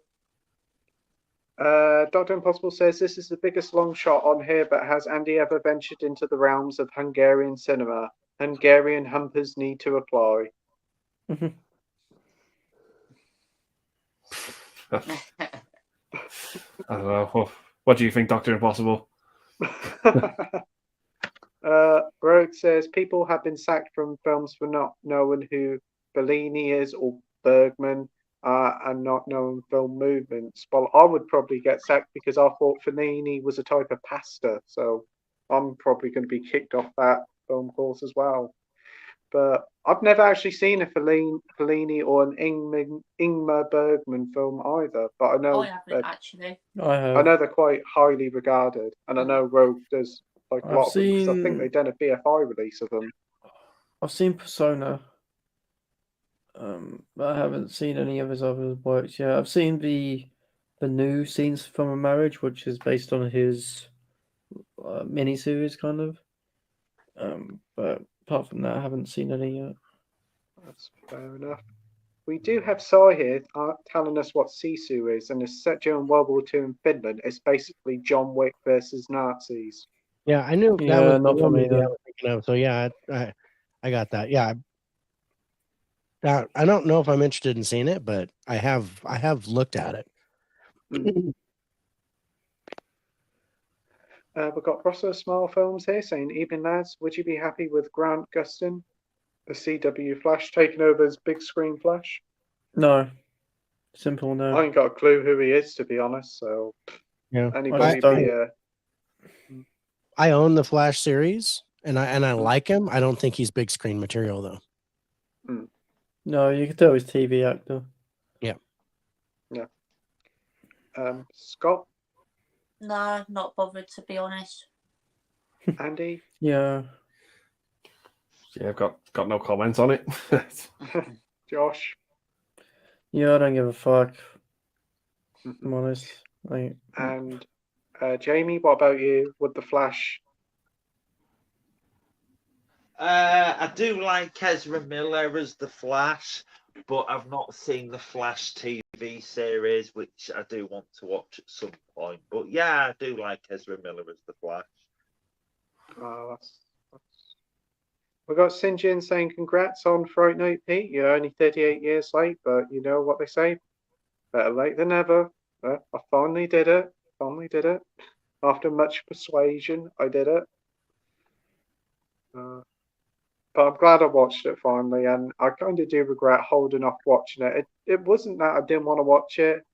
I just never got around to it. And also the fact is, because it was so highly rated, I didn't want to go into it and not like it. So I do feel happy that I actually enjoyed it. We got Russell Smile Films here saying, who's watching Cocaine Bear on Friday? Carnage awaits, I hope. I want to go see that. That looks so dark and over the top. I think it'd be a good time. So yeah, sign me up. Scott? I will go and watch this film, but I probably won't watch it on Friday. That's fair enough, mate. Josh, are you going to get in line? Yeah, I've booked it for like 1:10 or something. I haven't got high hopes, but I'm just gonna take it as like a dumb fun thing. Oh, I look forward to hearing what you think of it. Yeah. David, what do you think of Cocaine Bear? Are you going to see it? Oh yeah, I'm gonna see it on Saturday. Oh, brilliant. Yeah, it'll probably be nominated for 5 Oscars. No, it won't. It's I know Elizabeth Banks is directing it if I remember right, but Yeah. I just think it's gonna be a fun watch. I know the real story, so it's just kind of funny that they would adapt it like this. And did we lost Pete? Oh, 4-hour mark. yeah. Yep. Yeah, it's coming up to 4 hours. Yeah. Yeah. And his face. What happened there? I disappeared for a sec. Yeah. 4 hour mark. Yeah. Right. So I can't remember where I was. Andy, are you going to see Cocaine Bear? I'll see it at the weekend, maybe Saturday or Sunday, or maybe even Wow. Monday night. But yeah, I just think this movie just looks like a ton of fun. I agree. I can't wait for Cocaine Bear. Jamie, are you going to go see Cocaine Bear? I will watch it at some point, but as I says on Friday, I'm off to watch Ant-Man Quantumania. Oh, yeah. Traction Star says going to watch Children of Men tomorrow. You guys seen it? Yeah, I've seen it. It's a pretty good film. Very depressing dystopian future, but cracking cast in it. But that's a bit of a tough watch. Yeah. Great steelbook there, David. What do you think of the film? Oh, I love it. I think it's a great movie. Very post-apocalyptic, 12 Monkeys ish, with some cool stuff. So yeah, it's a tough watch, but yeah, it's awesome. Clive Owen does a great job in this. Yeah, I agree. And you've also got Michael Caine in it as well. He's a good time in that as well. And you've got Julianne Moore. Yeah, you got Julianne Moore. She's great in it as well. Yeah. Josh, you seen it? Yeah, I got the Arrow Blu-ray. It's so good. The way that they filmed some of those shots is just unbelievable. Yeah. Especially for its time, like the car shot. Jesus. Like they attached a huge rig to it and then did like a spinning camera rig, and it was insane. Am I right in thinking that this came from the director of Harry Potter and the Prisoner of Azkaban? Yeah, Alfonso Cuarón. Wow. Yeah. What a jump from One Harry of my Potter favorite to this. directors. Right, he directed Roma. He also produced a short film this year called Le Pupille, which just got nominated for the Oscar. He's won like 3 or 4 Oscars, as it is. Oh, cool. He's amazing. Andy, you seen Children of Men? What's your thoughts? Yeah, it's a smashing movie, by an awesome director. He's directed some of my favorite movies. Little Princess is an amazing film. Gravity is amazing. Roma. Children of Men, yeah, it's a fantastic movie. I absolutely love it. Yeah. And Scott, what about you? Yeah, I've seen it and it is absolute quality. Love it. Oh, quality. Love it, Scott. Dr. Impossible says, what's the most memorable cinema experience you've had with a friend, relative, girlfriend, animal, or bucket of popcorn? Bucket of popcorn? Wait, what? You stick your dick in the popcorn or something? Never done that before, can't say. No, that's not something that I've ever thought of, but I wouldn't be too surprised if a few people have tried it. For me, memorable cinema experience. Unfortunately, I haven't really got many because I've never been to the cinema a lot, but I can remember watching a film with a friend. I can't remember what it was. I think it might have been one of the Transformers films. Probably is. Oh, Pete. Oh. Yeah.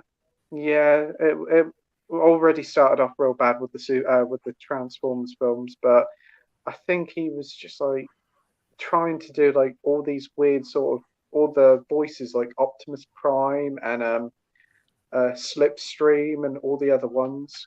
It's just like he was doing all the different... Slipstream. Starscream, Starscream. Sorry, oh, Side scream. sorry. Slip cream and side scream. Well, he was doing all the different voices Ice of all the cream. Transformers, and he Ice was cream, doing yeah. it horrendously. But mind you, his voice was more entertaining than the damn film. I think it was Revenge of the Fallen. Oh, the worst one. That's a rough one. What about you, Josh? I don't tend to go with people. Mm. I tend to go by myself because no one wants to see the shit I do. But Yeah. seeing Endgame for the first time, like a packed out screen, we sat next to this woman who was like, before it started, she was like, "Oh, I haven't seen any of the Marvel movies." Yet she was like, when Iron Man died, and it's kind of like, you haven't seen any of them. Well, fuck. You haven't got context on it. Yeah, but if I was to pick one while I was by myself, it would be Dune in IMAX. Mm. I want to relive that day because holy shit, that's the best film experience I've ever had watching that in Yeah. IMAX. Oh, that's cool. What about you, David? What's your most memorable cinema experience? Well, good and bad. There, of course, there's the Titanic one. And then another one on the bad side was Rocky Horror Picture Show. But my favorite cinematic experience was the opening night of Independence Day. And that was one of the last ones that I've gone to see where, I mean, it was standing room only. The theater was completely packed. There were people in the aisles and everybody cheered and screamed and was totally involved in the movie. And that's an experience that I miss nowadays. You don't get that much anymore. Oh, that's cool. What about you, Andy? Yeah, mine was with Cinemax. Man, I've said it before. It was when I went to see the remake of Friday the 13th. Yes, I remember you talk about this. Yeah, that was just the crowd in that cinema was just so up for that film. The closest I can describe it was it was like the opening of Scream 2. Oh, wow. Just everyone was just buzzing for this film and completely up for it, and just wanted the movie to start, and it was just brilliant. The atmosphere was just unimaginable. That's what it was like for me with Bond, with No Time to Die in London. I forgot to mention that. I went bet to that was pretty good. Yeah, I think it was opening week, Leicester Square, packed out, and it took so long to fucking start because everyone kept coming in. It was like 20 minutes late, and as soon as the ads came on, people were going woo, like they were fucking clapping and everything. It was amazing. It was great. I couldn't see anything though because I was so fucking far back. I think I remember you said you couldn't see what was going on the screen. That was like No Way Home as well for the first time. I couldn't see. What about you, Jamie? I think it's got to be Avengers Infinity War. Mm-hmm. Yeah, I bet that was a good cinema experience there. Oh, God, yeah. Awesome. What about you, Scott? Have you got a good cinema experience? Yeah, my one's quite recent actually. I really enjoyed watching Top Gun Maverick last year with my best friend and my family. I thought that was a great experience.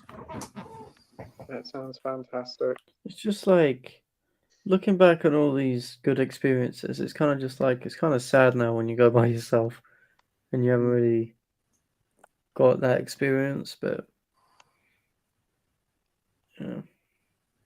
yeah, I get that. We've got Tim here. Timmy saying, "Are you guys excited for Kick Game Bear, the new epic Kino movie?" Yeah, we're talking about that. We're all pretty pumped for that one. Looks like it's going to be a good time. DVD and Film Bloke says the most chilling sound of movies are either Fred's voice in Fred the movie or whenever the kid opens his gob and Alice doesn't live here anymore. DVD and Film Bloke says to Timmy, yeah, it looks brilliantly shit. DVD and Film Bloke says, although Fred the movie did give us Mark Commode's Fred impression, that's the review he just screamed all the way I love through. Mark Commode. I love him. I've been binging him a lot. He's just so good. His Avatar review. Oh, 3D! yeah. 3D! Oh, he was great in that. Dr. Impossible says, do you like DIY cinema? I haven't What the got fuck a does that clue mean? what this is. Is this like Do something it to do with yourself being in the cute? cinema. Do it yourself. Yeah, Do yourself in the cinema. yeah. I don't know. But I haven't got a clue. DIY does stand for do it yourself. Well, when no one's there to help you, I guess you got no choice, have you? No. Is this like making your own film or something? I haven't got a clue. Oh, I have no Or, idea, to be honest. like building a theater room or having a theater room in your house? I don't know. I don't 'Cause know. I am working on that. I'm working on actually building a theater room. Oh, that'd be good. Wow. Definitely. Gary says the end of Scanners has a great sound design when Michael Ironside is battling Cameron to the death. Yeah. I haven't seen Scanners though. I haven't either. Steve says, anyone seen The Romance in the Stone? That's the one with Michael Douglas. Oh, that's a nice film. It's very nice, That's yeah. a lovely steelbook. Yeah, I've seen Romance in the Stone. That's pretty fun. I don't mind it. Seen it, Scott? I haven't, no, but I know it's a classic though. Jamie, seen Romance in the Stone? Yeah, I've not. I've only watched them once. It was like over a decade ago. But you know the Channing Tatum film with Sandra Bullock? Oh, what, Lost City? Yeah, I've heard basically that's meant to be like Romance in the Stone or something. Yeah, that's the similar. point. Yeah, I've heard that. It's point. very similar. Yeah. It's quite funny, that film, though. Yeah. I do want to see The Lost City. I'm strangely intrigued to watch it. Yeah, it's quite funny. Yeah, I'll give it a go. You seen Romance in the Stone, Josh? No, I haven't. David, what about you? Oh yeah. Romancing the Stone, Jewel of the Nile, War of the Roses. I like all of those. Yeah. Andy, what about you? Yeah, it's they're not for me. Those movies, I don't know what it is. I can't get on board with them. It's like I watch them and I think there's nothing wrong with them, but I just can't get into them. Yeah. My favorite's probably Jewel of the Nile. I think Danny DeVito is hilarious in that film. Yeah. But yeah, they're just out there. I think it's the movie. Was it the movie Robert Zemeckis did before Back to the Future? Romance in the Stone. I think it might have been the one before. Yeah. But yeah, they're okay movies. I just don't get the enjoyment out of them most people do. Yeah. The comments just went weird for me. We've got Russo here saying, what's your favourite Humphrey Bogart film? Who? Humphrey Bogart from Casablanca. Casablanca, innit? Did he do the Maltese Falcon? Yeah. I think so. Yeah, I'll say that one. That's a pretty good one. Have you got one, Andy? I wanted to say, is it the Caine Mutiny or the African Queen? African Queen is very good. The African Queen and Maltese Falcon. I can't remember if I've seen it or not, but Desperate Hours as well. I've heard of it, but I haven't seen that one. And obviously Casablanca. Yeah. Yeah. Classic. What about you, David? Yeah, Casablanca, African Queen. Another one from 1950 was In a Lonely Place, and I like that. Yeah. Awesome. Josh? Haven't seen them yet. No worries, mate. Jamie?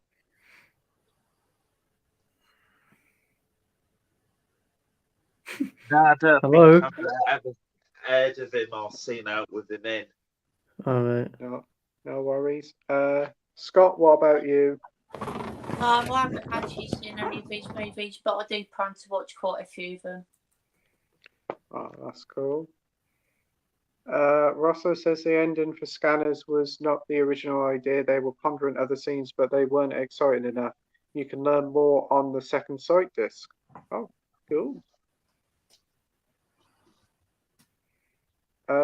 Gary says Romancing the Stone is a classic when they find the crash plane full of marijuana and Douglas gets on it.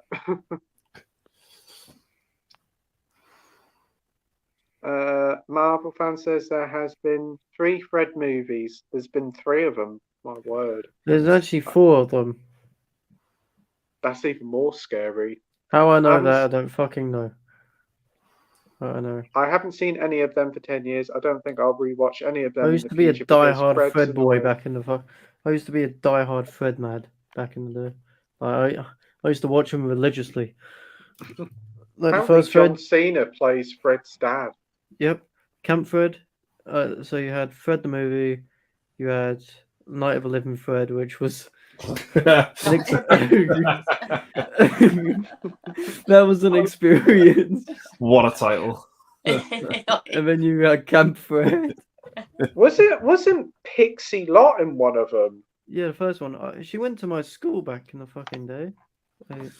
Oh. I can remember when it first came out in cinema, and I was like, "What the fuck is this Camp shit?" Night of the Living Fred. Dr. Impossible says Lars von Trier, Breaking the Waves, incredible performances from Emily Watson. Awesome. Dance in the Dark's where it's at.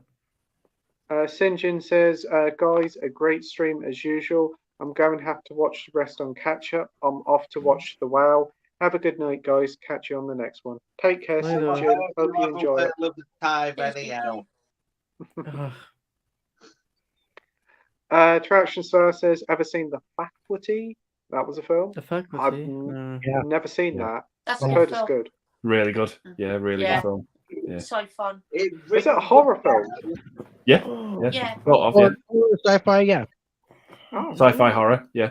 Mm. Yeah, I'd say. Oh, I'm kind of sold already. Great cast as well. Great cast. Well, Yeah, yeah, definitely. Isn't Robert Patrick in it?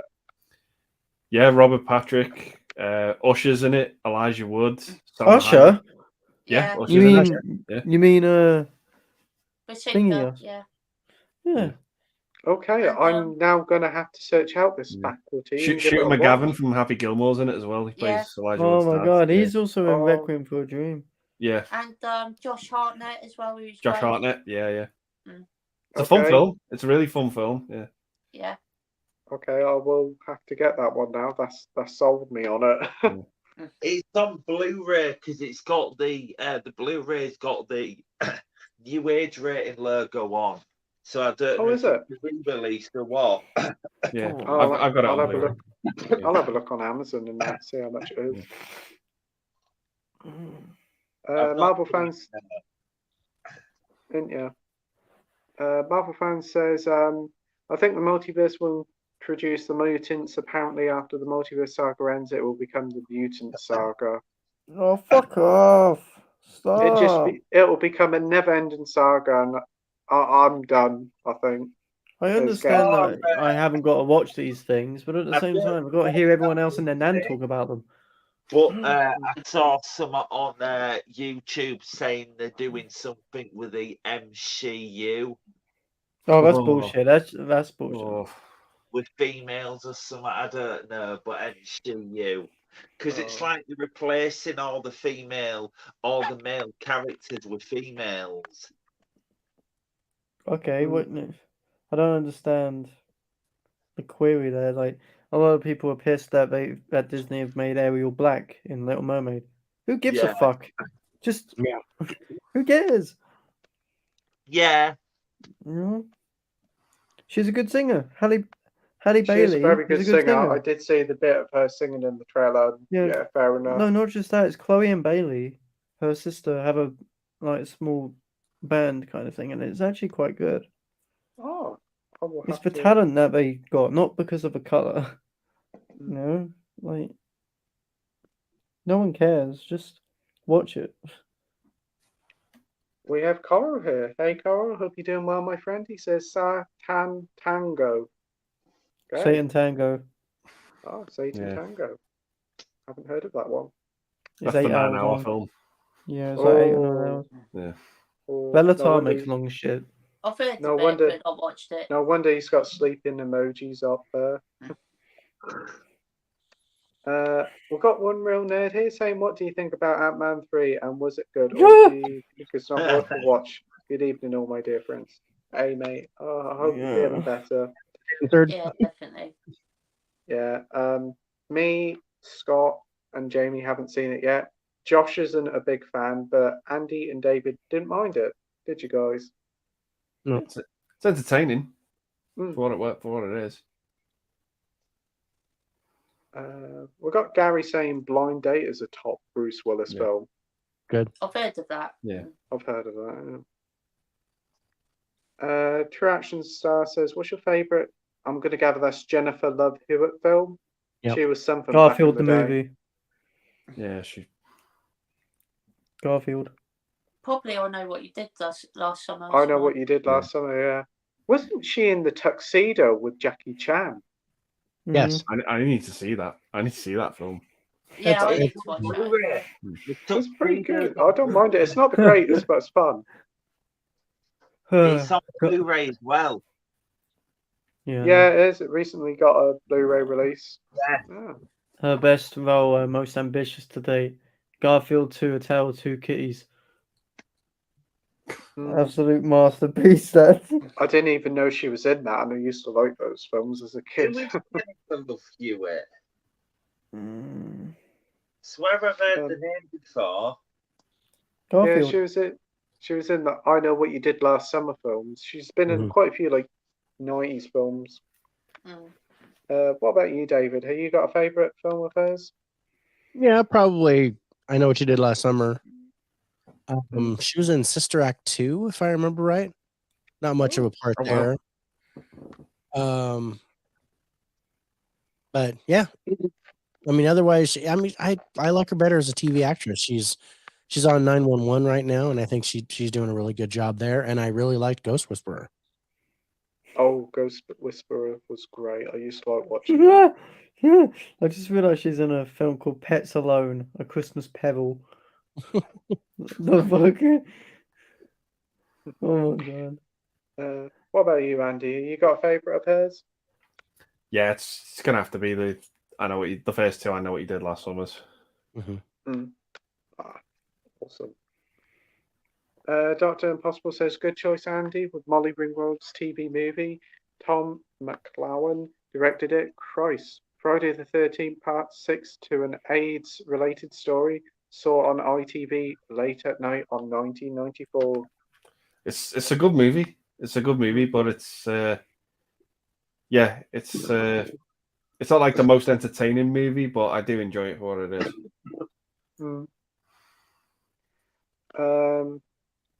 David says, do you think a Superman box set 4K will have a good picture quality? Probably, Mike, because they're remastering the old Superman on 4K as it didn't get a very good transfer. So hopefully it'll be good and be justifiable of the price tag. Yeah, so. Traction Star says the wife is getting steamy. Get out cloths. Jeez. One Real Nerd says, which would you rather watch, Doctor Who, Star Trek series, or South Park? Doctor Who, South Park, and Star Trek in one sentence. That's a one, isn't it? Interesting choice. Yeah.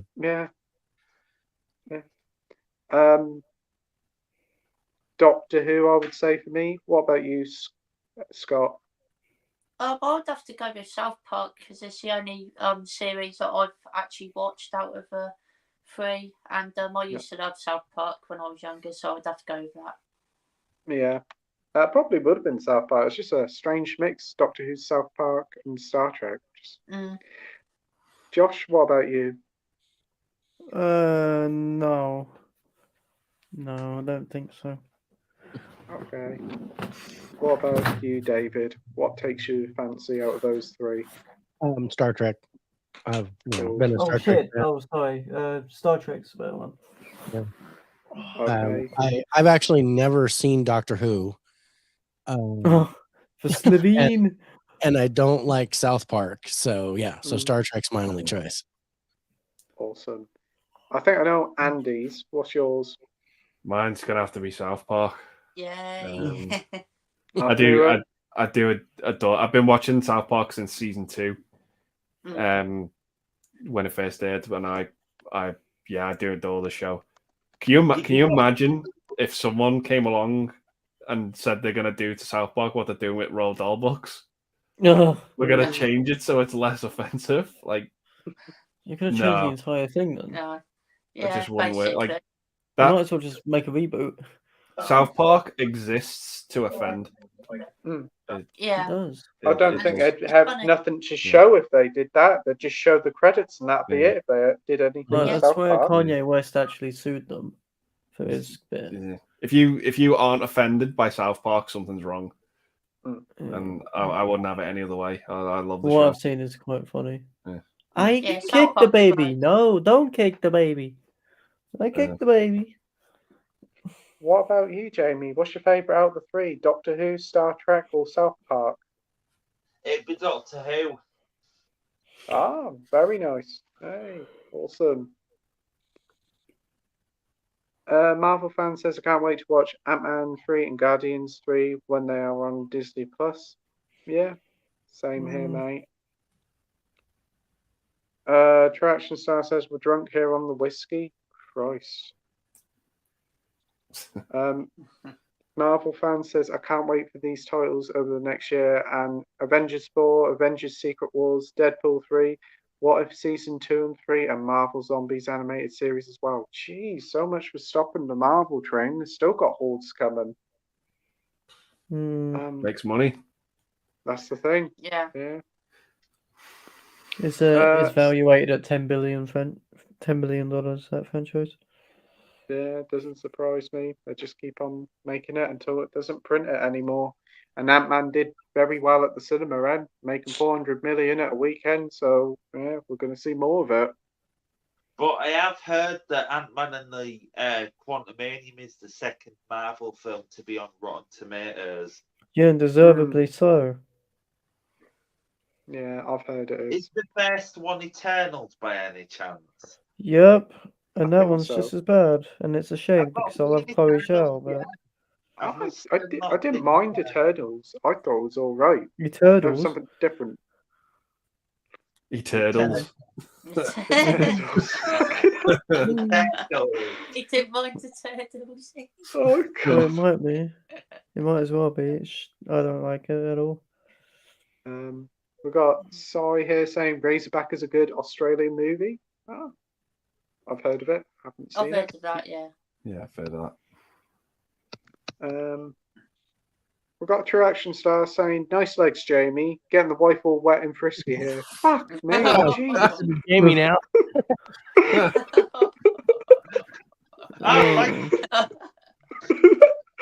Oh, I just love it. He just said, oh, thanks, didn't you? I'm getting a bit distinct vibe now.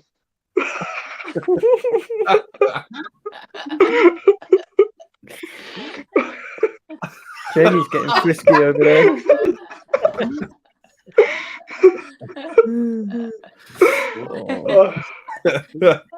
Oh, whatever you do, Jamie, don't lift your leg up or it'll be a waterfall in his house.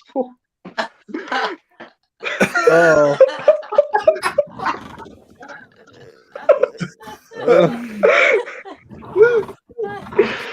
Tsunamis just hit him. Fucking floodgates have opened. Oh, it's like Niagara Falls in True Action Star's house now. Yeah. Oh, dude. Yeah. Marvel Fan says season 2 of What If has been delayed. It was supposed to be out early this year, but nothing the Marvels has been delayed until November 2023 instead of summer. I ain't fussed about the Marvels. I wasn't a big fan of Captain Marvel, to be fair. Captain Marvel was dookie, but and they're adding one of the most annoying characters in the universe, and that's Kamala Khan into this one. So no, thank you, no, thank you. To be fair, Captain Marvel has grown on me. I do enjoy it a lot more than I did the previous time. So it has got better.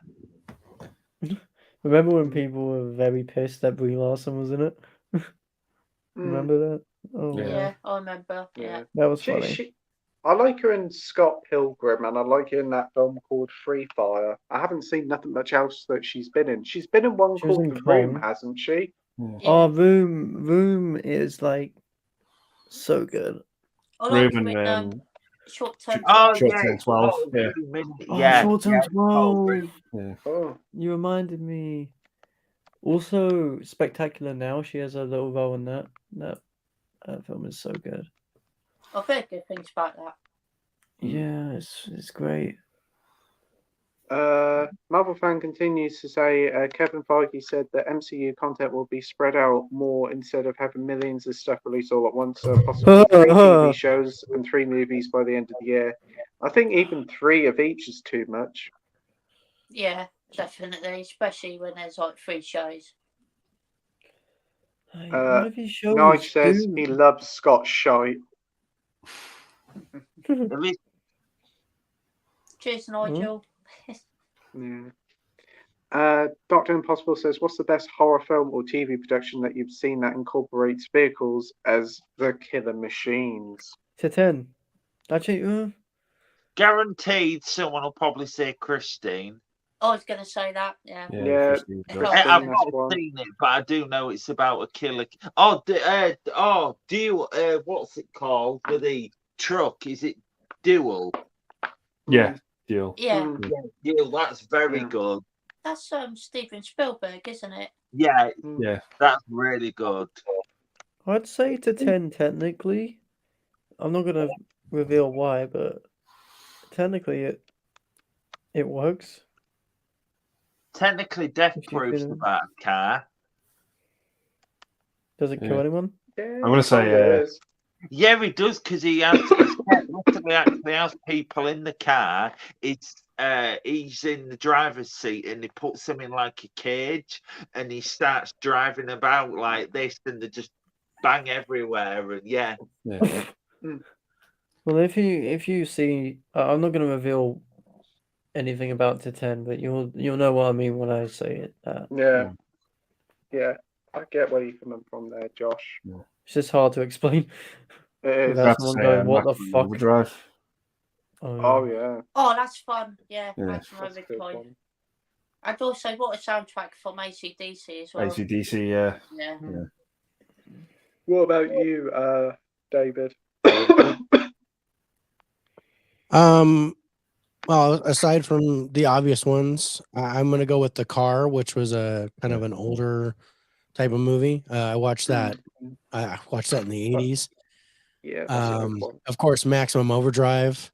I gotta mention that. And there's another one, and I think it's Charlie Sheen. It's The Wraith. Yeah. That was fun. It's not great, but it's a fun watch. We've got Marvel fan says, I guarantee when James Corden lives back in the UK, watch the celebrity slag him off behind his back because he's no longer hosting the Late Show. Well, the Late Show stinks anyway. It's not. Do you know what's funny? He's not even driving the car in Carpool Karaoke. He's getting towed. Is he? Yeah. Like there was a video of someone recording him and Justin Bieber doing Carpool Karaoke, and they were tugged on a, they're like towed on a rig thing. Oh right. And he was like, I've seen the video, and I have to say, we only do it when it's high-profile celebrities, when it's dangerous. Oh, what? Driving, listening to music is dangerous, is it, James? Like, lazy git. Yeah. Bad Lieutenant says the car all dual.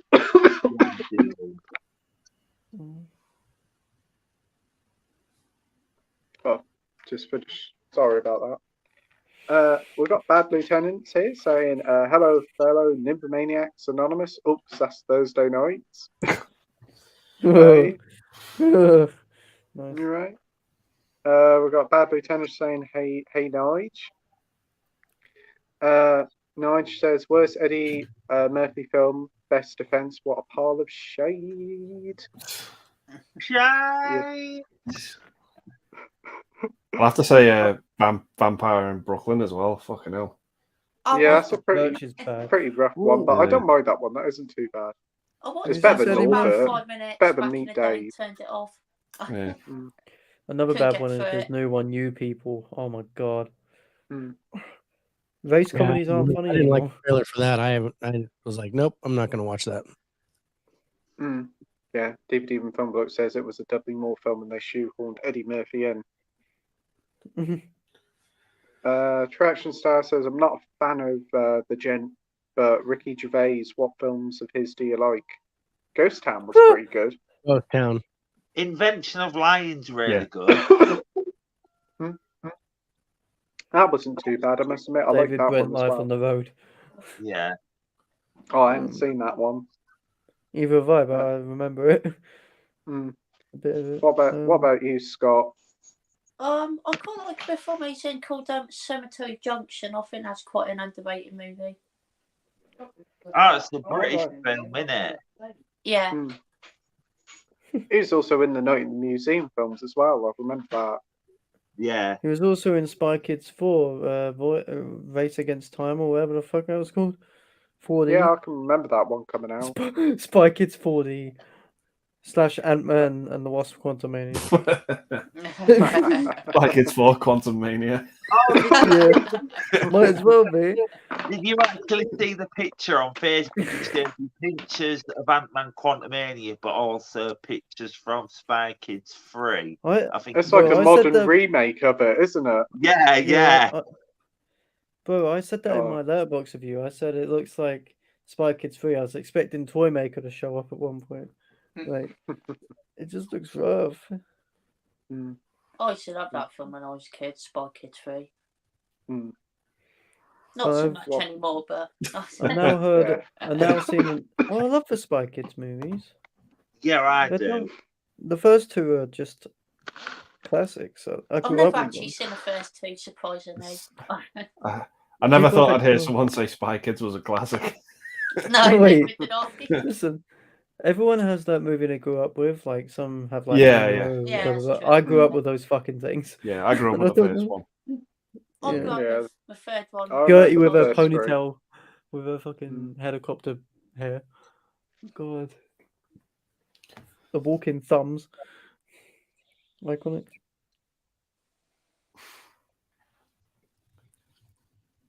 Oh, It's been a fun stream this tonight, though. I've really enjoyed has this been one. really good. Yeah, it has been a fun stream. Good laugh It's been tonight. a lot of fun with you guys here. Sorry, I just poked myself in the eye. Oh, you spurg. Yeah. Why'd you do that? Oh dear. What about you, Andy? What would be your favourite Ricky Gervais film? Yeah, probably just the ones that have been said: Invention of Lying and Spy Ghost Kids Town. 4D, Quantum Mania. Yeah. I really like that Idiot Abroad series though as well. Oh, that's great. Oh, Oh, the Carl UK King Office as Twitter. well. I Yeah. still like the UK Office. Yeah, I love. that is. I just love the quote where he's like, "Oh, you're odd." I just love that quote.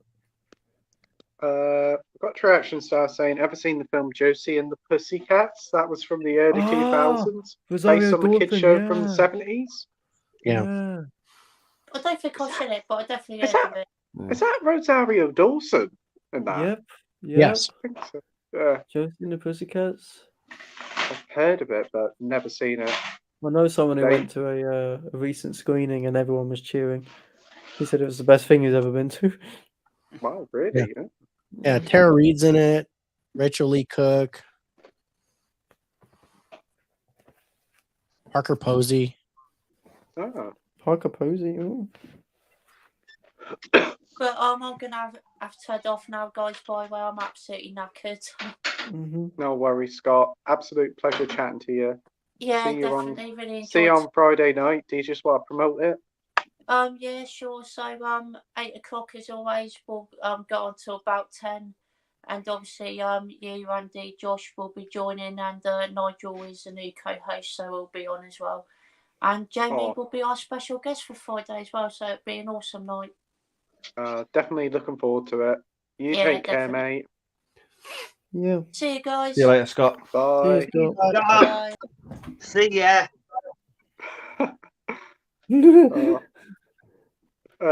Dr. Impossible says the car was quite fun. I was thinking about the hearse from the 80s with George C. Scott's wife, Trish Van Der. We've got Bad Lieutenant saying, never seen that one.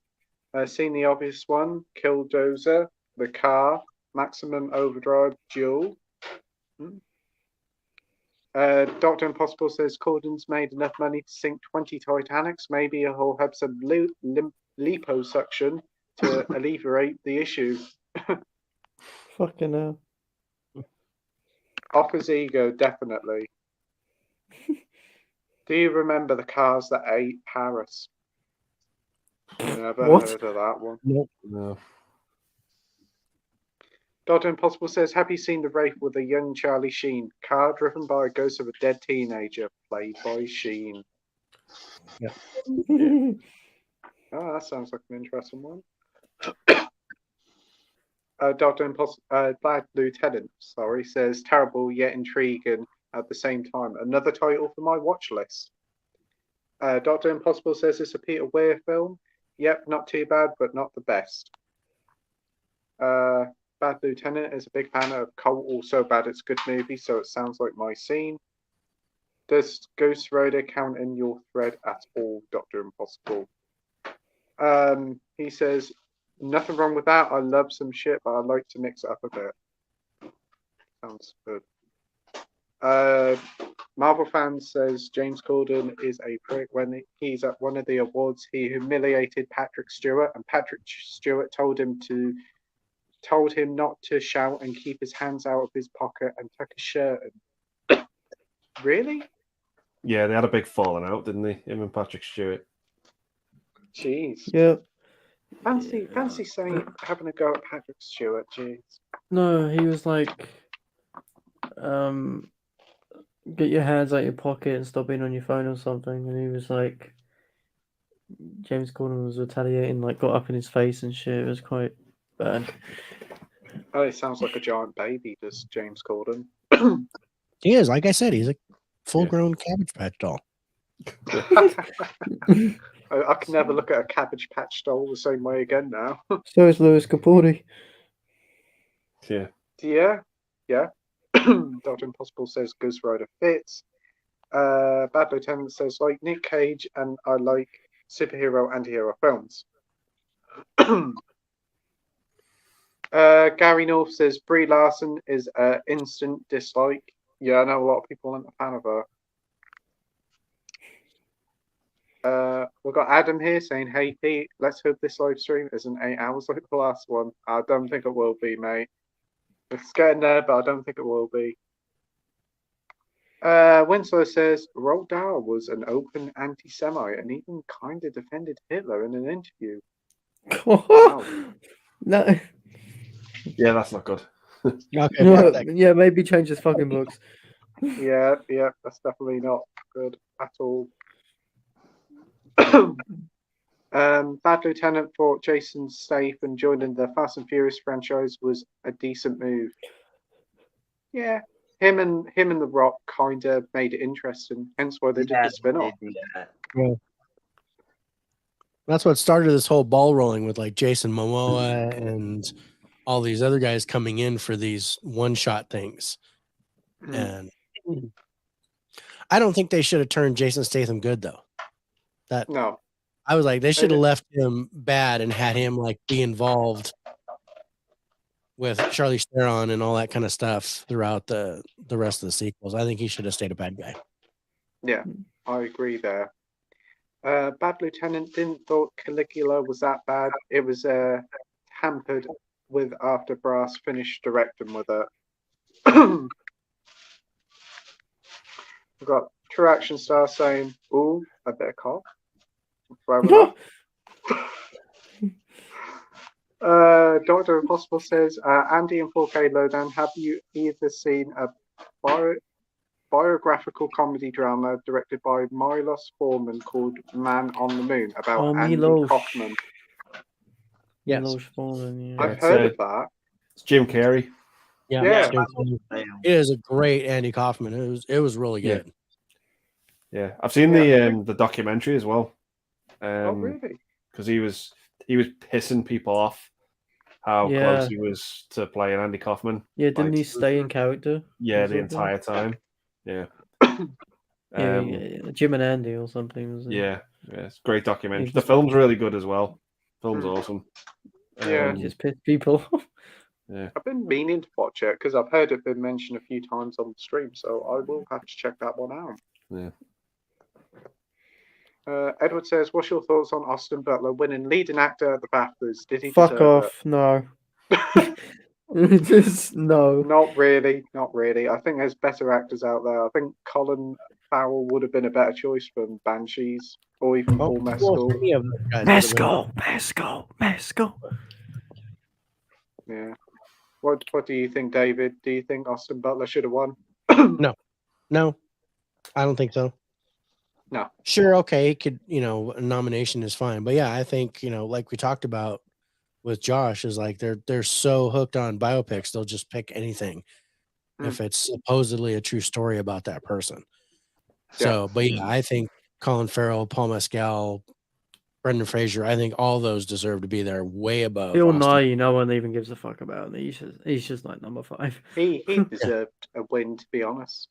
I haven't seen is it Living? You haven't seen it? Yeah, it's called Living or Love. I think it's Living or Loving.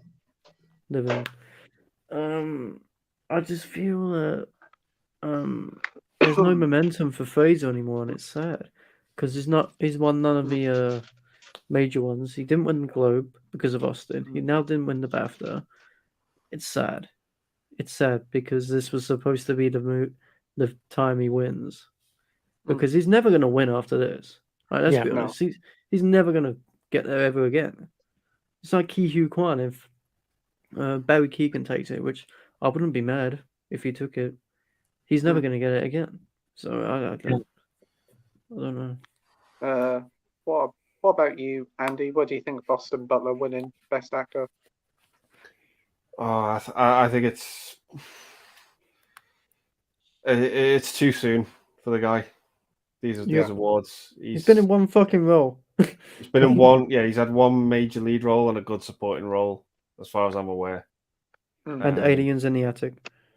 Yeah, it's just for this guy to win an Oscar in the next couple of weeks, I think is just you're peaking way too soon. There's it's just actors, going to come crumbling down on him. You're right. Yeah, there are actors who have worked decades and never got one. Look at Peter O'Toole. He was nominated 8 times. He never won once. Bradley Cooper has been nominated like 10 times and still hasn't won. Yeah, it's just it's too soon. You're going to peak too soon because once you get that Oscar, where do you go after that? That's they call it the Oscar curse, where you basically you either win an Oscar, it's all good for like a year, and then you go like the Halle Berry route, where it's just shit after shit after shit. Yeah. And Halle Berry's come out about it and said she's been victim to that, where you're just an Oscar winner. Same with Jennifer Lawrence. Oh god, She peaked way too soon and got the Oscar. Definitely. And hasn't really done anything of note since, in my opinion. No, she don't look up in Causeway, but that's nothing.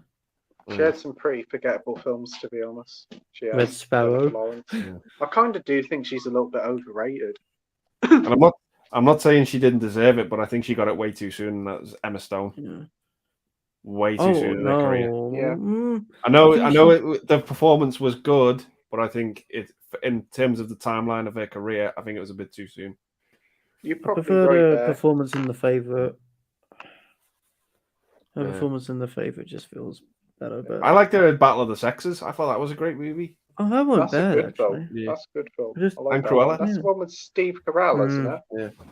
Yeah. Well, good news that she's going to be in Yorgos Lanthimos' next film with Rami Youssef and Mark Ruffalo and a bunch of other people, and it's premiering at Cannes in May.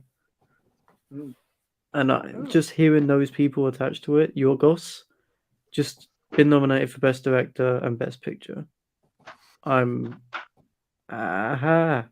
excited. Mm.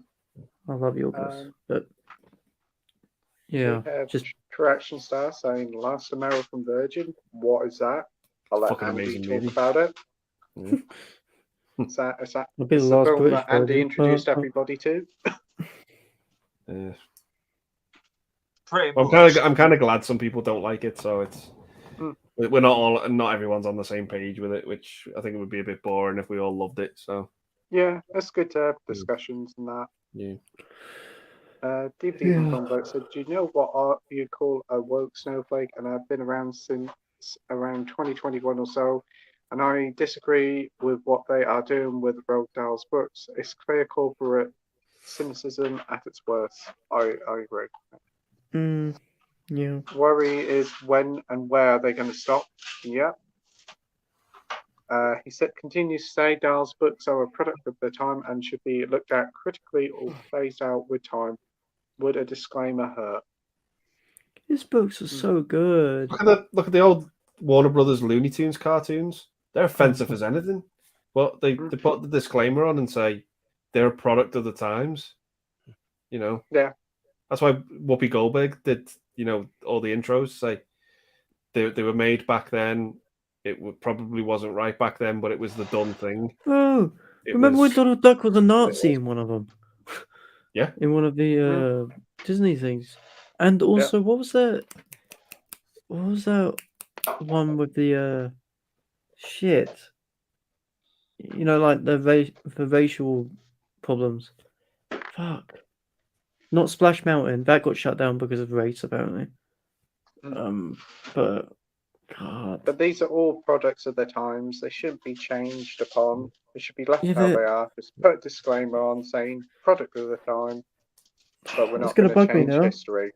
There's a Disney movie where it's like a slave kind of thing, or farmer. Song of the South. Yeah, Song that's of it. the South. Thanks, yeah. But this is That the thing, though. one. If we try to erase all the things we're not proud of, how the hell are we supposed to learn from them? Yeah, Absolutely. we're erasing history, which we're supposed to learn from. Yeah, And we develop. learn from it, so we don't repeat it, and we don't make the same mistakes. If there's no mistakes to learn from, we're just going to repeat them again. I blame stupid. Twitter and TikTok for that. It blame is social media for it. strange that we want to erase stuff from the past and just like, oh, it doesn't exist, or just rebrand it or something. Well, it's still not going right. to exist through uploads, through re-uploads. It's still going to exist through pirating, which is even worse. Just keep it the way it is, then we learn from it, and then we rectify the mistakes by not doing it again. It's a simple But cycle. has there actually ever been any complaints about Roald Dahl's books? No, it's just people on Twitter being twats, being tits, you know, because people are like- bored on Twitter. It's like as if they're just looking for a target to go for all the time. Right. We don't have. Yeah. What can we blame next? You know. Yeah. Ridiculous. It's like, oh, what will get us retweets? Oh, Yeah. what will get us likes? Mm. Fucking social media, man. Next up, we have One Real Nerd here saying, thank you for all your supporting me and accepting me. Pete and your community are amazing people. Greatly appreciate everyone. No worries. Of course, man. Hope you get better soon. Yeah. DVD from Filmbook says it's until corporations like Netflix, who owns Dahl's library, stop caring so much about money and stop treating its readers as idiots who can't understand context. That's another problem, is Netflix. Yeah, I wondered There's whether no this had something to consumeristic- do with Netflix, because they own the rights to produce the stuff now, don't they?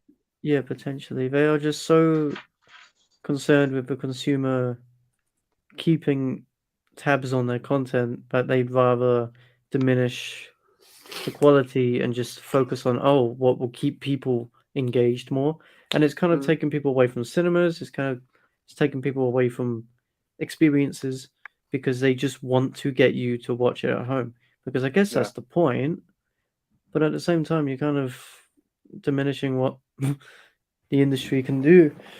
But it's just a weird subject to talk about. Right. You know, Yeah, we've got quite a few comments through here, so I'm going to Right, whiz cool. through quite a few of them. So see if we can get done a Yeah. little bit earlier. Bad Lieutenant says, "Hello, nerd. We're all decent-ish people here." Doctor Impossible says, "Good underrated 90s film from Australia was partially funded by Warner Brothers called Flirting with Nicole Kidman. Thandie Newton never gets mentioned. Shame. I'm sold with Thandie Newton and Nicole Kidman, so I'll look out for Twandy that one." Newton, she's called now, I think. Twandy? Something like that. Gary says, Tinto brass movies I do recommend. All Ladies Do It and Salon Kitty. DVD and Filmbite says, I would have been more noble if they just dropped all Roald Dahl's book out of print. No, but that would just lead to reselling, and that's another subject They in shouldn't be itself. doing any of it. They should just leave it how it is and be done with it. Yeah. Bad Lieutenant says, have heard any good things about Salon Kitty. Suppose it's be similar-ish to the Night Porter. DVD and Filmbite says, saying that there's tons of unaltered Dahl books floating around, so it's not the end of the world or as big of a deal as those want to make out to be. That's true. True Action Star says, Julie Walters was a bit of all right back in the day. What are some of her best films in your opinion? I don't remember her in much. Educating Rita. Billy Elliot, wasn't she in that? Calendar Girls. Yeah. Calendar Girls. Oh. Yeah. Yes. You perked up there, Pete. Fucking hell. What? You perked up there when you said Calendar Girls. Yeah, you got very happy then. Yeah, yeah. Camera nearly fucking tipped over. Your calendar switch page. Boy. Oh. What about you, David? Probably from the Harry Potter series. That's the only thing I really remember her from. Yeah, she was in those. Mamma Mia. Oh yeah, Mamma Mia, yeah. Yeah. I hate musicals. Billy Elliot. She's in the Paddington films as well, isn't she? Yeah, Paddington, yeah. Billy Elliot would be another one that I liked. That has her in it. Yeah. Dr. Impossible says, if people can't hack what's in the books, then take a racket to Uranus and enjoy the delights of bang at the end. Well said. Well said. Well said. Might get them canceled, but definitely well said. Again, it's like cancel culture is another subject in itself. Like, ugh. We've got Bad Lieutenant saying Educating Rita, Billy Elliot, and Boys from Black Stuff for TV shows. Awesome. True Action Star says, give me a good Harvey Keitel film. The Irishman, Taxi Driver. Yeah. Wasn't he in the original Bad Lieutenant? Yeah. Bad Lieutenant, that was the one I was thinking of because Bad Lieutenant keeps popping up. Youth with Michael Caine. And he's actually said Bad Lieutenant. What I remember when I was a kid was Monkey Trouble. He was in Rising Sun with Sean Connery and Wesley Snipes too. I liked him in that. The Duelists as well, I want to say. Yeah. He's Mean Streets as well. Dangerous Games and Fingers. National Treasure. Oh yes, he's in that, isn't he? And Isn't National Treasure? Reservoir Dogs. Reservoir Dogs, yeah. Harvey Keitel. Didn't he used to do direct line adverts, Harvey Keitel? Yeah, he played his character from Pulp Fiction. I thought I recognised him. Mr. Wolf, yeah. Yeah. We're gonna direct line. Bad Lieutenant says John Cusack was in Con Air, I think. Yeah, he's good. Yep. Oh my god. Dr. Impossible says if Miss Dale's wife gets hold of Pete's cock, it'll be stretched like an elastic band. He'll be in hospital for a year. Wow. That's a comment. Yeah, Pete. Oh, He's got props. oh God. I've got. Oh dear. What's that? That sounds... Ears, ears. I don't feel so good. Doctor Who will be all right. Bad Lieutenant says he'll be all right. RP, see more nests and bin in more bushes and body.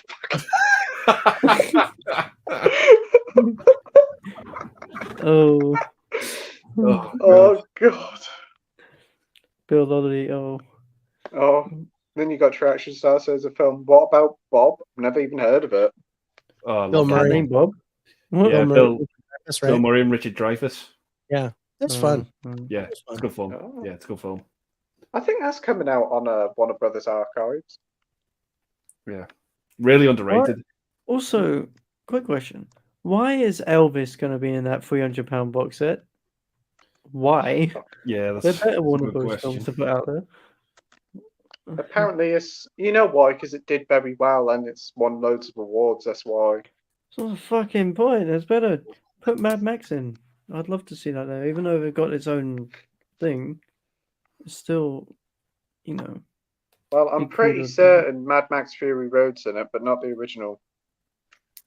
Oh, Fury Road's in it. Oh, okay, Hmm. let's go. Oh dear. Pacific Rim would But- be a good one. Maybe, I Yeah. don't know. I think some of the titles that they've used is very odd and bizarre. It's like there's no specific rhyme Falcon, or I think. reasons. I think is Training Day going to be in it? Yeah. I think so. Yeah. Hold on, let me find it real quick. Night, Mum. Have a nice sleep. Night, Pete's mum. Josh said night. She said night back. Huh? Everybody says night. She Night. says night. Everybody. Doctor Impossible says Pete's the ultimate buccaneer. Makes Errol Flynn looks like yesterday's gentleman, Captain Bonk of the High Seas. Oh, yeah.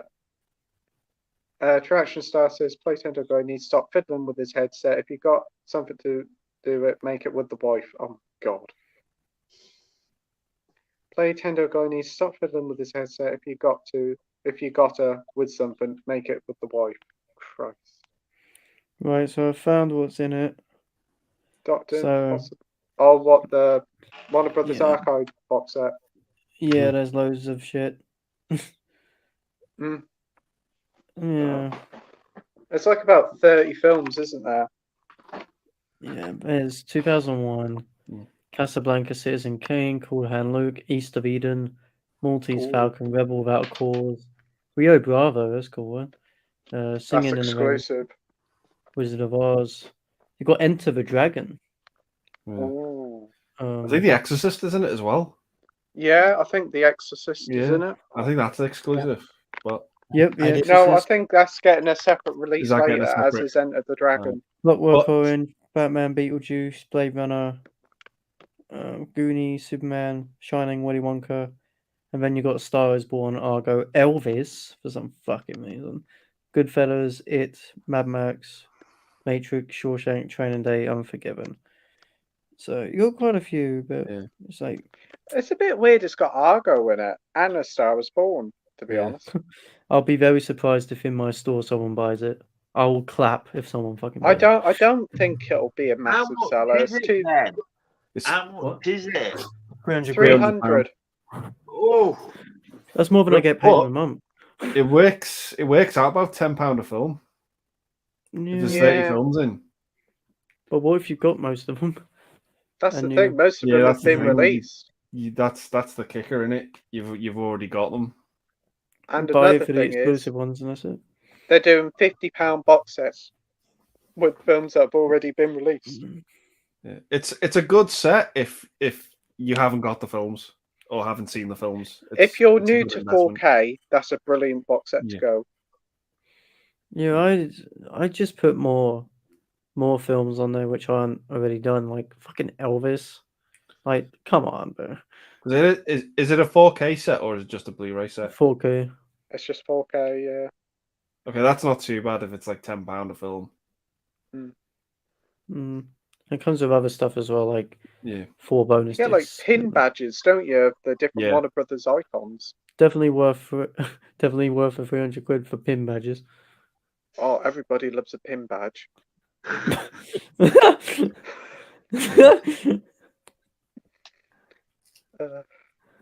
We've got Dr. Impossible here saying, Pete, you do look good with those ear defenders. Even my wife just said you would do well on the Radio 4% of the Today programme. You'd look Oh, not another professional. wife who wants you. Fuck. You're really attracting them, Pete. I honestly wouldn't mind doing radio work. I thought you were going to say something else. I am a gentleman. I am. Bullshit. Moving on. Right, Edward says, what's your thoughts on M3 Gun, unrated theatrical Blu-ray, hashtag horror, Why has he all that? done hashtags? I think he's actually put the link to the Blu-ray. I ain't Why? seen Megan yet, but I want to give it a go. Yeah, So- I hated it. I But thought Megan that's- the Stallion was all right. They forced PG-13 on it, and Yeah. so is the unrated one going to be better? I don't know. It could be 21 seconds of added stuff, or it could change the whole scope of the movie. But I don't know. From what I gather, it's exactly the same length. They've just added blood in. But So why? whether it's really worth it, I'm not sure. I've not seen Megan, but it is getting a sequel. But I just hope when it gets the UK Blu-ray release, I hope they put the unrated cut on the Blu-ray. That's what they're doing. Yeah, they are going to do that. I don't think the film worked at all for me. Maybe I'm missing the point, but I just didn't gel with it as well as others do. Mainly because I'm just not a horror guy. Yeah, I think get that's that. just me, Yeah. We've got True Action Star saying, Dad's Army for me, Rogue with German expressionism. Fair Still on enough. that subject. Bad Lieutenant says, German expressionism Caligari. classic, The Cabinet of Dr. Calamari, Metropolis. Calamari. Caligari. Calamari. You Did I spammer. say? Comes what complete is with a marinara sauce. Oh, my god. so it's the Dr. Caligari. Caligari. Is it Dr. Caligari? Caligari, yeah, that's it. See, Jamie gets it. Jamie gets the Yeah, memo. Jamie What about gets you? but I seem to bugger it up. The Cabinet of Dr. Category or whatever. Caligari, yeah. It's gone from calamari to category to category. It'll be We're calligraphy. getting there. Calligraphy. The Cabinet of Dr. Caligari. There you go. There you go. We've got Metropolis and The Man Who Laughs. We said those ones right. Awesome. Edward says, if you thought Greg's in Primark was bad, I see they're now doing Cheetos adult range in Primark. Oh, Not for that bad. God's sake. Not bad. What's it? Yeah. Cheetos. What the heck are they going to do? And the way he's put it, like adult range, what they're going to do, like a Cheetos size budgie smugglers or something. I'm just like, what the? What?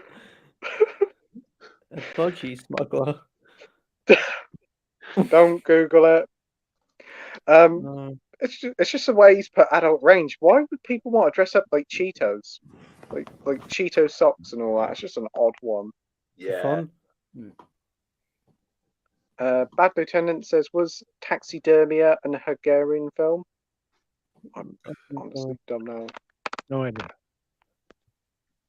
Edward says, so it's like we could finally get a Megan way gorier unrated cut finally. And by way gory, you mean like one more splash of blood? Probably. Dr. Impossible says, yeah, Taxidermia was a Hungarian film, heavy movie to watch. Quite literally, it was about eating. It was an eating contest. Wasn't it? Eating what, Pete? It was Calamari. Oh god. Eating what meat? Quite literally, it was about an eating contest, wasn't it? No, it sounded like you were about to say it was about eating cunt. Yeah, that's what it sounded like. You didn't say the test at the end. Oh, it was about eating cunts. Oh, sorry. There you go. God. Oh, dear. Dr. Impossible says there's an act of sodomy with a slaughtered pig in the film. I would like to point out that's not Hungarian films reflected in this film. Dr. Impossible says Andy and Pete won't be watching Taxidermia anytime soon. Josh will probably become vegan. No fucking chance. I'm not becoming one of them. Like, no. Bad Lieutenant says, remember a Swedish film where a man on horseback appears in a cafe? Think it was called something like The Pigeon Shits on a Branch and contemplates on its own Shits. existence. What? It said Shits. pigeon shits on a branch. It's on a branch. Oh, God. Eating calamari.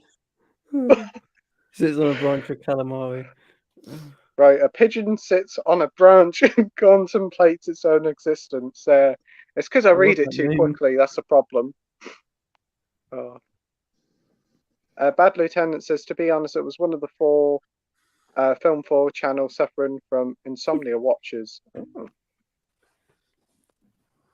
Dr. Impossible says, me and the wife had Nookie in the back row a few years ago in the screening of Liam Neeson's Unknown. No one was in, so we had our fun. A nookie in the back. Fair enough. Not a fan of the new Bond, unfortunately. Yeah, I can get that. Bad Lieutenant said its favourite cinematic experience going to the show in the room at the Prince Charles Theatre in London with an awesome audience participation and guest appearance by Tommy Wiseau and Greg Sestero. Awesome. Sestero, yeah. Yeah, Greg Sestero. I love that film. Was so funny. If you watch The Bird, Artist, yep, that's basically based on The Room. Yeah, it's great. Oh, The Disaster Artist. Yeah, that was a good film. I enjoyed that. Yeah, I have watched it there. I have watched The Room there. Disaster Artist is so hilarious. Yeah.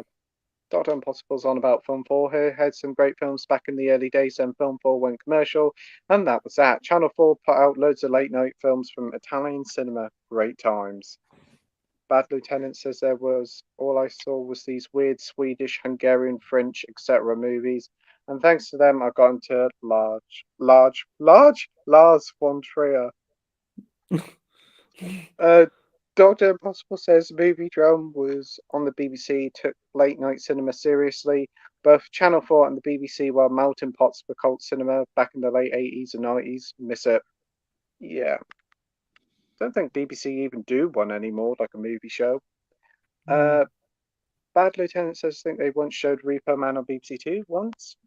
Dr. Impossible says I agree, it has a great mixture of cinematic colours to your palette. David says, what's it like working in H&B, Josh? It's kind of boring at the minute. I can see our store closing eventually because we've literally getting less and less people each week, and it's kind of a concern. Well, because I'll be out of a job then. Hopefully it'll turn the tide and that'll get back into making money. It's still quite early on in the year, mate, and there isn't money all the releases about. So hopefully once the spring and the summer kicks in, you'll be all right. Like we don't even sell many Blu-rays at all. It's just anime shit what people buy. That's what a lot of H&Bs thrive on, to be fair. Because that's the point, is the money makers in the merch now. It's not in CD and vinyl. Like vinyl has decreased like 30% since last year already. It's insane. Dr. Impossible says BBC had loads of extended cuts. David said everybody needs to subscribe to your channels. You all make amazing videos. Keep it up. Thanks ever so much, David. Channel 4 says Bad Lieutenant had a season of films that troubled the senses, such as Driller Killer, The Exorcist, and The Clockwork Orange. This was when the idiot James Furman was head censor. True Action Stars off to bed now, guys. Night. See you on Friday. I'm tired and got work in the morning. Night, mate. Channel 4, Dr. Impossible says, did a number of banned seasons in the 1990s. Channel 4 even put out a controversial documentary about the SIS shooting 3 IRA suspects in Gibraltar called Death on the Rocks. True Action Star says, hey guys, I've had too much caramel ice cream. Oh, Not that good. was a quick sleep.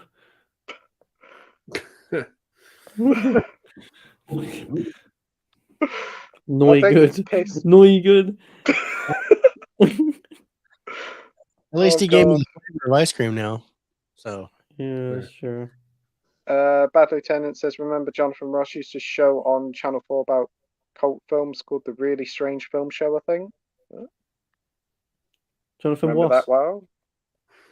Bad Lieutenant says, that's why I heard of Jackie Chan and got into his movies because of that. Cool.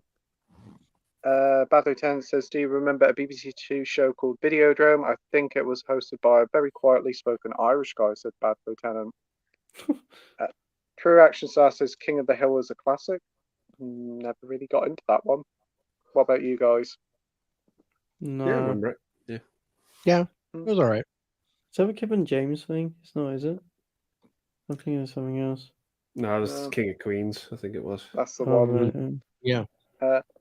Dr. Impossible says, DIY cinema refers to homemade film making. Michael J. Murphy being a prime example. Oh, yeah, right. yeah. Like, a lot of people doing it now. Like, the kid who made The Back Rooms, a short film on YouTube, which has actually been picked up by A24, and he's making his own film for it, and he's 17. Oh, It's wow. mad.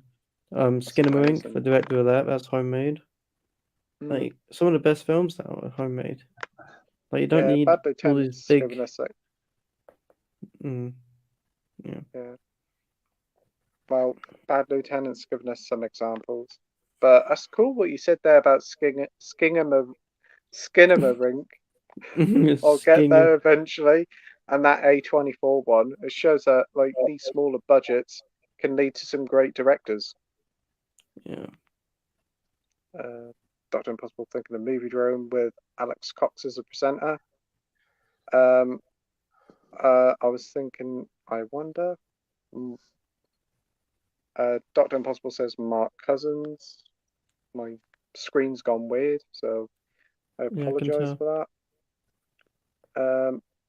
Bad Lieutenant says, thank goodness one of us still has their faculties. I think we need programs like that one mentioned, as modern cinema rarely does it for me. True Action Star, Jamie, those legs, man. Oh, man, you get me going as well as the wife. New blankets, please. Here's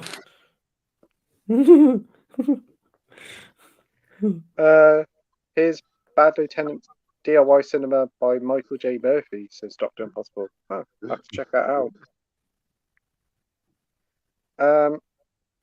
True Action Star says, get baby all on those legs, Jamie, and Wolves. Yeah. Oh, he's thinking about it, look. He's got the bottle behind the camera. Bottle of what? Oh, dear. That's the question. Baby oil.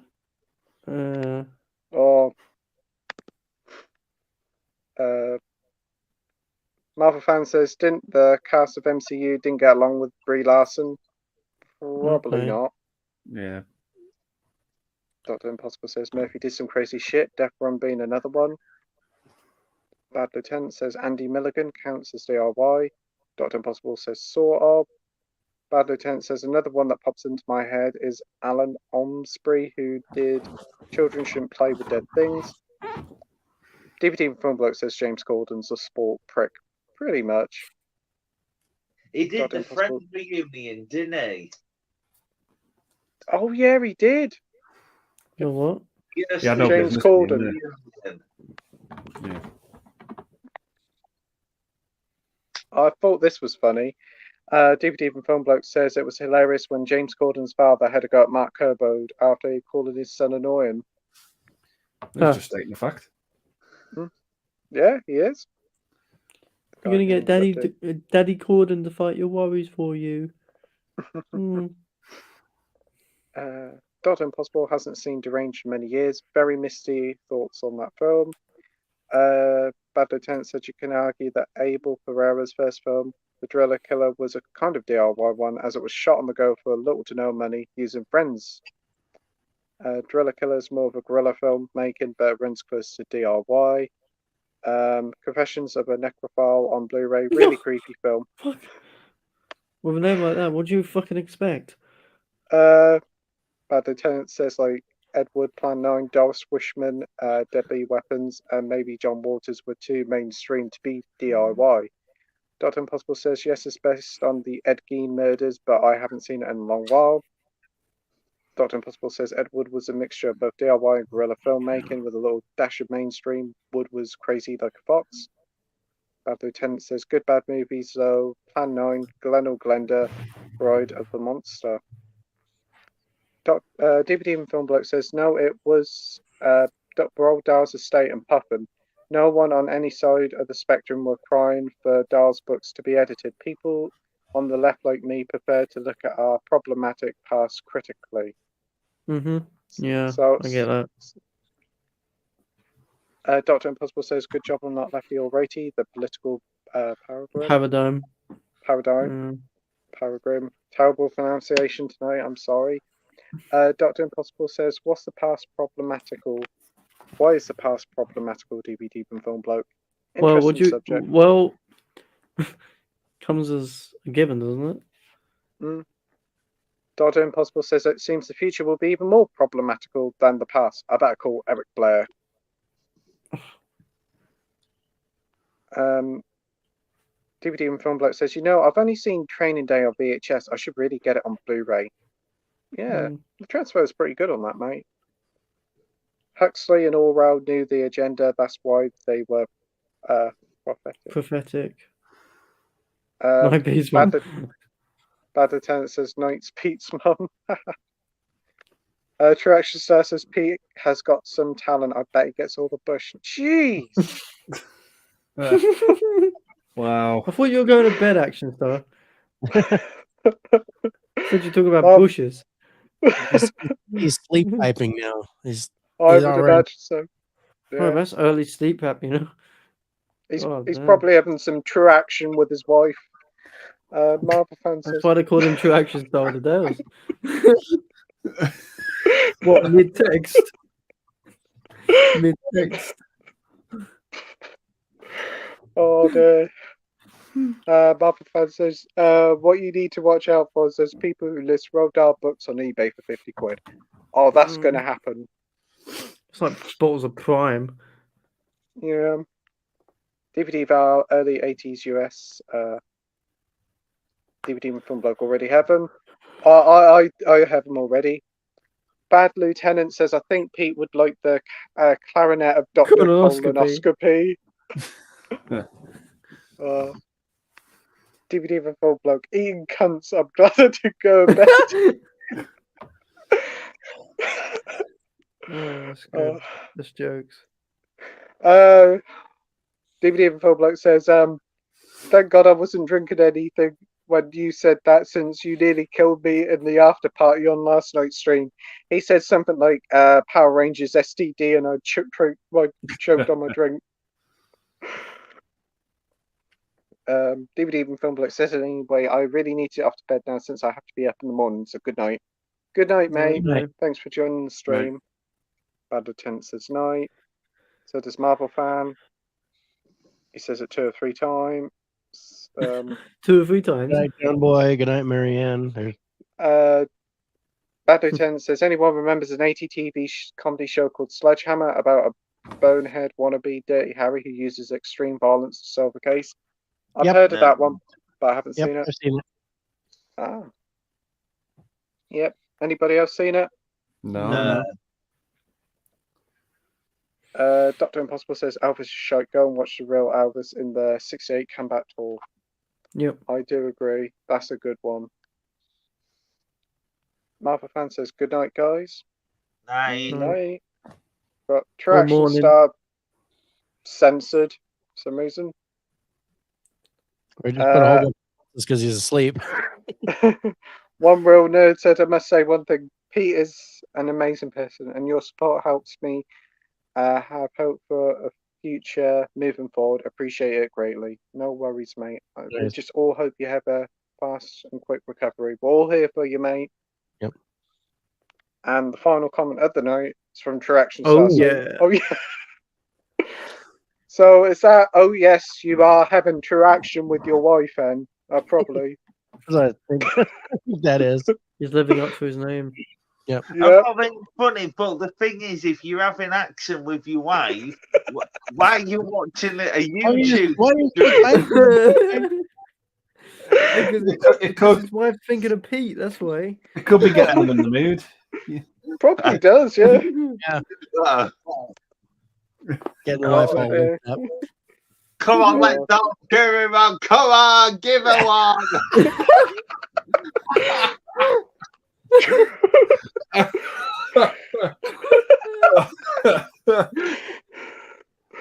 Oh, dear. What the fuck? Oh dear. True Action Star says he's multitasking, Jamie. Ah, they are good.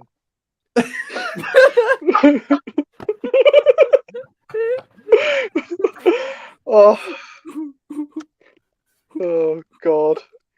David Beach says, thank you guys. Keep up the good work. Thanks ever so much, David. Oh dear. Jamie, I think you've nearly killed me. Oh. You gotta stop. He has to stop.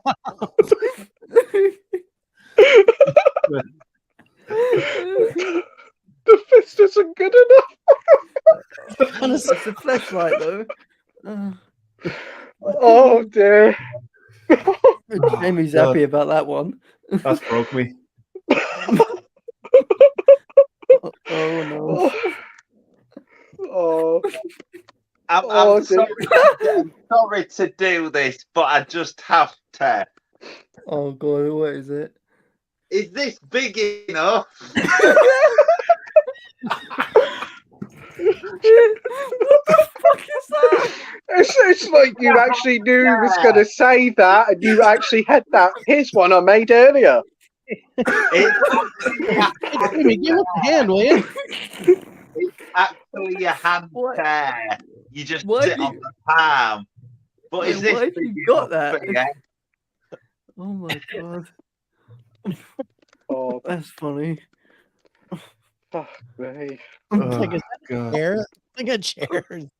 Just put your butt in the palm of the hand. Isn't it weird that he sits on it and he's technically getting groped?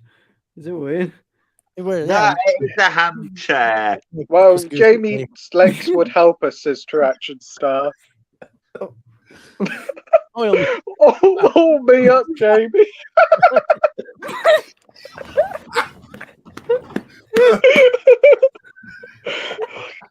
Jeez. After you do with his legs, then Oh, God. I'm about to piss myself.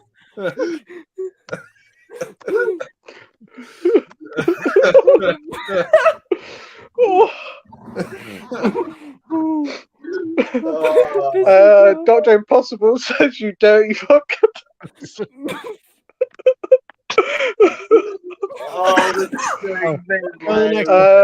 Just about big enough, Jamie, he says. just about. My wife's hole is big enough for that. Oh, God. Oh, that's all right then. Oh,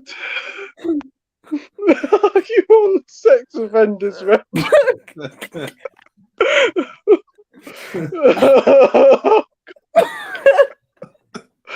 I think Andy needs some wife action too. Oh, God. Oh, God. I've never been so happy to be out of the sex conversation. Oh my god, what the fuck? Oh, dear. Oh, Right. God. What a night. That is the final comment. And we got... No, guys, I'm done. Me too. Yeah, I think we all are. Oh Right. man, Jamie. What do you mean I'm done? Have you finished? Weird. can you give us the yippee-ki-yay when you're done? Give us a sign. Oh, dog. Oh my God. god. Oh God. What a night. Oh, I haven't Oh, laughed he's that much in a actually long time. jizz out and I'm done. Ah, dear, Okay, then. Right. Oh I my I god. finished. What a I just can't believe this final 5-10 minutes, jeez. But Oh, God. Oh that's my been a lot God. of fun. So yeah, Yeah. I think One time. For having me on. yeah. Oh, so Sounds funny in anyway, I want context. to. Ooh. Yeah. Done. You just only started. Every hole is a goal with you. Fucking. Oh, he's discovering orifices Oh, that no one has dog. ever found. But yeah, Oh my god. it's been an absolute blast tonight. So I'd like to thank everybody who joined us in the comments. There's 16 people watching at home. I'd like to thank Scott for joining, Andy, Josh, Jamie, and David. And I'm completely forgetting where I am. Jamie wants to join for some Oh, we've got 17 watching now. Oh, Jamie, read the Jamie, comment. look what they put.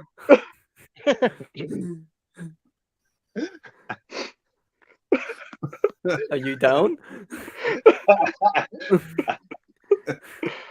Are you going to travel down to him or? Oh, Uh, I have. oh my god, that's funny.